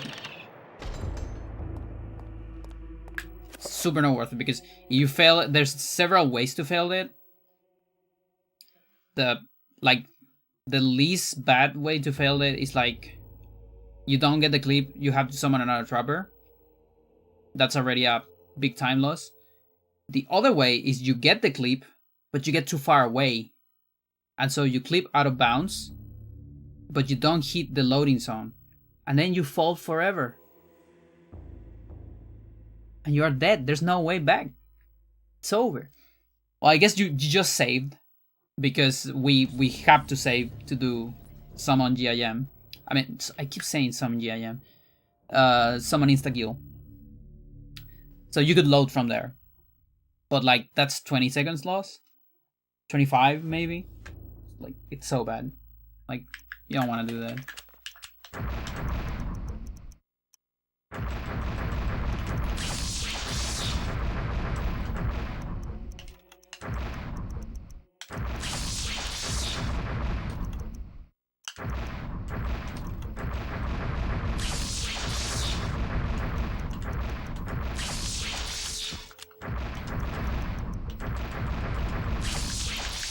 So here, it'll be just this down.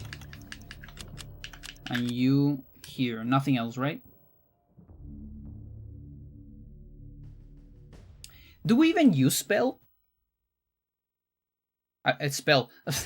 Yeah, we use spells. Do we even use... I was thinking, but I was also reading. Enchant. Spell number 1. Oh, Michael? I don't.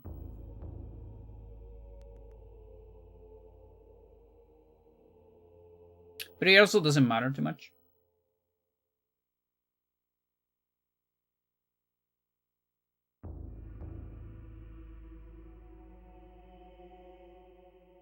Chat, it would be so cool, you know, if we could use the C-pad.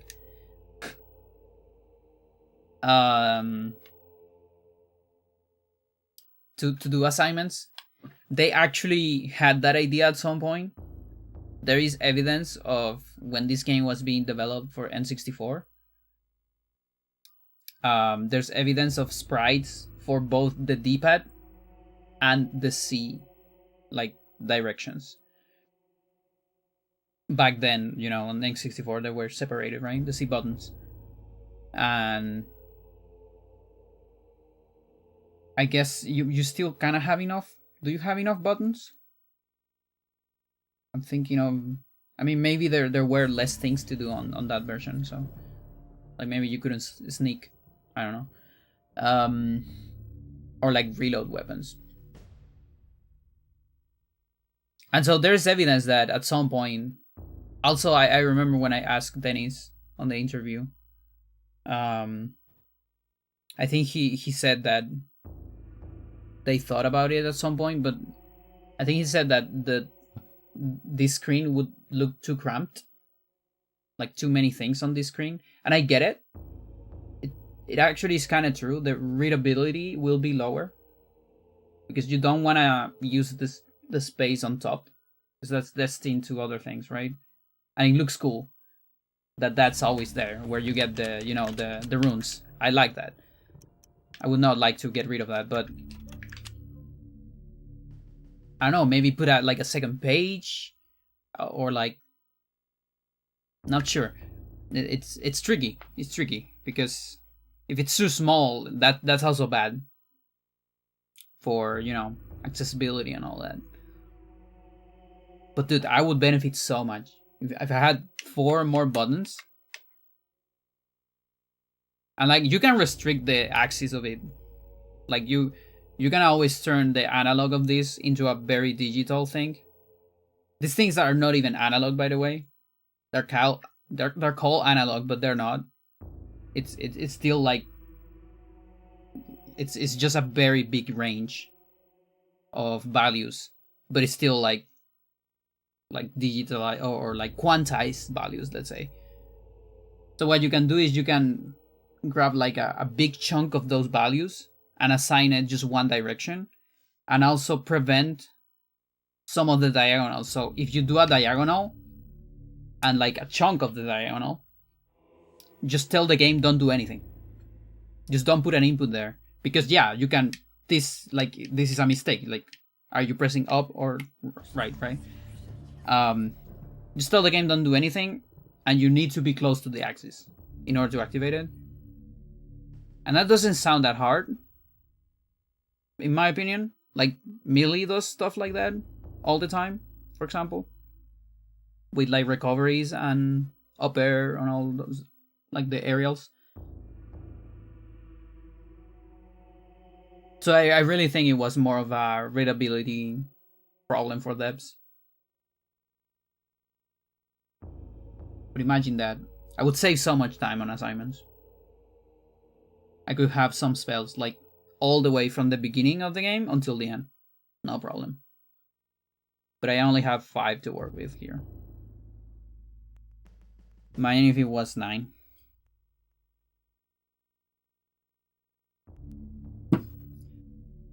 Ugh. Alright.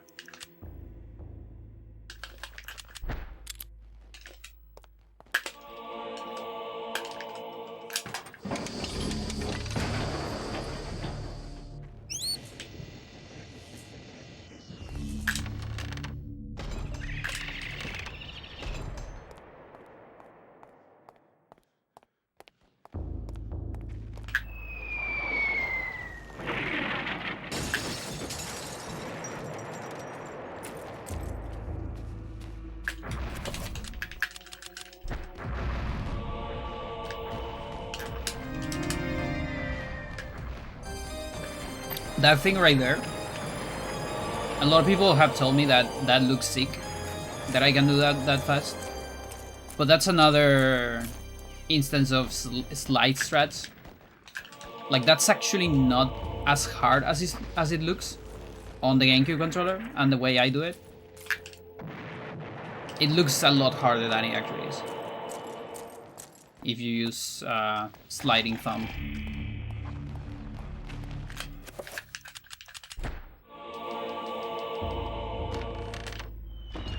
It's a lot easier than it looks. I think I said the opposite. Or it's not as hard as it looks. I don't know what I'm saying. But but you know what I'm saying, chat. I think I said the same thing in 2 different ways. Maybe.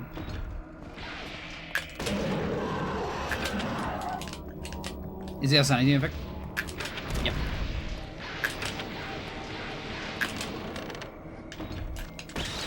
When that's a sanity effect, you need to open the door 3 times. The log room. And that way you actually prevent it. Or like skip it. You still lose time, but yeah. It's always 3 times.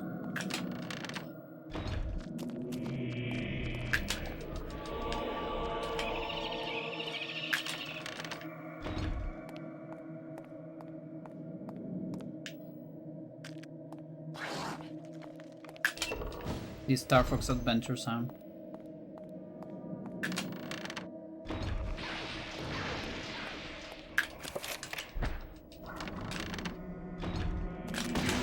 Nice. I really want to get that on a run one day. It's tricky, like it feels completely random. There's no way to reliably get that. You just kind of go for it. If it works, it works.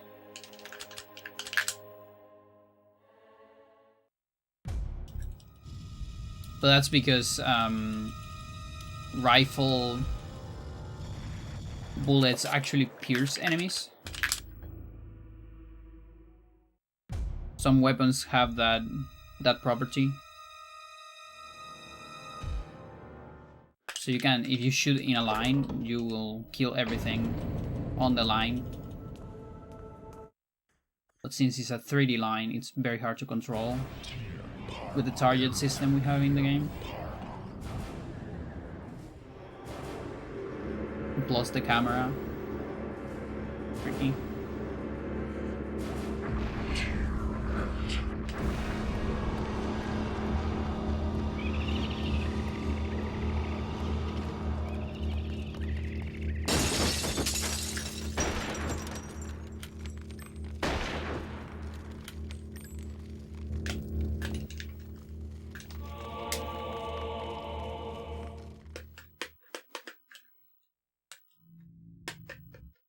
Okay, so this is Alex 11.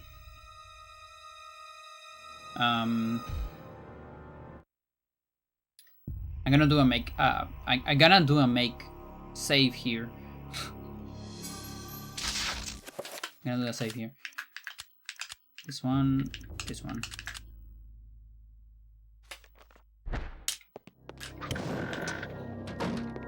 So, do we have enough magic? Oh, that looks far away. Not gonna lie. Yep. So that's actually an instance where I could have reacted and do a no magic message instead of, you know, losing the run.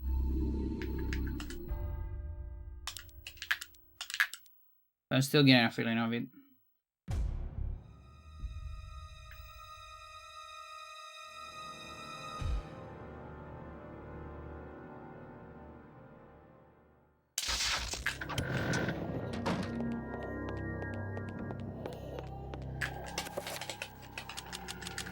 Oh, actually, the camera is slightly different. Or not the camera, but actually... Oh, chat, this is so interesting. So the visual cue is slightly harder on my CRT. Because the emulator actually shows you more than the display of the CRT. CRT is always chunk. Like cut a little bit of display, like a tiny bit, like a couple bars. So it is actually harder on my CRT. I just need to get used to it though. Oh, come on. Fuck. The overscan? Yeah, exactly.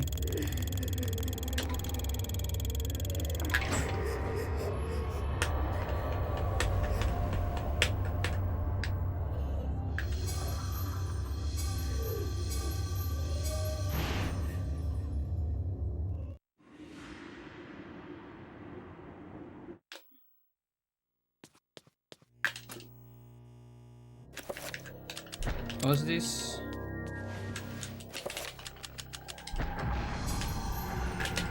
No, fuck. I cannot match there. So if you get the gun before the trapper is summoned, these two go into the same slot. I need these two on different slots.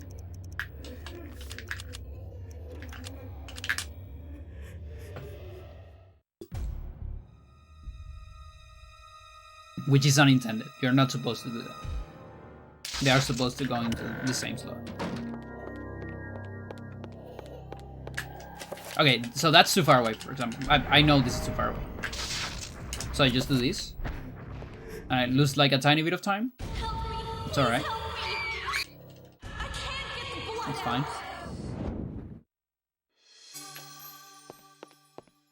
And I need to do manips. I need to remember to do manips. Okay, there you go.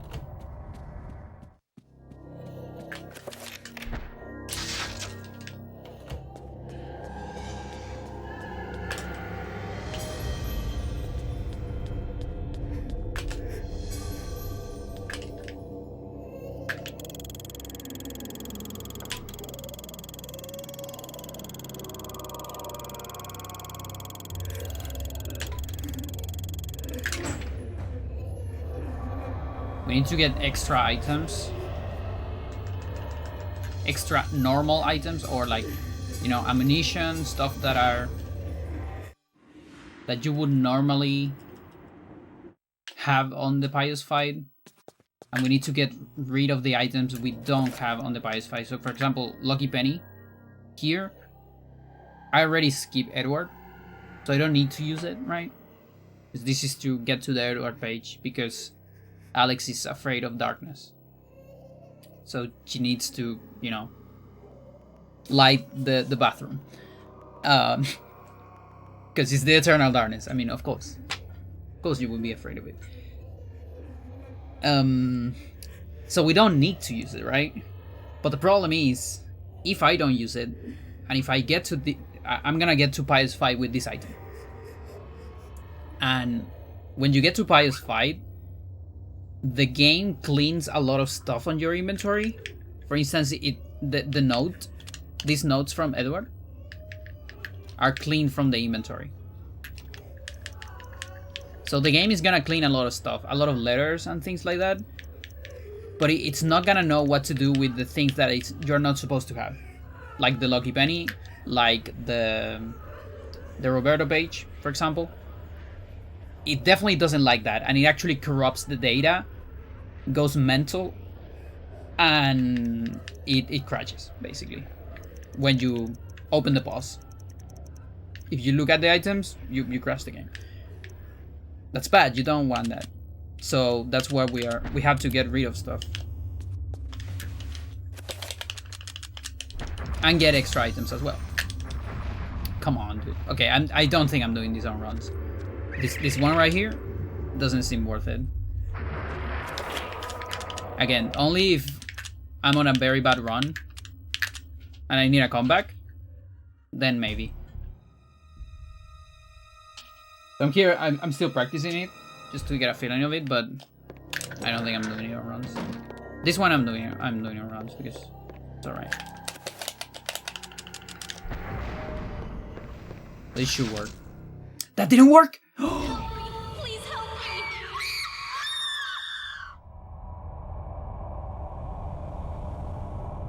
And it's a star refiller. Oh, that's so bad. That's so bad, chat. Oh, it seems... I think it's just not that easy on console. It looked really easy on Dolphin, chat. Shit. Remember when I was on Dolphin? And I was like, dude, I just want to fail this and I couldn't? Here I am, failing it twice. Immediately. Help me. Please help me. I can't get the blood out.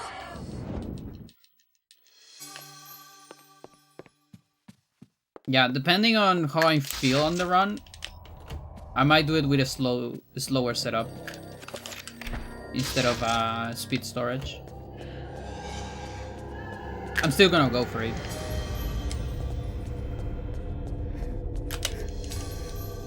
And I can't wait for one of my runs to die to that.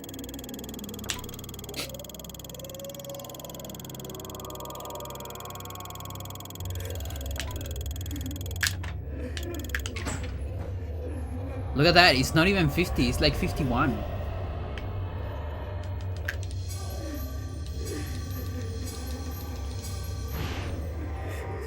Like every time I do this, I need less numbers. It's crazy.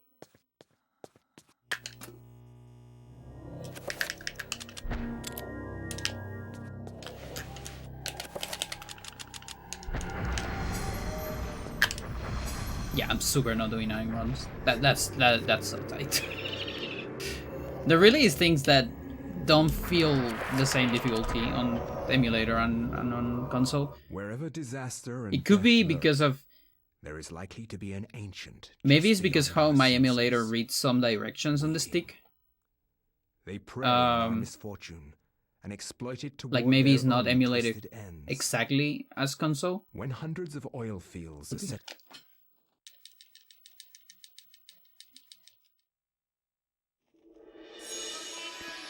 That's what I'm thinking.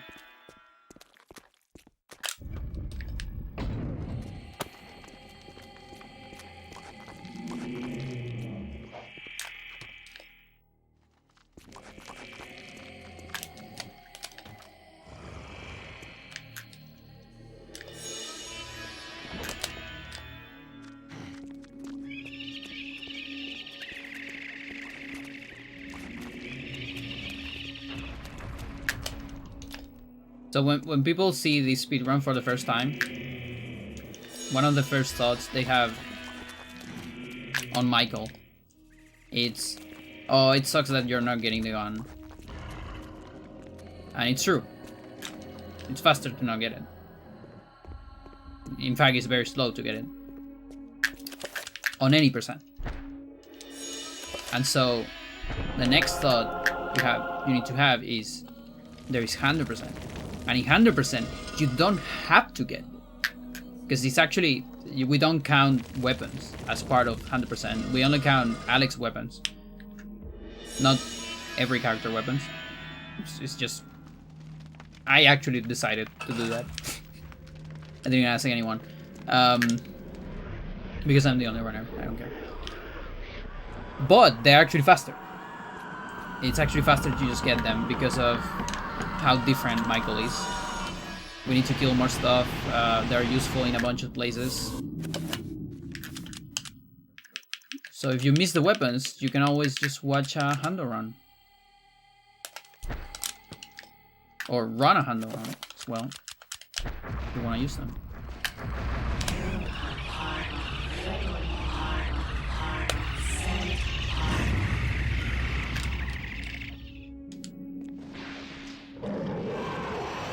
Like at this point, if we're talking about top level, 100%, even though it's a longer category, not that much longer by the way, it's less than 2 hours. I'm talking about one alignment by the way. So it's called 100% one alignment, and not 3 alignments.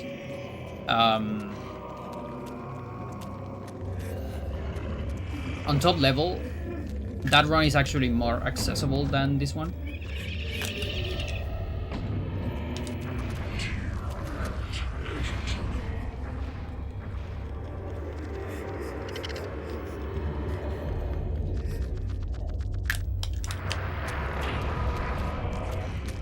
Like for example, Hando doesn't have bronze skip. Bronze skip, it's slower on that because you need to get some stuff on some of the rooms that you skip with bronze skip.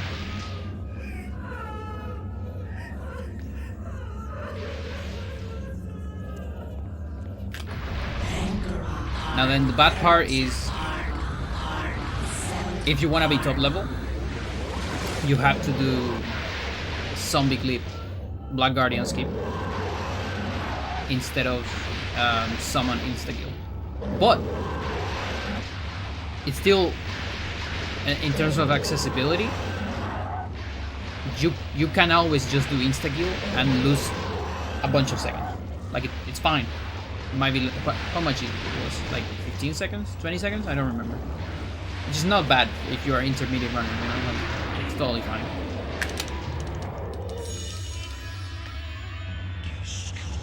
You can choose to not do it and just do insta-kill, which is, you know, a guaranteed trick.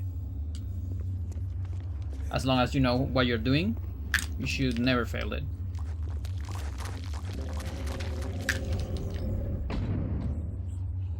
No, fuck you. I'm gonna get a pull. Can't do anything because I'm melting.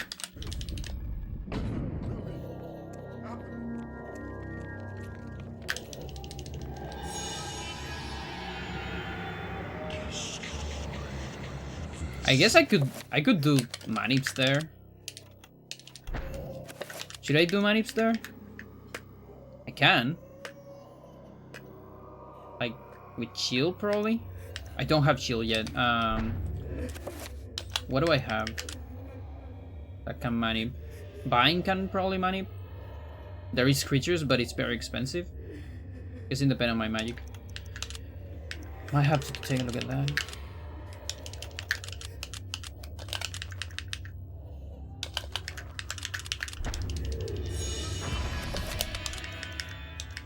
Yeah, so no dispel. We keep buying, yeah. That's correct.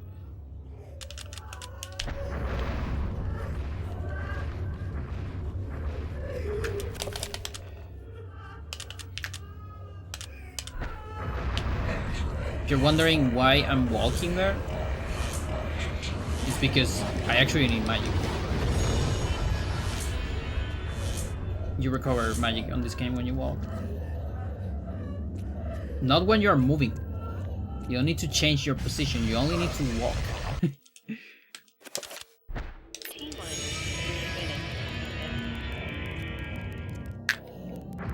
Actually, okay, on this one I don't actually need magic because I got a sanity effect, but normally you need magic there.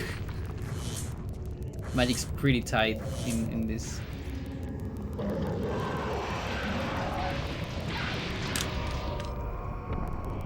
It's also unfair that we don't get the proper music here. It's one of the few things I don't actually agree with developers on this game is I think the music, the escape music here should be guaranteed regardless of your sanity. Okay, chat, we're gonna see that again. This is so bad, this is so stupid, look. Insano. Because the one we saw there was the one from Roberto, not the one from Michael.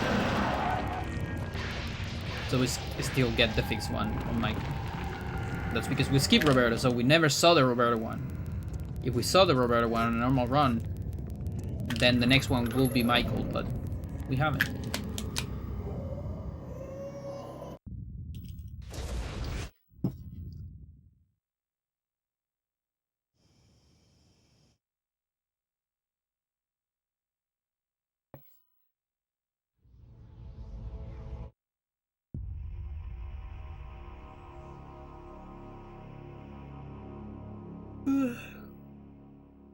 Don't remember if I have a save for here.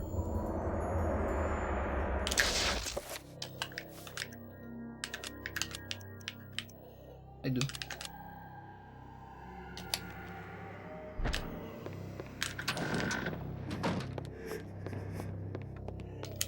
Okay, so now we do chills.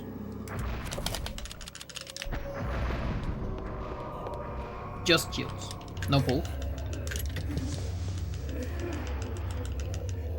We still didn't see a sanity effect, so whatever.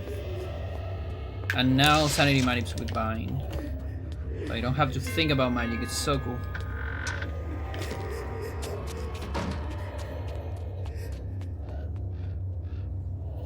That's the good part about this route. The bad part about this route is, since we delayed the pull, We're gonna get scary noises for a little bit extra time.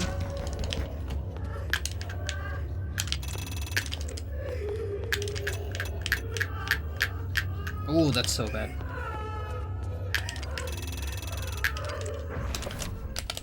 And now this spell.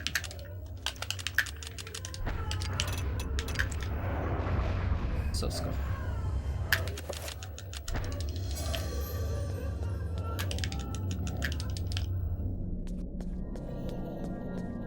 So yeah, just now I'm getting my first roll.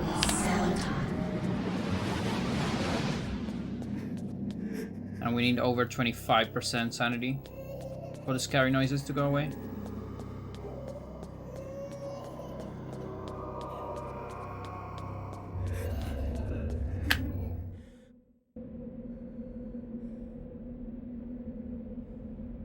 And then we're gonna do another pull here.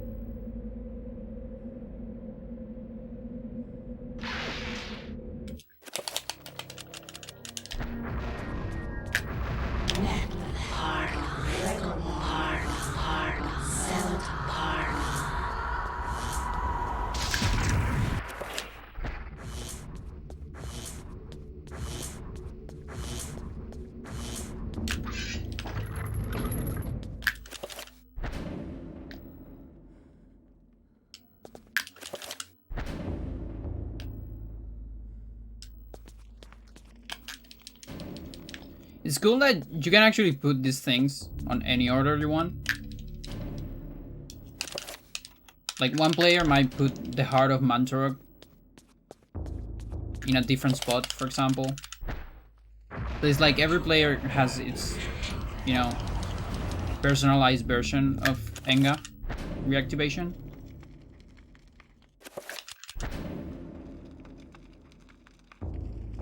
And you can't take them off. So you're committed to it.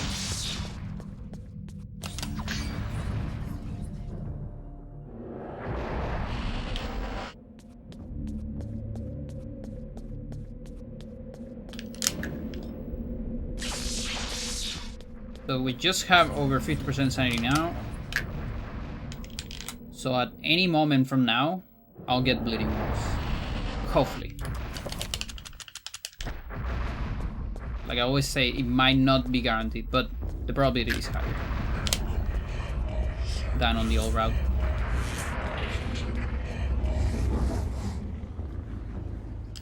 We can actually see it on this room, maybe. If we're lucky. Okay, so Alex is not doing anything. That doesn't mean we don't have it, but we might not have it. If she looks around, that means you always have it. But the other way around is not true. It's an implication, not an equivalence.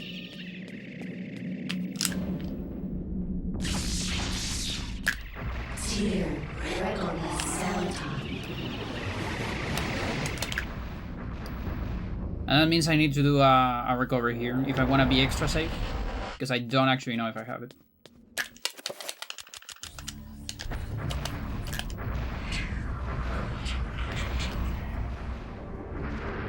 Is a recovery? No, a money.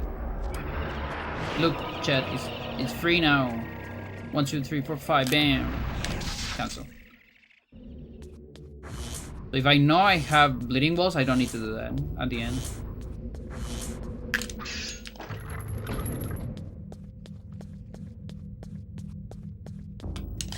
If you want to be absolutely sure, you can always just do it. It's like 1 second time loss.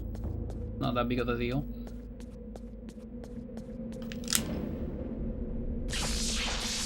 Because if you get a sanity effect, you can get sanity effects, by the way, on Enga. Only on the main room, on the peace room. And if you get one after getting Warm Warp, it will reset you to the warm room. And when it resets,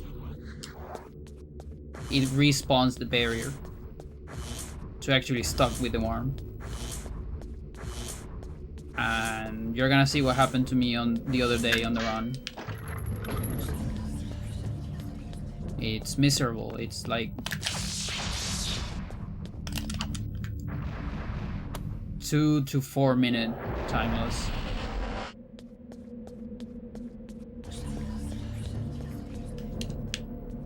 Probably more like 3 to 4 minutes.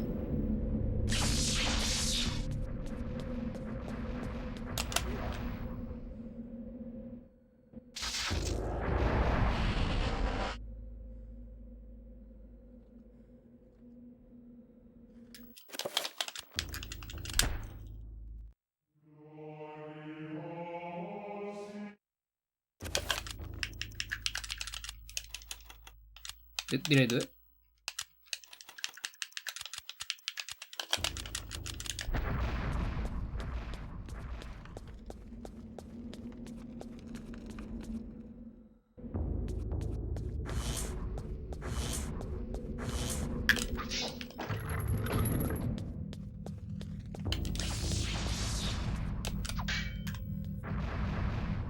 Shields.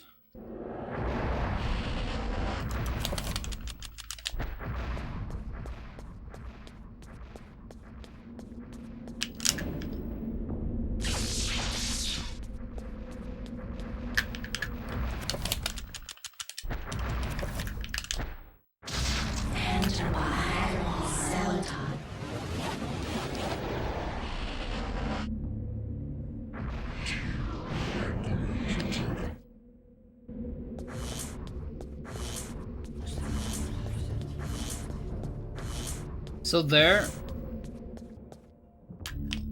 the good cue to start moving, because ideally you want the Chaturga pool to finish.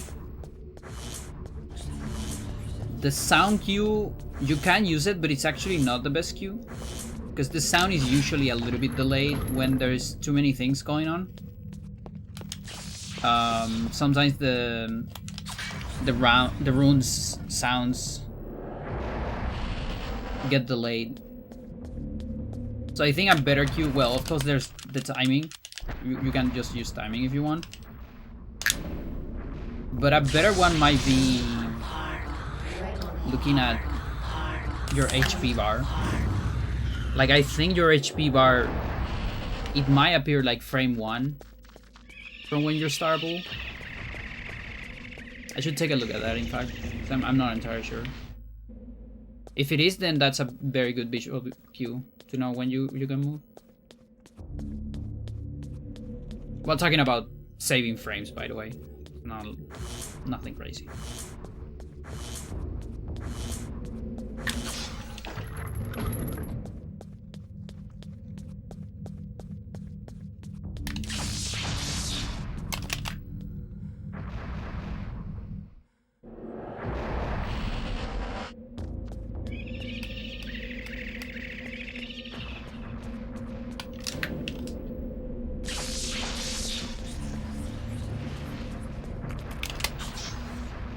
By the way, speed storage or target running, it's actually a fairly easy trick to try if you play this game casually. Which is what you just press while you run. Don't worry, don't look at that. Don't look at that, chat. You press target while you run, like a little bit, like this, and there's a certain rhythm to it. And it effectively makes the trappers don't see you. You do it correctly, of course. Unlike what I did here.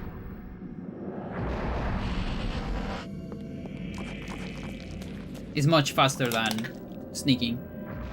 A lot of the times it's faster than running. I mean, not running. Than using a magical attack. That's the safe strat. If you are a beginner runner, you want to just kill them with magic attacks. Probably.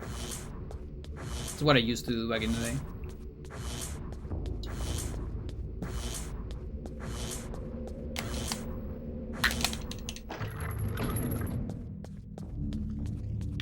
Oh yeah.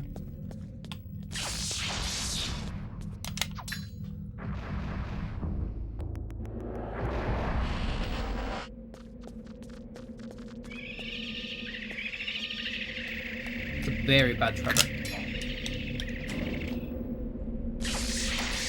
If that explodes, that's gonna get me from the top there. That explosion is not actually a plane. It's a little... It's like a cylinder, like a small cylinder. Very chunky cylinder. So it has like a tiny bit of height. And it can get you even from downstairs, just a little bit depending on where it is.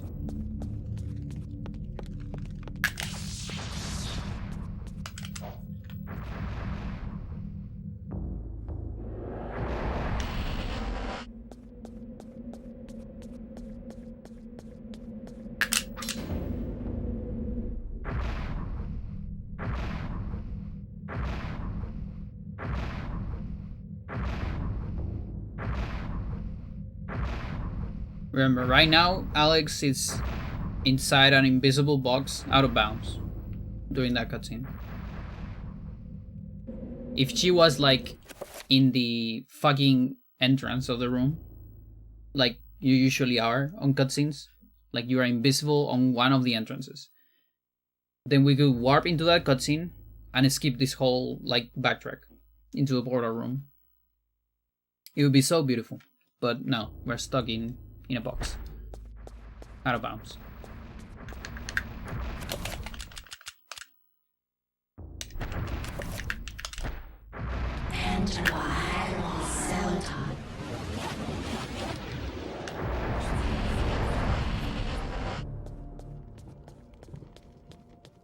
Yeah, also if that was the case, I don't know if we would skip this one in particular, like number 7. Like... maybe number 9. It's better to skip. Just the bind one. And then if you skip that, then you can use warm warp for another one maybe.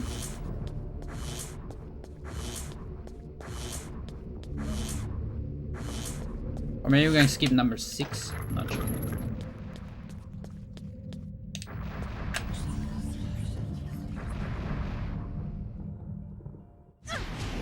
Also, the final cutscene, so this is something Sir discovered long ago. The final cutscene where it activates all the pillars and like the final spell. That cutscene only checks for the 3 runes that require the spell, you know, the steer, the alignment, and Artak. It actually doesn't check for the bargains. So if there is a way, we don't know, but if there would be a way to, like, you know, get that cutscene going, just somehow, you could, you know, like, get it to work without the bargains. So you could skip, like, all the other spires and just do 3 spires. But we don't really have a way to do that. Like, activating cutscenes out of nowhere, it's not really a technology we have. Like, what we can do is we have methods to recover scripts from like other save files, for example. There is these ideas for, it's called camera script restore, something like that. And like if you do true ending, for example, and you're doing 3 playthroughs in a row, you can save some of your, like, on specific places of your playthrough. For example, you can save on Paul. You can keep a save for your first playthrough, let's say on Ulyav. And then when you play Paul again on Chaturga, you have that save where you store a camera script for like the guy opening the door right at the end. Pius opening the door. And you can recover that script on your second playthrough, skipping so much of Paul. So that's actually there is actually we have some technology like that. We can also, I think we can skip most of Roberto maybe, because you can store some of the survey scripts, I think. But again, that's if you get to that place and then you need to play that again, right? Whereas here is we are here for the first time, right?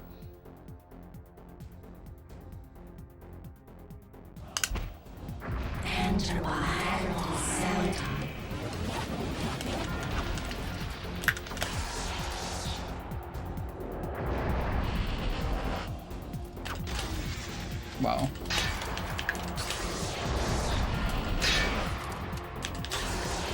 I'm gonna need a pool.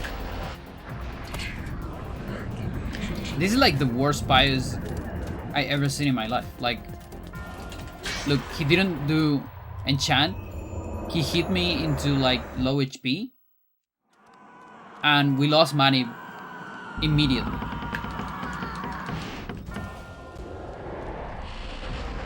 And now he's doing a spell there, so I can't really do a mani. I need to commit to this artifact right here. And he's right in the middle. When he's stuck in the middle, it's like, it's so bad because you would take fucking forever to try to get a mani. It's literally a worst case scenario. Like here I could wait, maybe, but I don't know. I don't even know if it's worth it.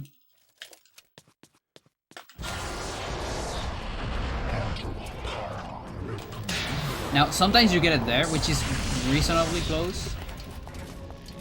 You know, when you get in the middle, it's not that bad. This might be a money. No, unlucky.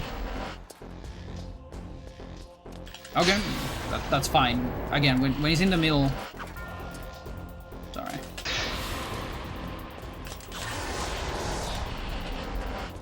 This being in the middle. Not that middle, but sure. You suck, Roberto. He has a free cast. You can't actually give Pius a free cast.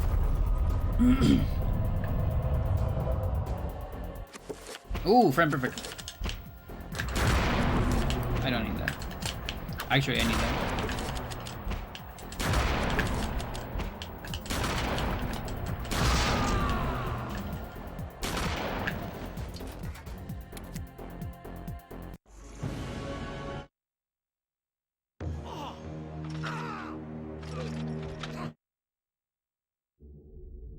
Good heavens, no, not that one. Nor that one either. Come on, Edward. It hasn't been that long since you researched this stuff.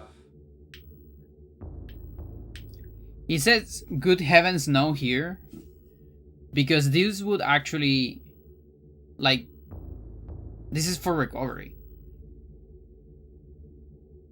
Or is it? Well, it's weird because this would be Narcad art attack. That's like absorb creature. What does that even mean? Oh no, you don't want to do that again. Because yeah, that makes sense because you know that's summoning another one. So yeah, this spell doesn't exist. By the way, developers at some point wanted to do every single combination of verbs and nouns, like all the spells possible, but then they figure out it was too much, you know. Like this one would be dispel creature. Instead, we have dispel area, which is like dispels everything, whatever, just general. It's the squiggly circle thing. Good heavens, no, not that one. Oh, I guess he says the same on these two. Nor that one either. Yeah, okay. Come on, Edward. It hasn't been that long since you researched this stuff. Yeah, no, it's just... These three are just those lines, and then Tear is the one that makes sense, you know, because that's actually a spell. Yeah, that makes sense. Ah, that's the ticket. All right. There is actually like an Easter egg. There's a spell, Project Creature. It will be Antorbog Artak. Not a spell you can make, but it's a spell that is shown in the game in 2 instances. One is on It is finally over, my Anthony. dear. Like the scroll he reads, the scroll for Chalomang, that is a 7 spell Antorbook Aratak in, I believe, Celota alignment. I think it's always Celota, regardless of your fate. It's like Project Creature. Which I guess, yeah, that curses you because it projects the creature on you, maybe? It turns you into a creature, right? That's kind of cool. It's like a summon, but you turn into a creature. And that's why he becomes a zombie. Yeah. But then, the other instance where it shows, it doesn't have anything to do with that. It's on fucking Celota Black Guardian. On the last phase, when she attacks you, like Uyal Black Guardian and Chaturga Black Guardian, they attack, you know, one with the legs, the other one with the claws.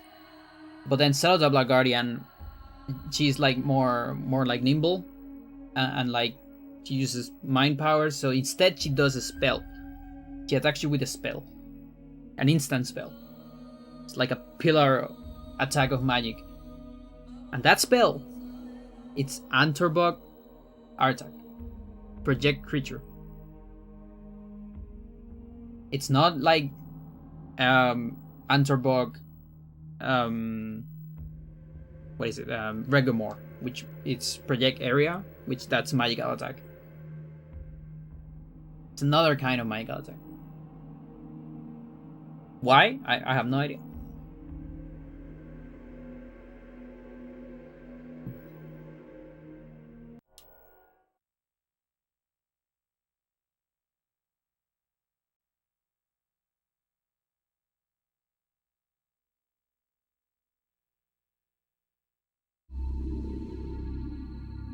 Yeah. This game is full of small little thingies. I'll show you a couple more for fun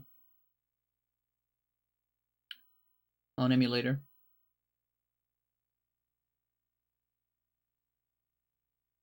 Deep into that Like I've shown this stuff on the stream a lot of times, but there's always like people that might have not been on, you know, those streams. So doubting. it's pretty much always people that don't know. So this is a typo on spells. I need to get 100% save state. Let's see, 100% Uyod. I need 5 spells.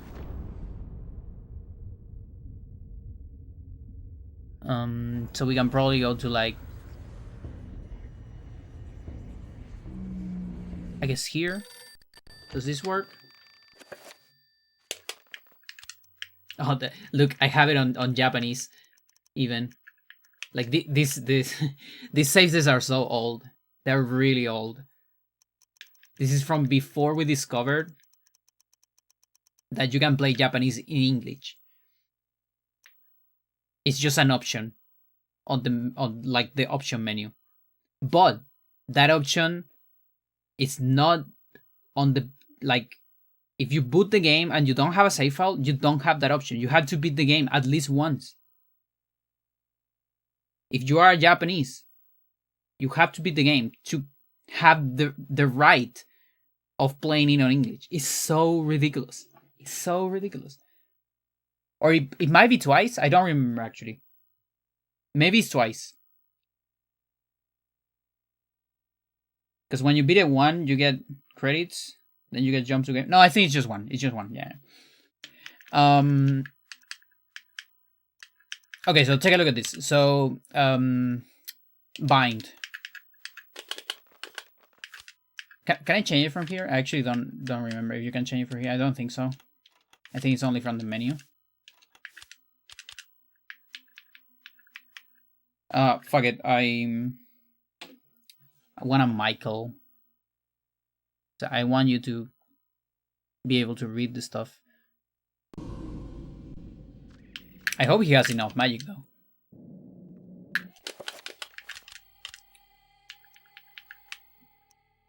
Yeah, I'm gonna save.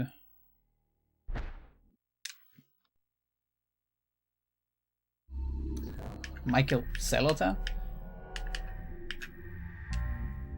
Yeah, this last option, this right here, this is not when you start the game without a save file.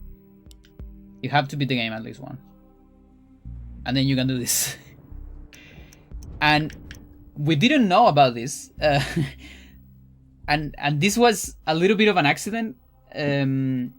Someone like commented on a video of one of my streams. I don't remember if it was a record or not, but it was one of the records when I switched to Japanese, maybe. And a random commenter on YouTube says, can you change, like, if you get a Japanese copy, can you change the language to English? Because I might want to get a Japanese copy, but I don't speak Japanese. And I was like, I don't know, maybe? And then I went to the options and yeah, you can. This option doesn't exist on the other version, so I never even thought about it. So yeah, pretty cool. But that's not what I want to show you, in fact. But I guess I got to show you an extra. This is what I want to show you. It's a typo. You'll see.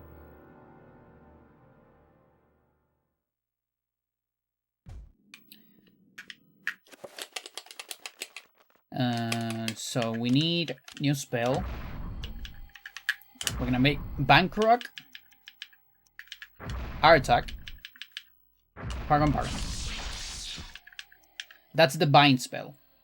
What that does is it means protect creature, but what it does is it confuses the creature, right? It's when you make the horse fight each other.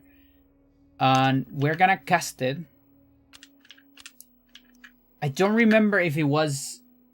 I think it was Celota. It might be Celota. We'll see, because it's one of these. Oh, of course. I need a creature. This creature's here.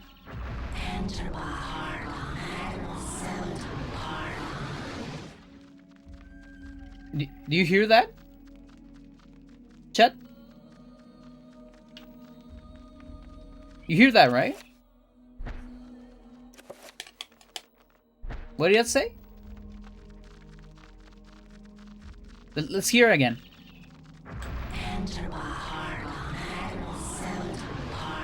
Antorbog Magormore.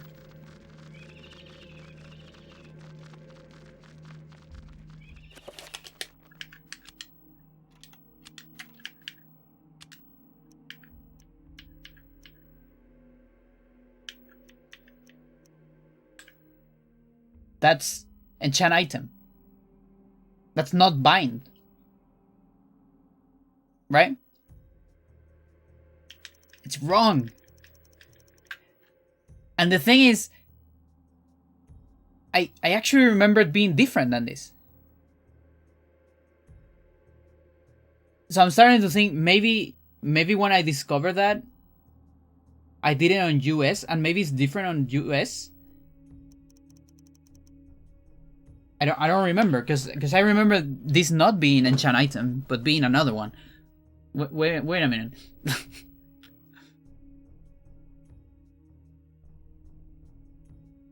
Hang on a second. Let's look in the...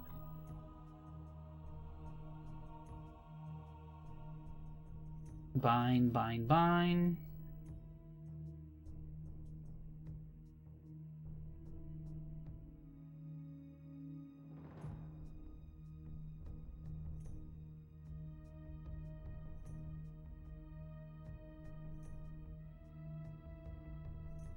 Okay.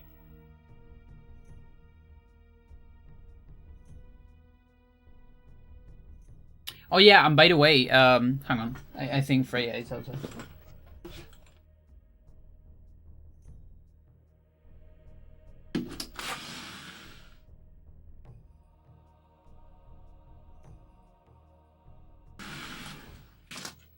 No, I got tricked. So something interesting is the. So you would think one of the ways the developers would do the voices for the spells would be to have one recording for each rune, and then match them together, right? Like we do one take for Regomore, and then we use that on, you know, all the Regomore spells. But that's not how it works. There is an audio file for every single spell, which doesn't necessarily means the voice actors did more than one take, but I'm pretty sure they, maybe not for every single spell, but for some spells, I'm pretty sure they made one more than one.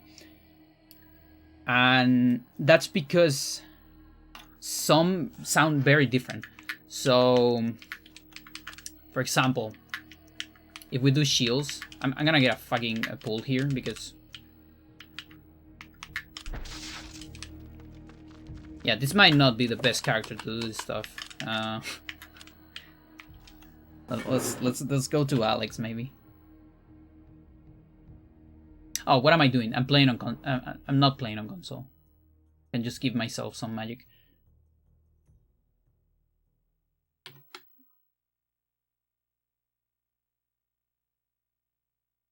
I have like console brain right now. Okay. Let's go back here.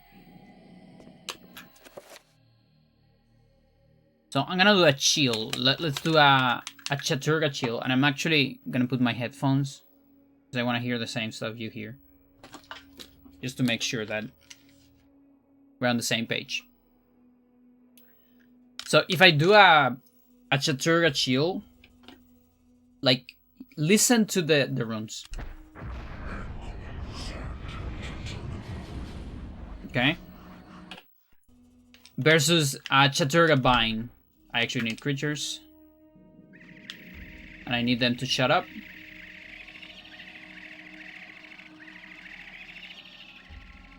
Shut up, please. Thanks.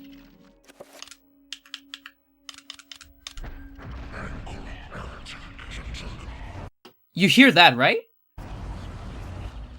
That Bankarok is so different.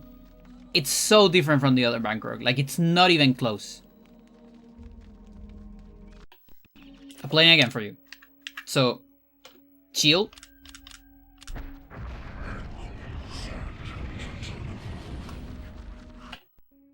Versus bind.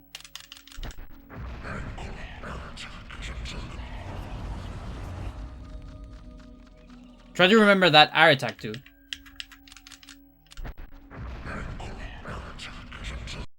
And let's take a look at, like, Summon Trapper maybe. You see the intonation is different. You can tell the voice actor is saying it in a different way. It comes more aggressive, yeah, right? It's like Bankarok. Whereas the chill one is like, it's more relaxed. It's like Bankarok. It's cool. So there is actually different lines from for different spells. So let's see. So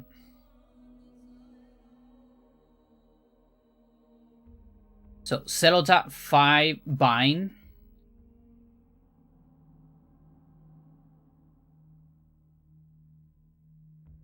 One of the spells chat is spelled wrong. Which, okay, but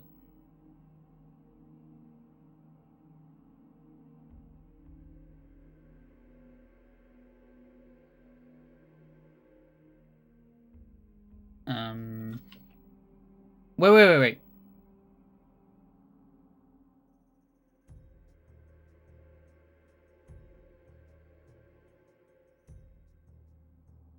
Oh yeah, 5 bind. Okay. So 5 bind. Can anyone confirm the sounds of settled at 5 bind are wrong?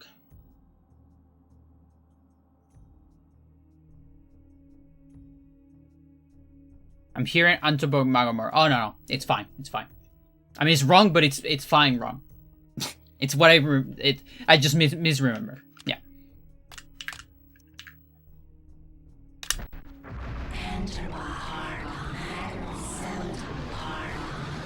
Not Antorbog, not Magomor.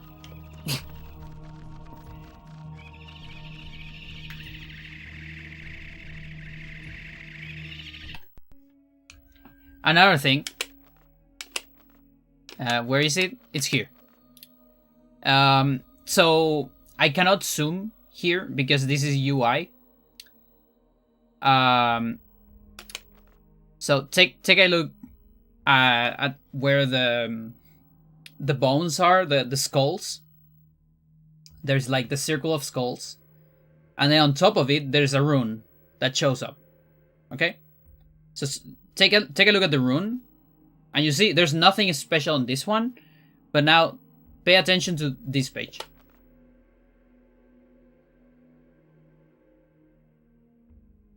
You see what's going on?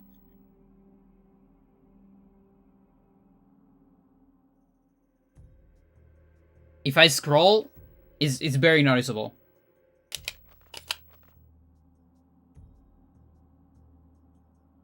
Only when the rune shows up. If I do it on other, nothing changes.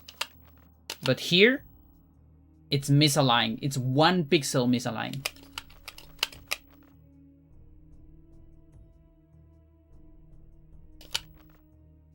So that full thing, this is not a transparency thing.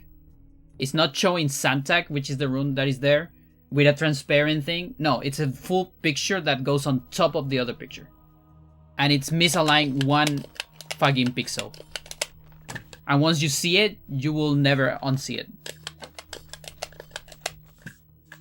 It just moves around. So when it's not activated, here is a line.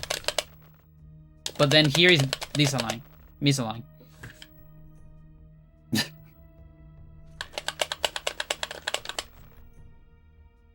So dummy.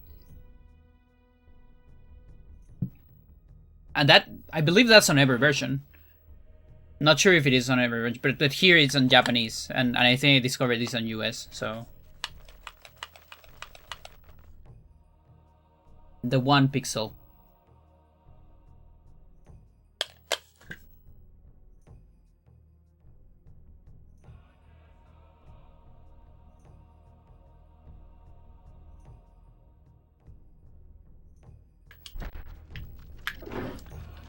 There's also the famous Alex boxes.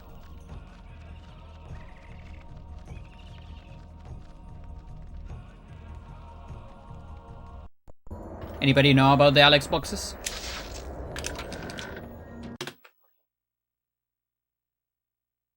Only real connoisseurs of this game will know about the Alex boxes. Well, I mean, you could say it's Edward boxes, really. Basement works boxes. Boxes.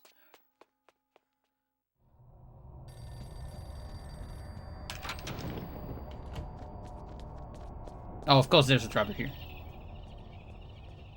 There are a couple boxes here. Can't quite see them. Normally.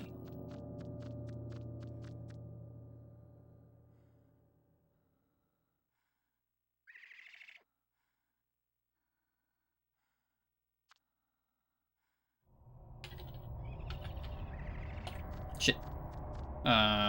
Which one reduces this? There you go.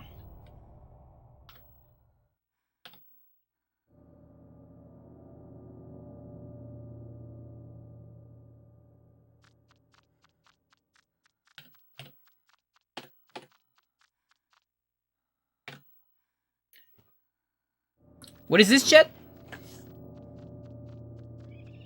Please do not open. There are something dangerous. Something. Thank you.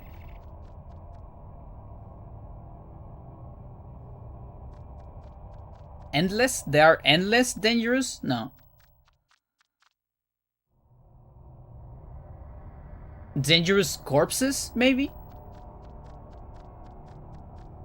There are endless dangerous corpses. Could it be that? I remember back in the day we tried to solve this and I couldn't even think about like but now it kind of makes sense. Maybe it's that. There are endless dangerous corpses.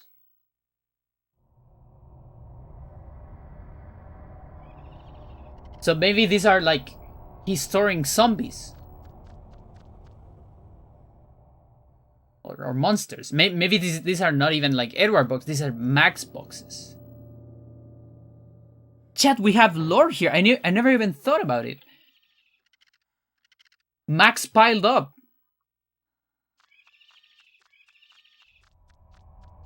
The servants.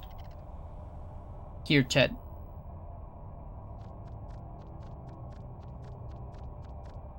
This is insane. This is like for a video, like top 10 things you didn't know about the lore of Eternal Darkness. Also fragile. Right here. And the other boxes say the same, by the way. All of them have that same texture.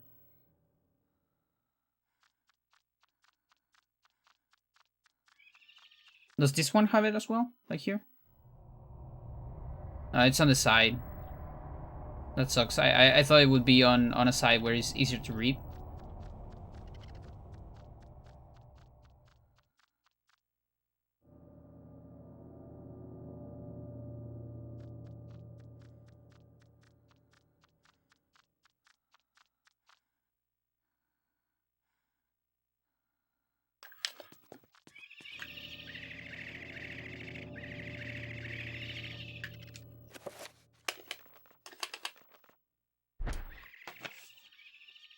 Oh yeah, here's another one.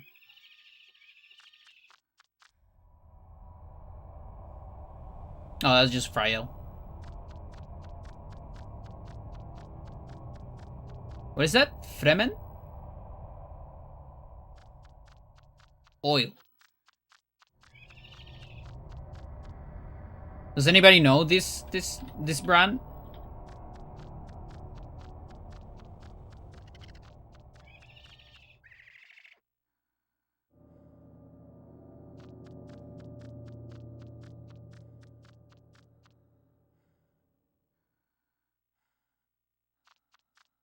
What's that, a Jenga?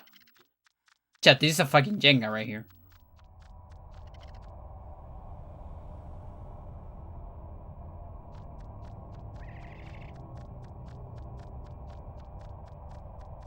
A Dune reference? Maybe?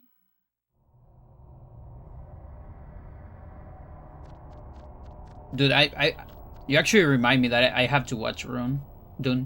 Rune. I haven't watched it yet. And since I'm in movie mood, I can do it now.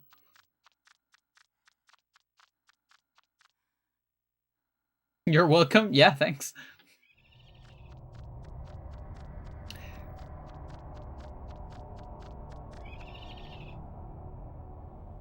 Is this another Fryo?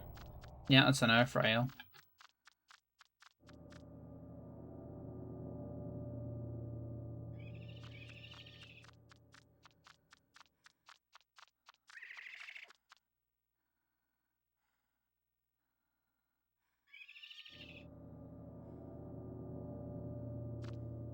I think that's about it for secrets here.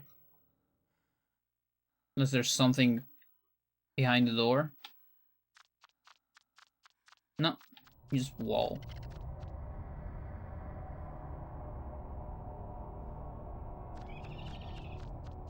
I love the lighting in this game. It's so cool.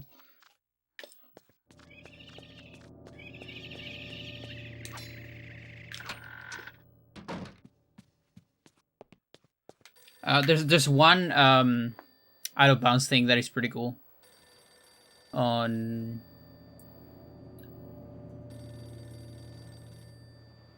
Edward. So I need 100% start. Okay, I don't actually want to get the book. Fuck that.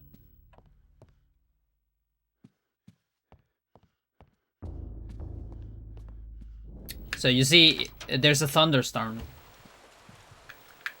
here on this episode, this chapter. Oh shit. Okay.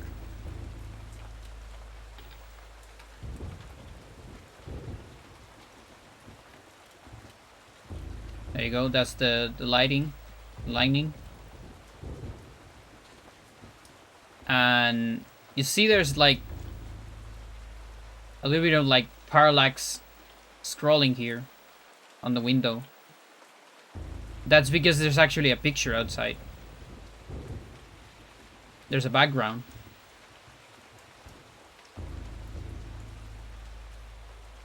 See if I can find it. There you go. It's hard to catch.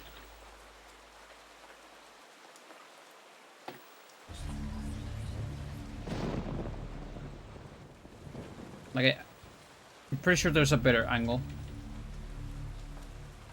It's a little better. You saw that, chat? This is a picture of the outside of the mansion.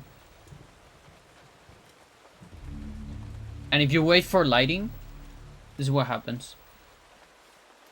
Anytime.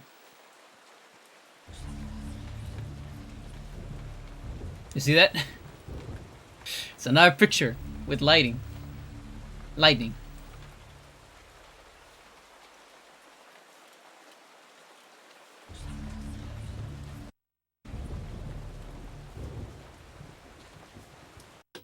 Oh, come on. Can't get it.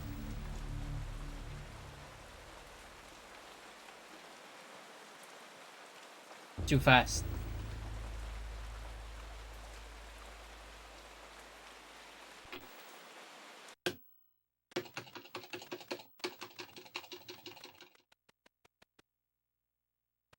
Come on, dude. Oh, that's a single one.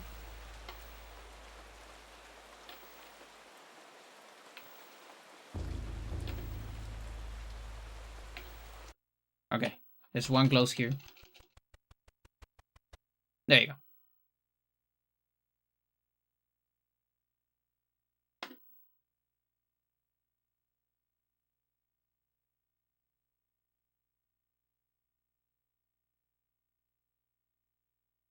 Rhode Island.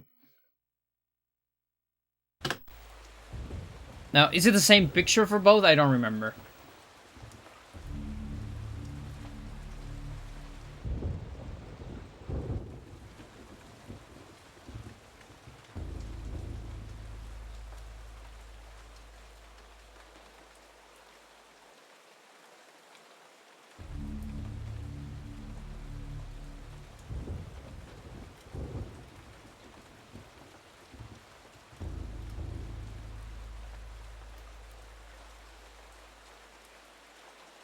It's not the same. Look, that's a different one.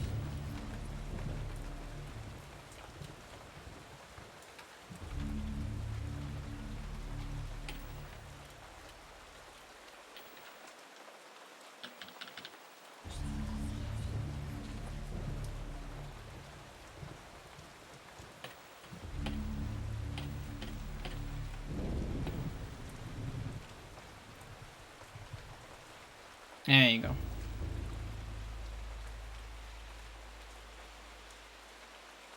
But I don't think you can see the lightning here. I mean, you see it a little bit, but you don't see the ray. Yeah. Still a different picture.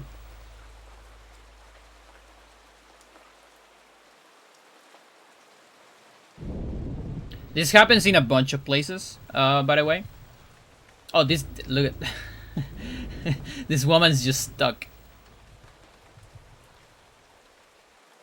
This is what actors, humans in particular, in this game do when they get stuck. They like collide and like look around, and then they try to go again. And if you are in the way, they're just gonna keep doing that. Like she's trying really hard.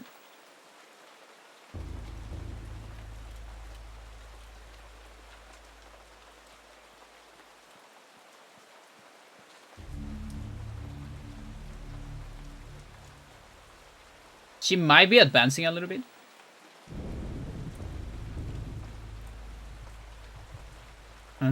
Yeah, she's not actually stuck. Moving like a little bit.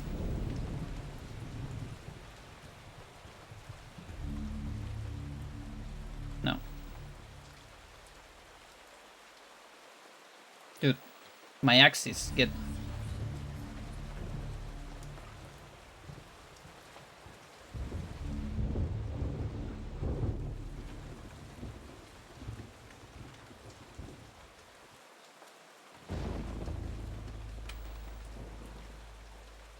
Nice face.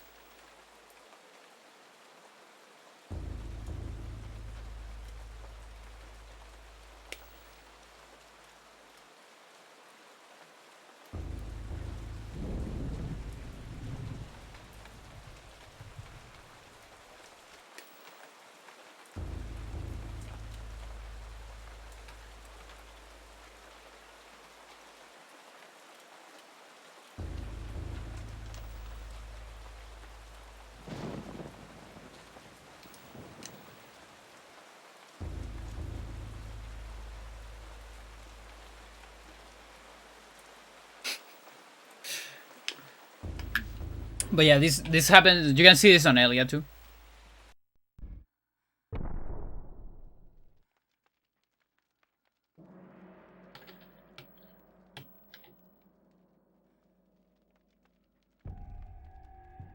Here.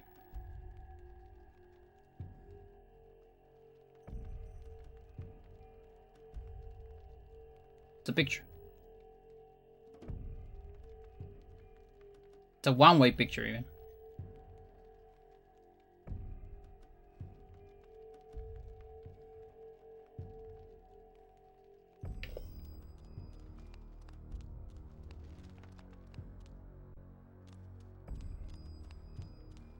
It's not the only one.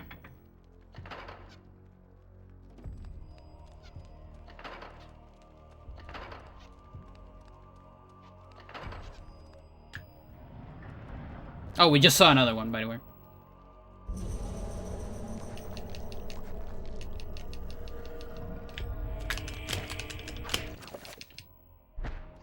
Like I was thinking on the one on this room. But I guess the previous one also has one. That's not the hallway. Chat. That's a sus. Only that part is model. This torch, real. That torch, not real.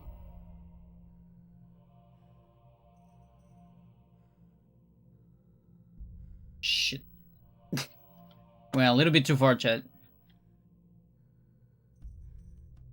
But yeah, here's the same. And this one as well.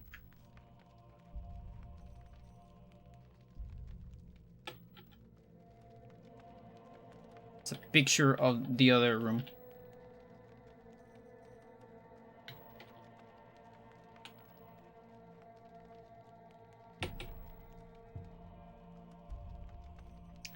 Pretty clever, you know. Save up resources.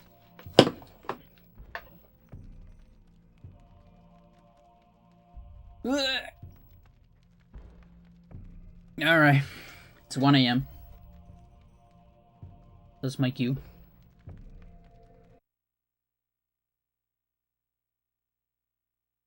I might do war regular attempts tomorrow.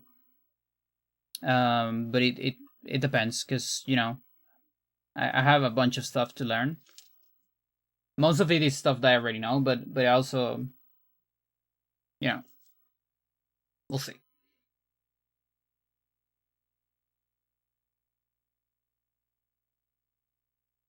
As always, thank you for watching. Let me see if... No, we're good. Unless there's someone playing Eternal, maybe?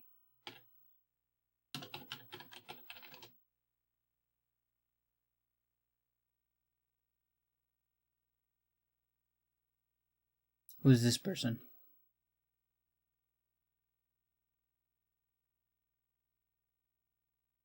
Oh, look. There's someone suffering with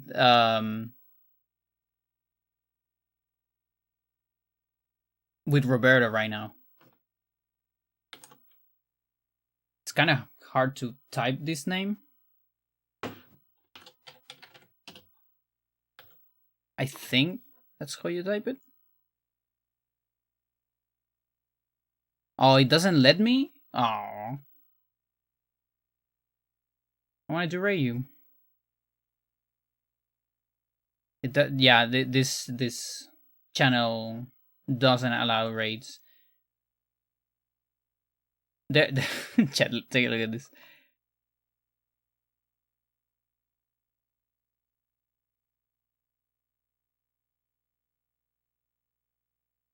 Oh, you missed it. It was stuck. It was like... It was stuck with the guys on a corner. It was so painful.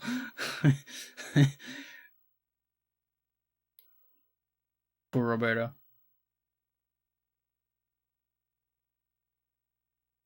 It was like getting gangbanged on a corner with the guys. Anyway, but bye chat. Have a good one. See you maybe tomorrow.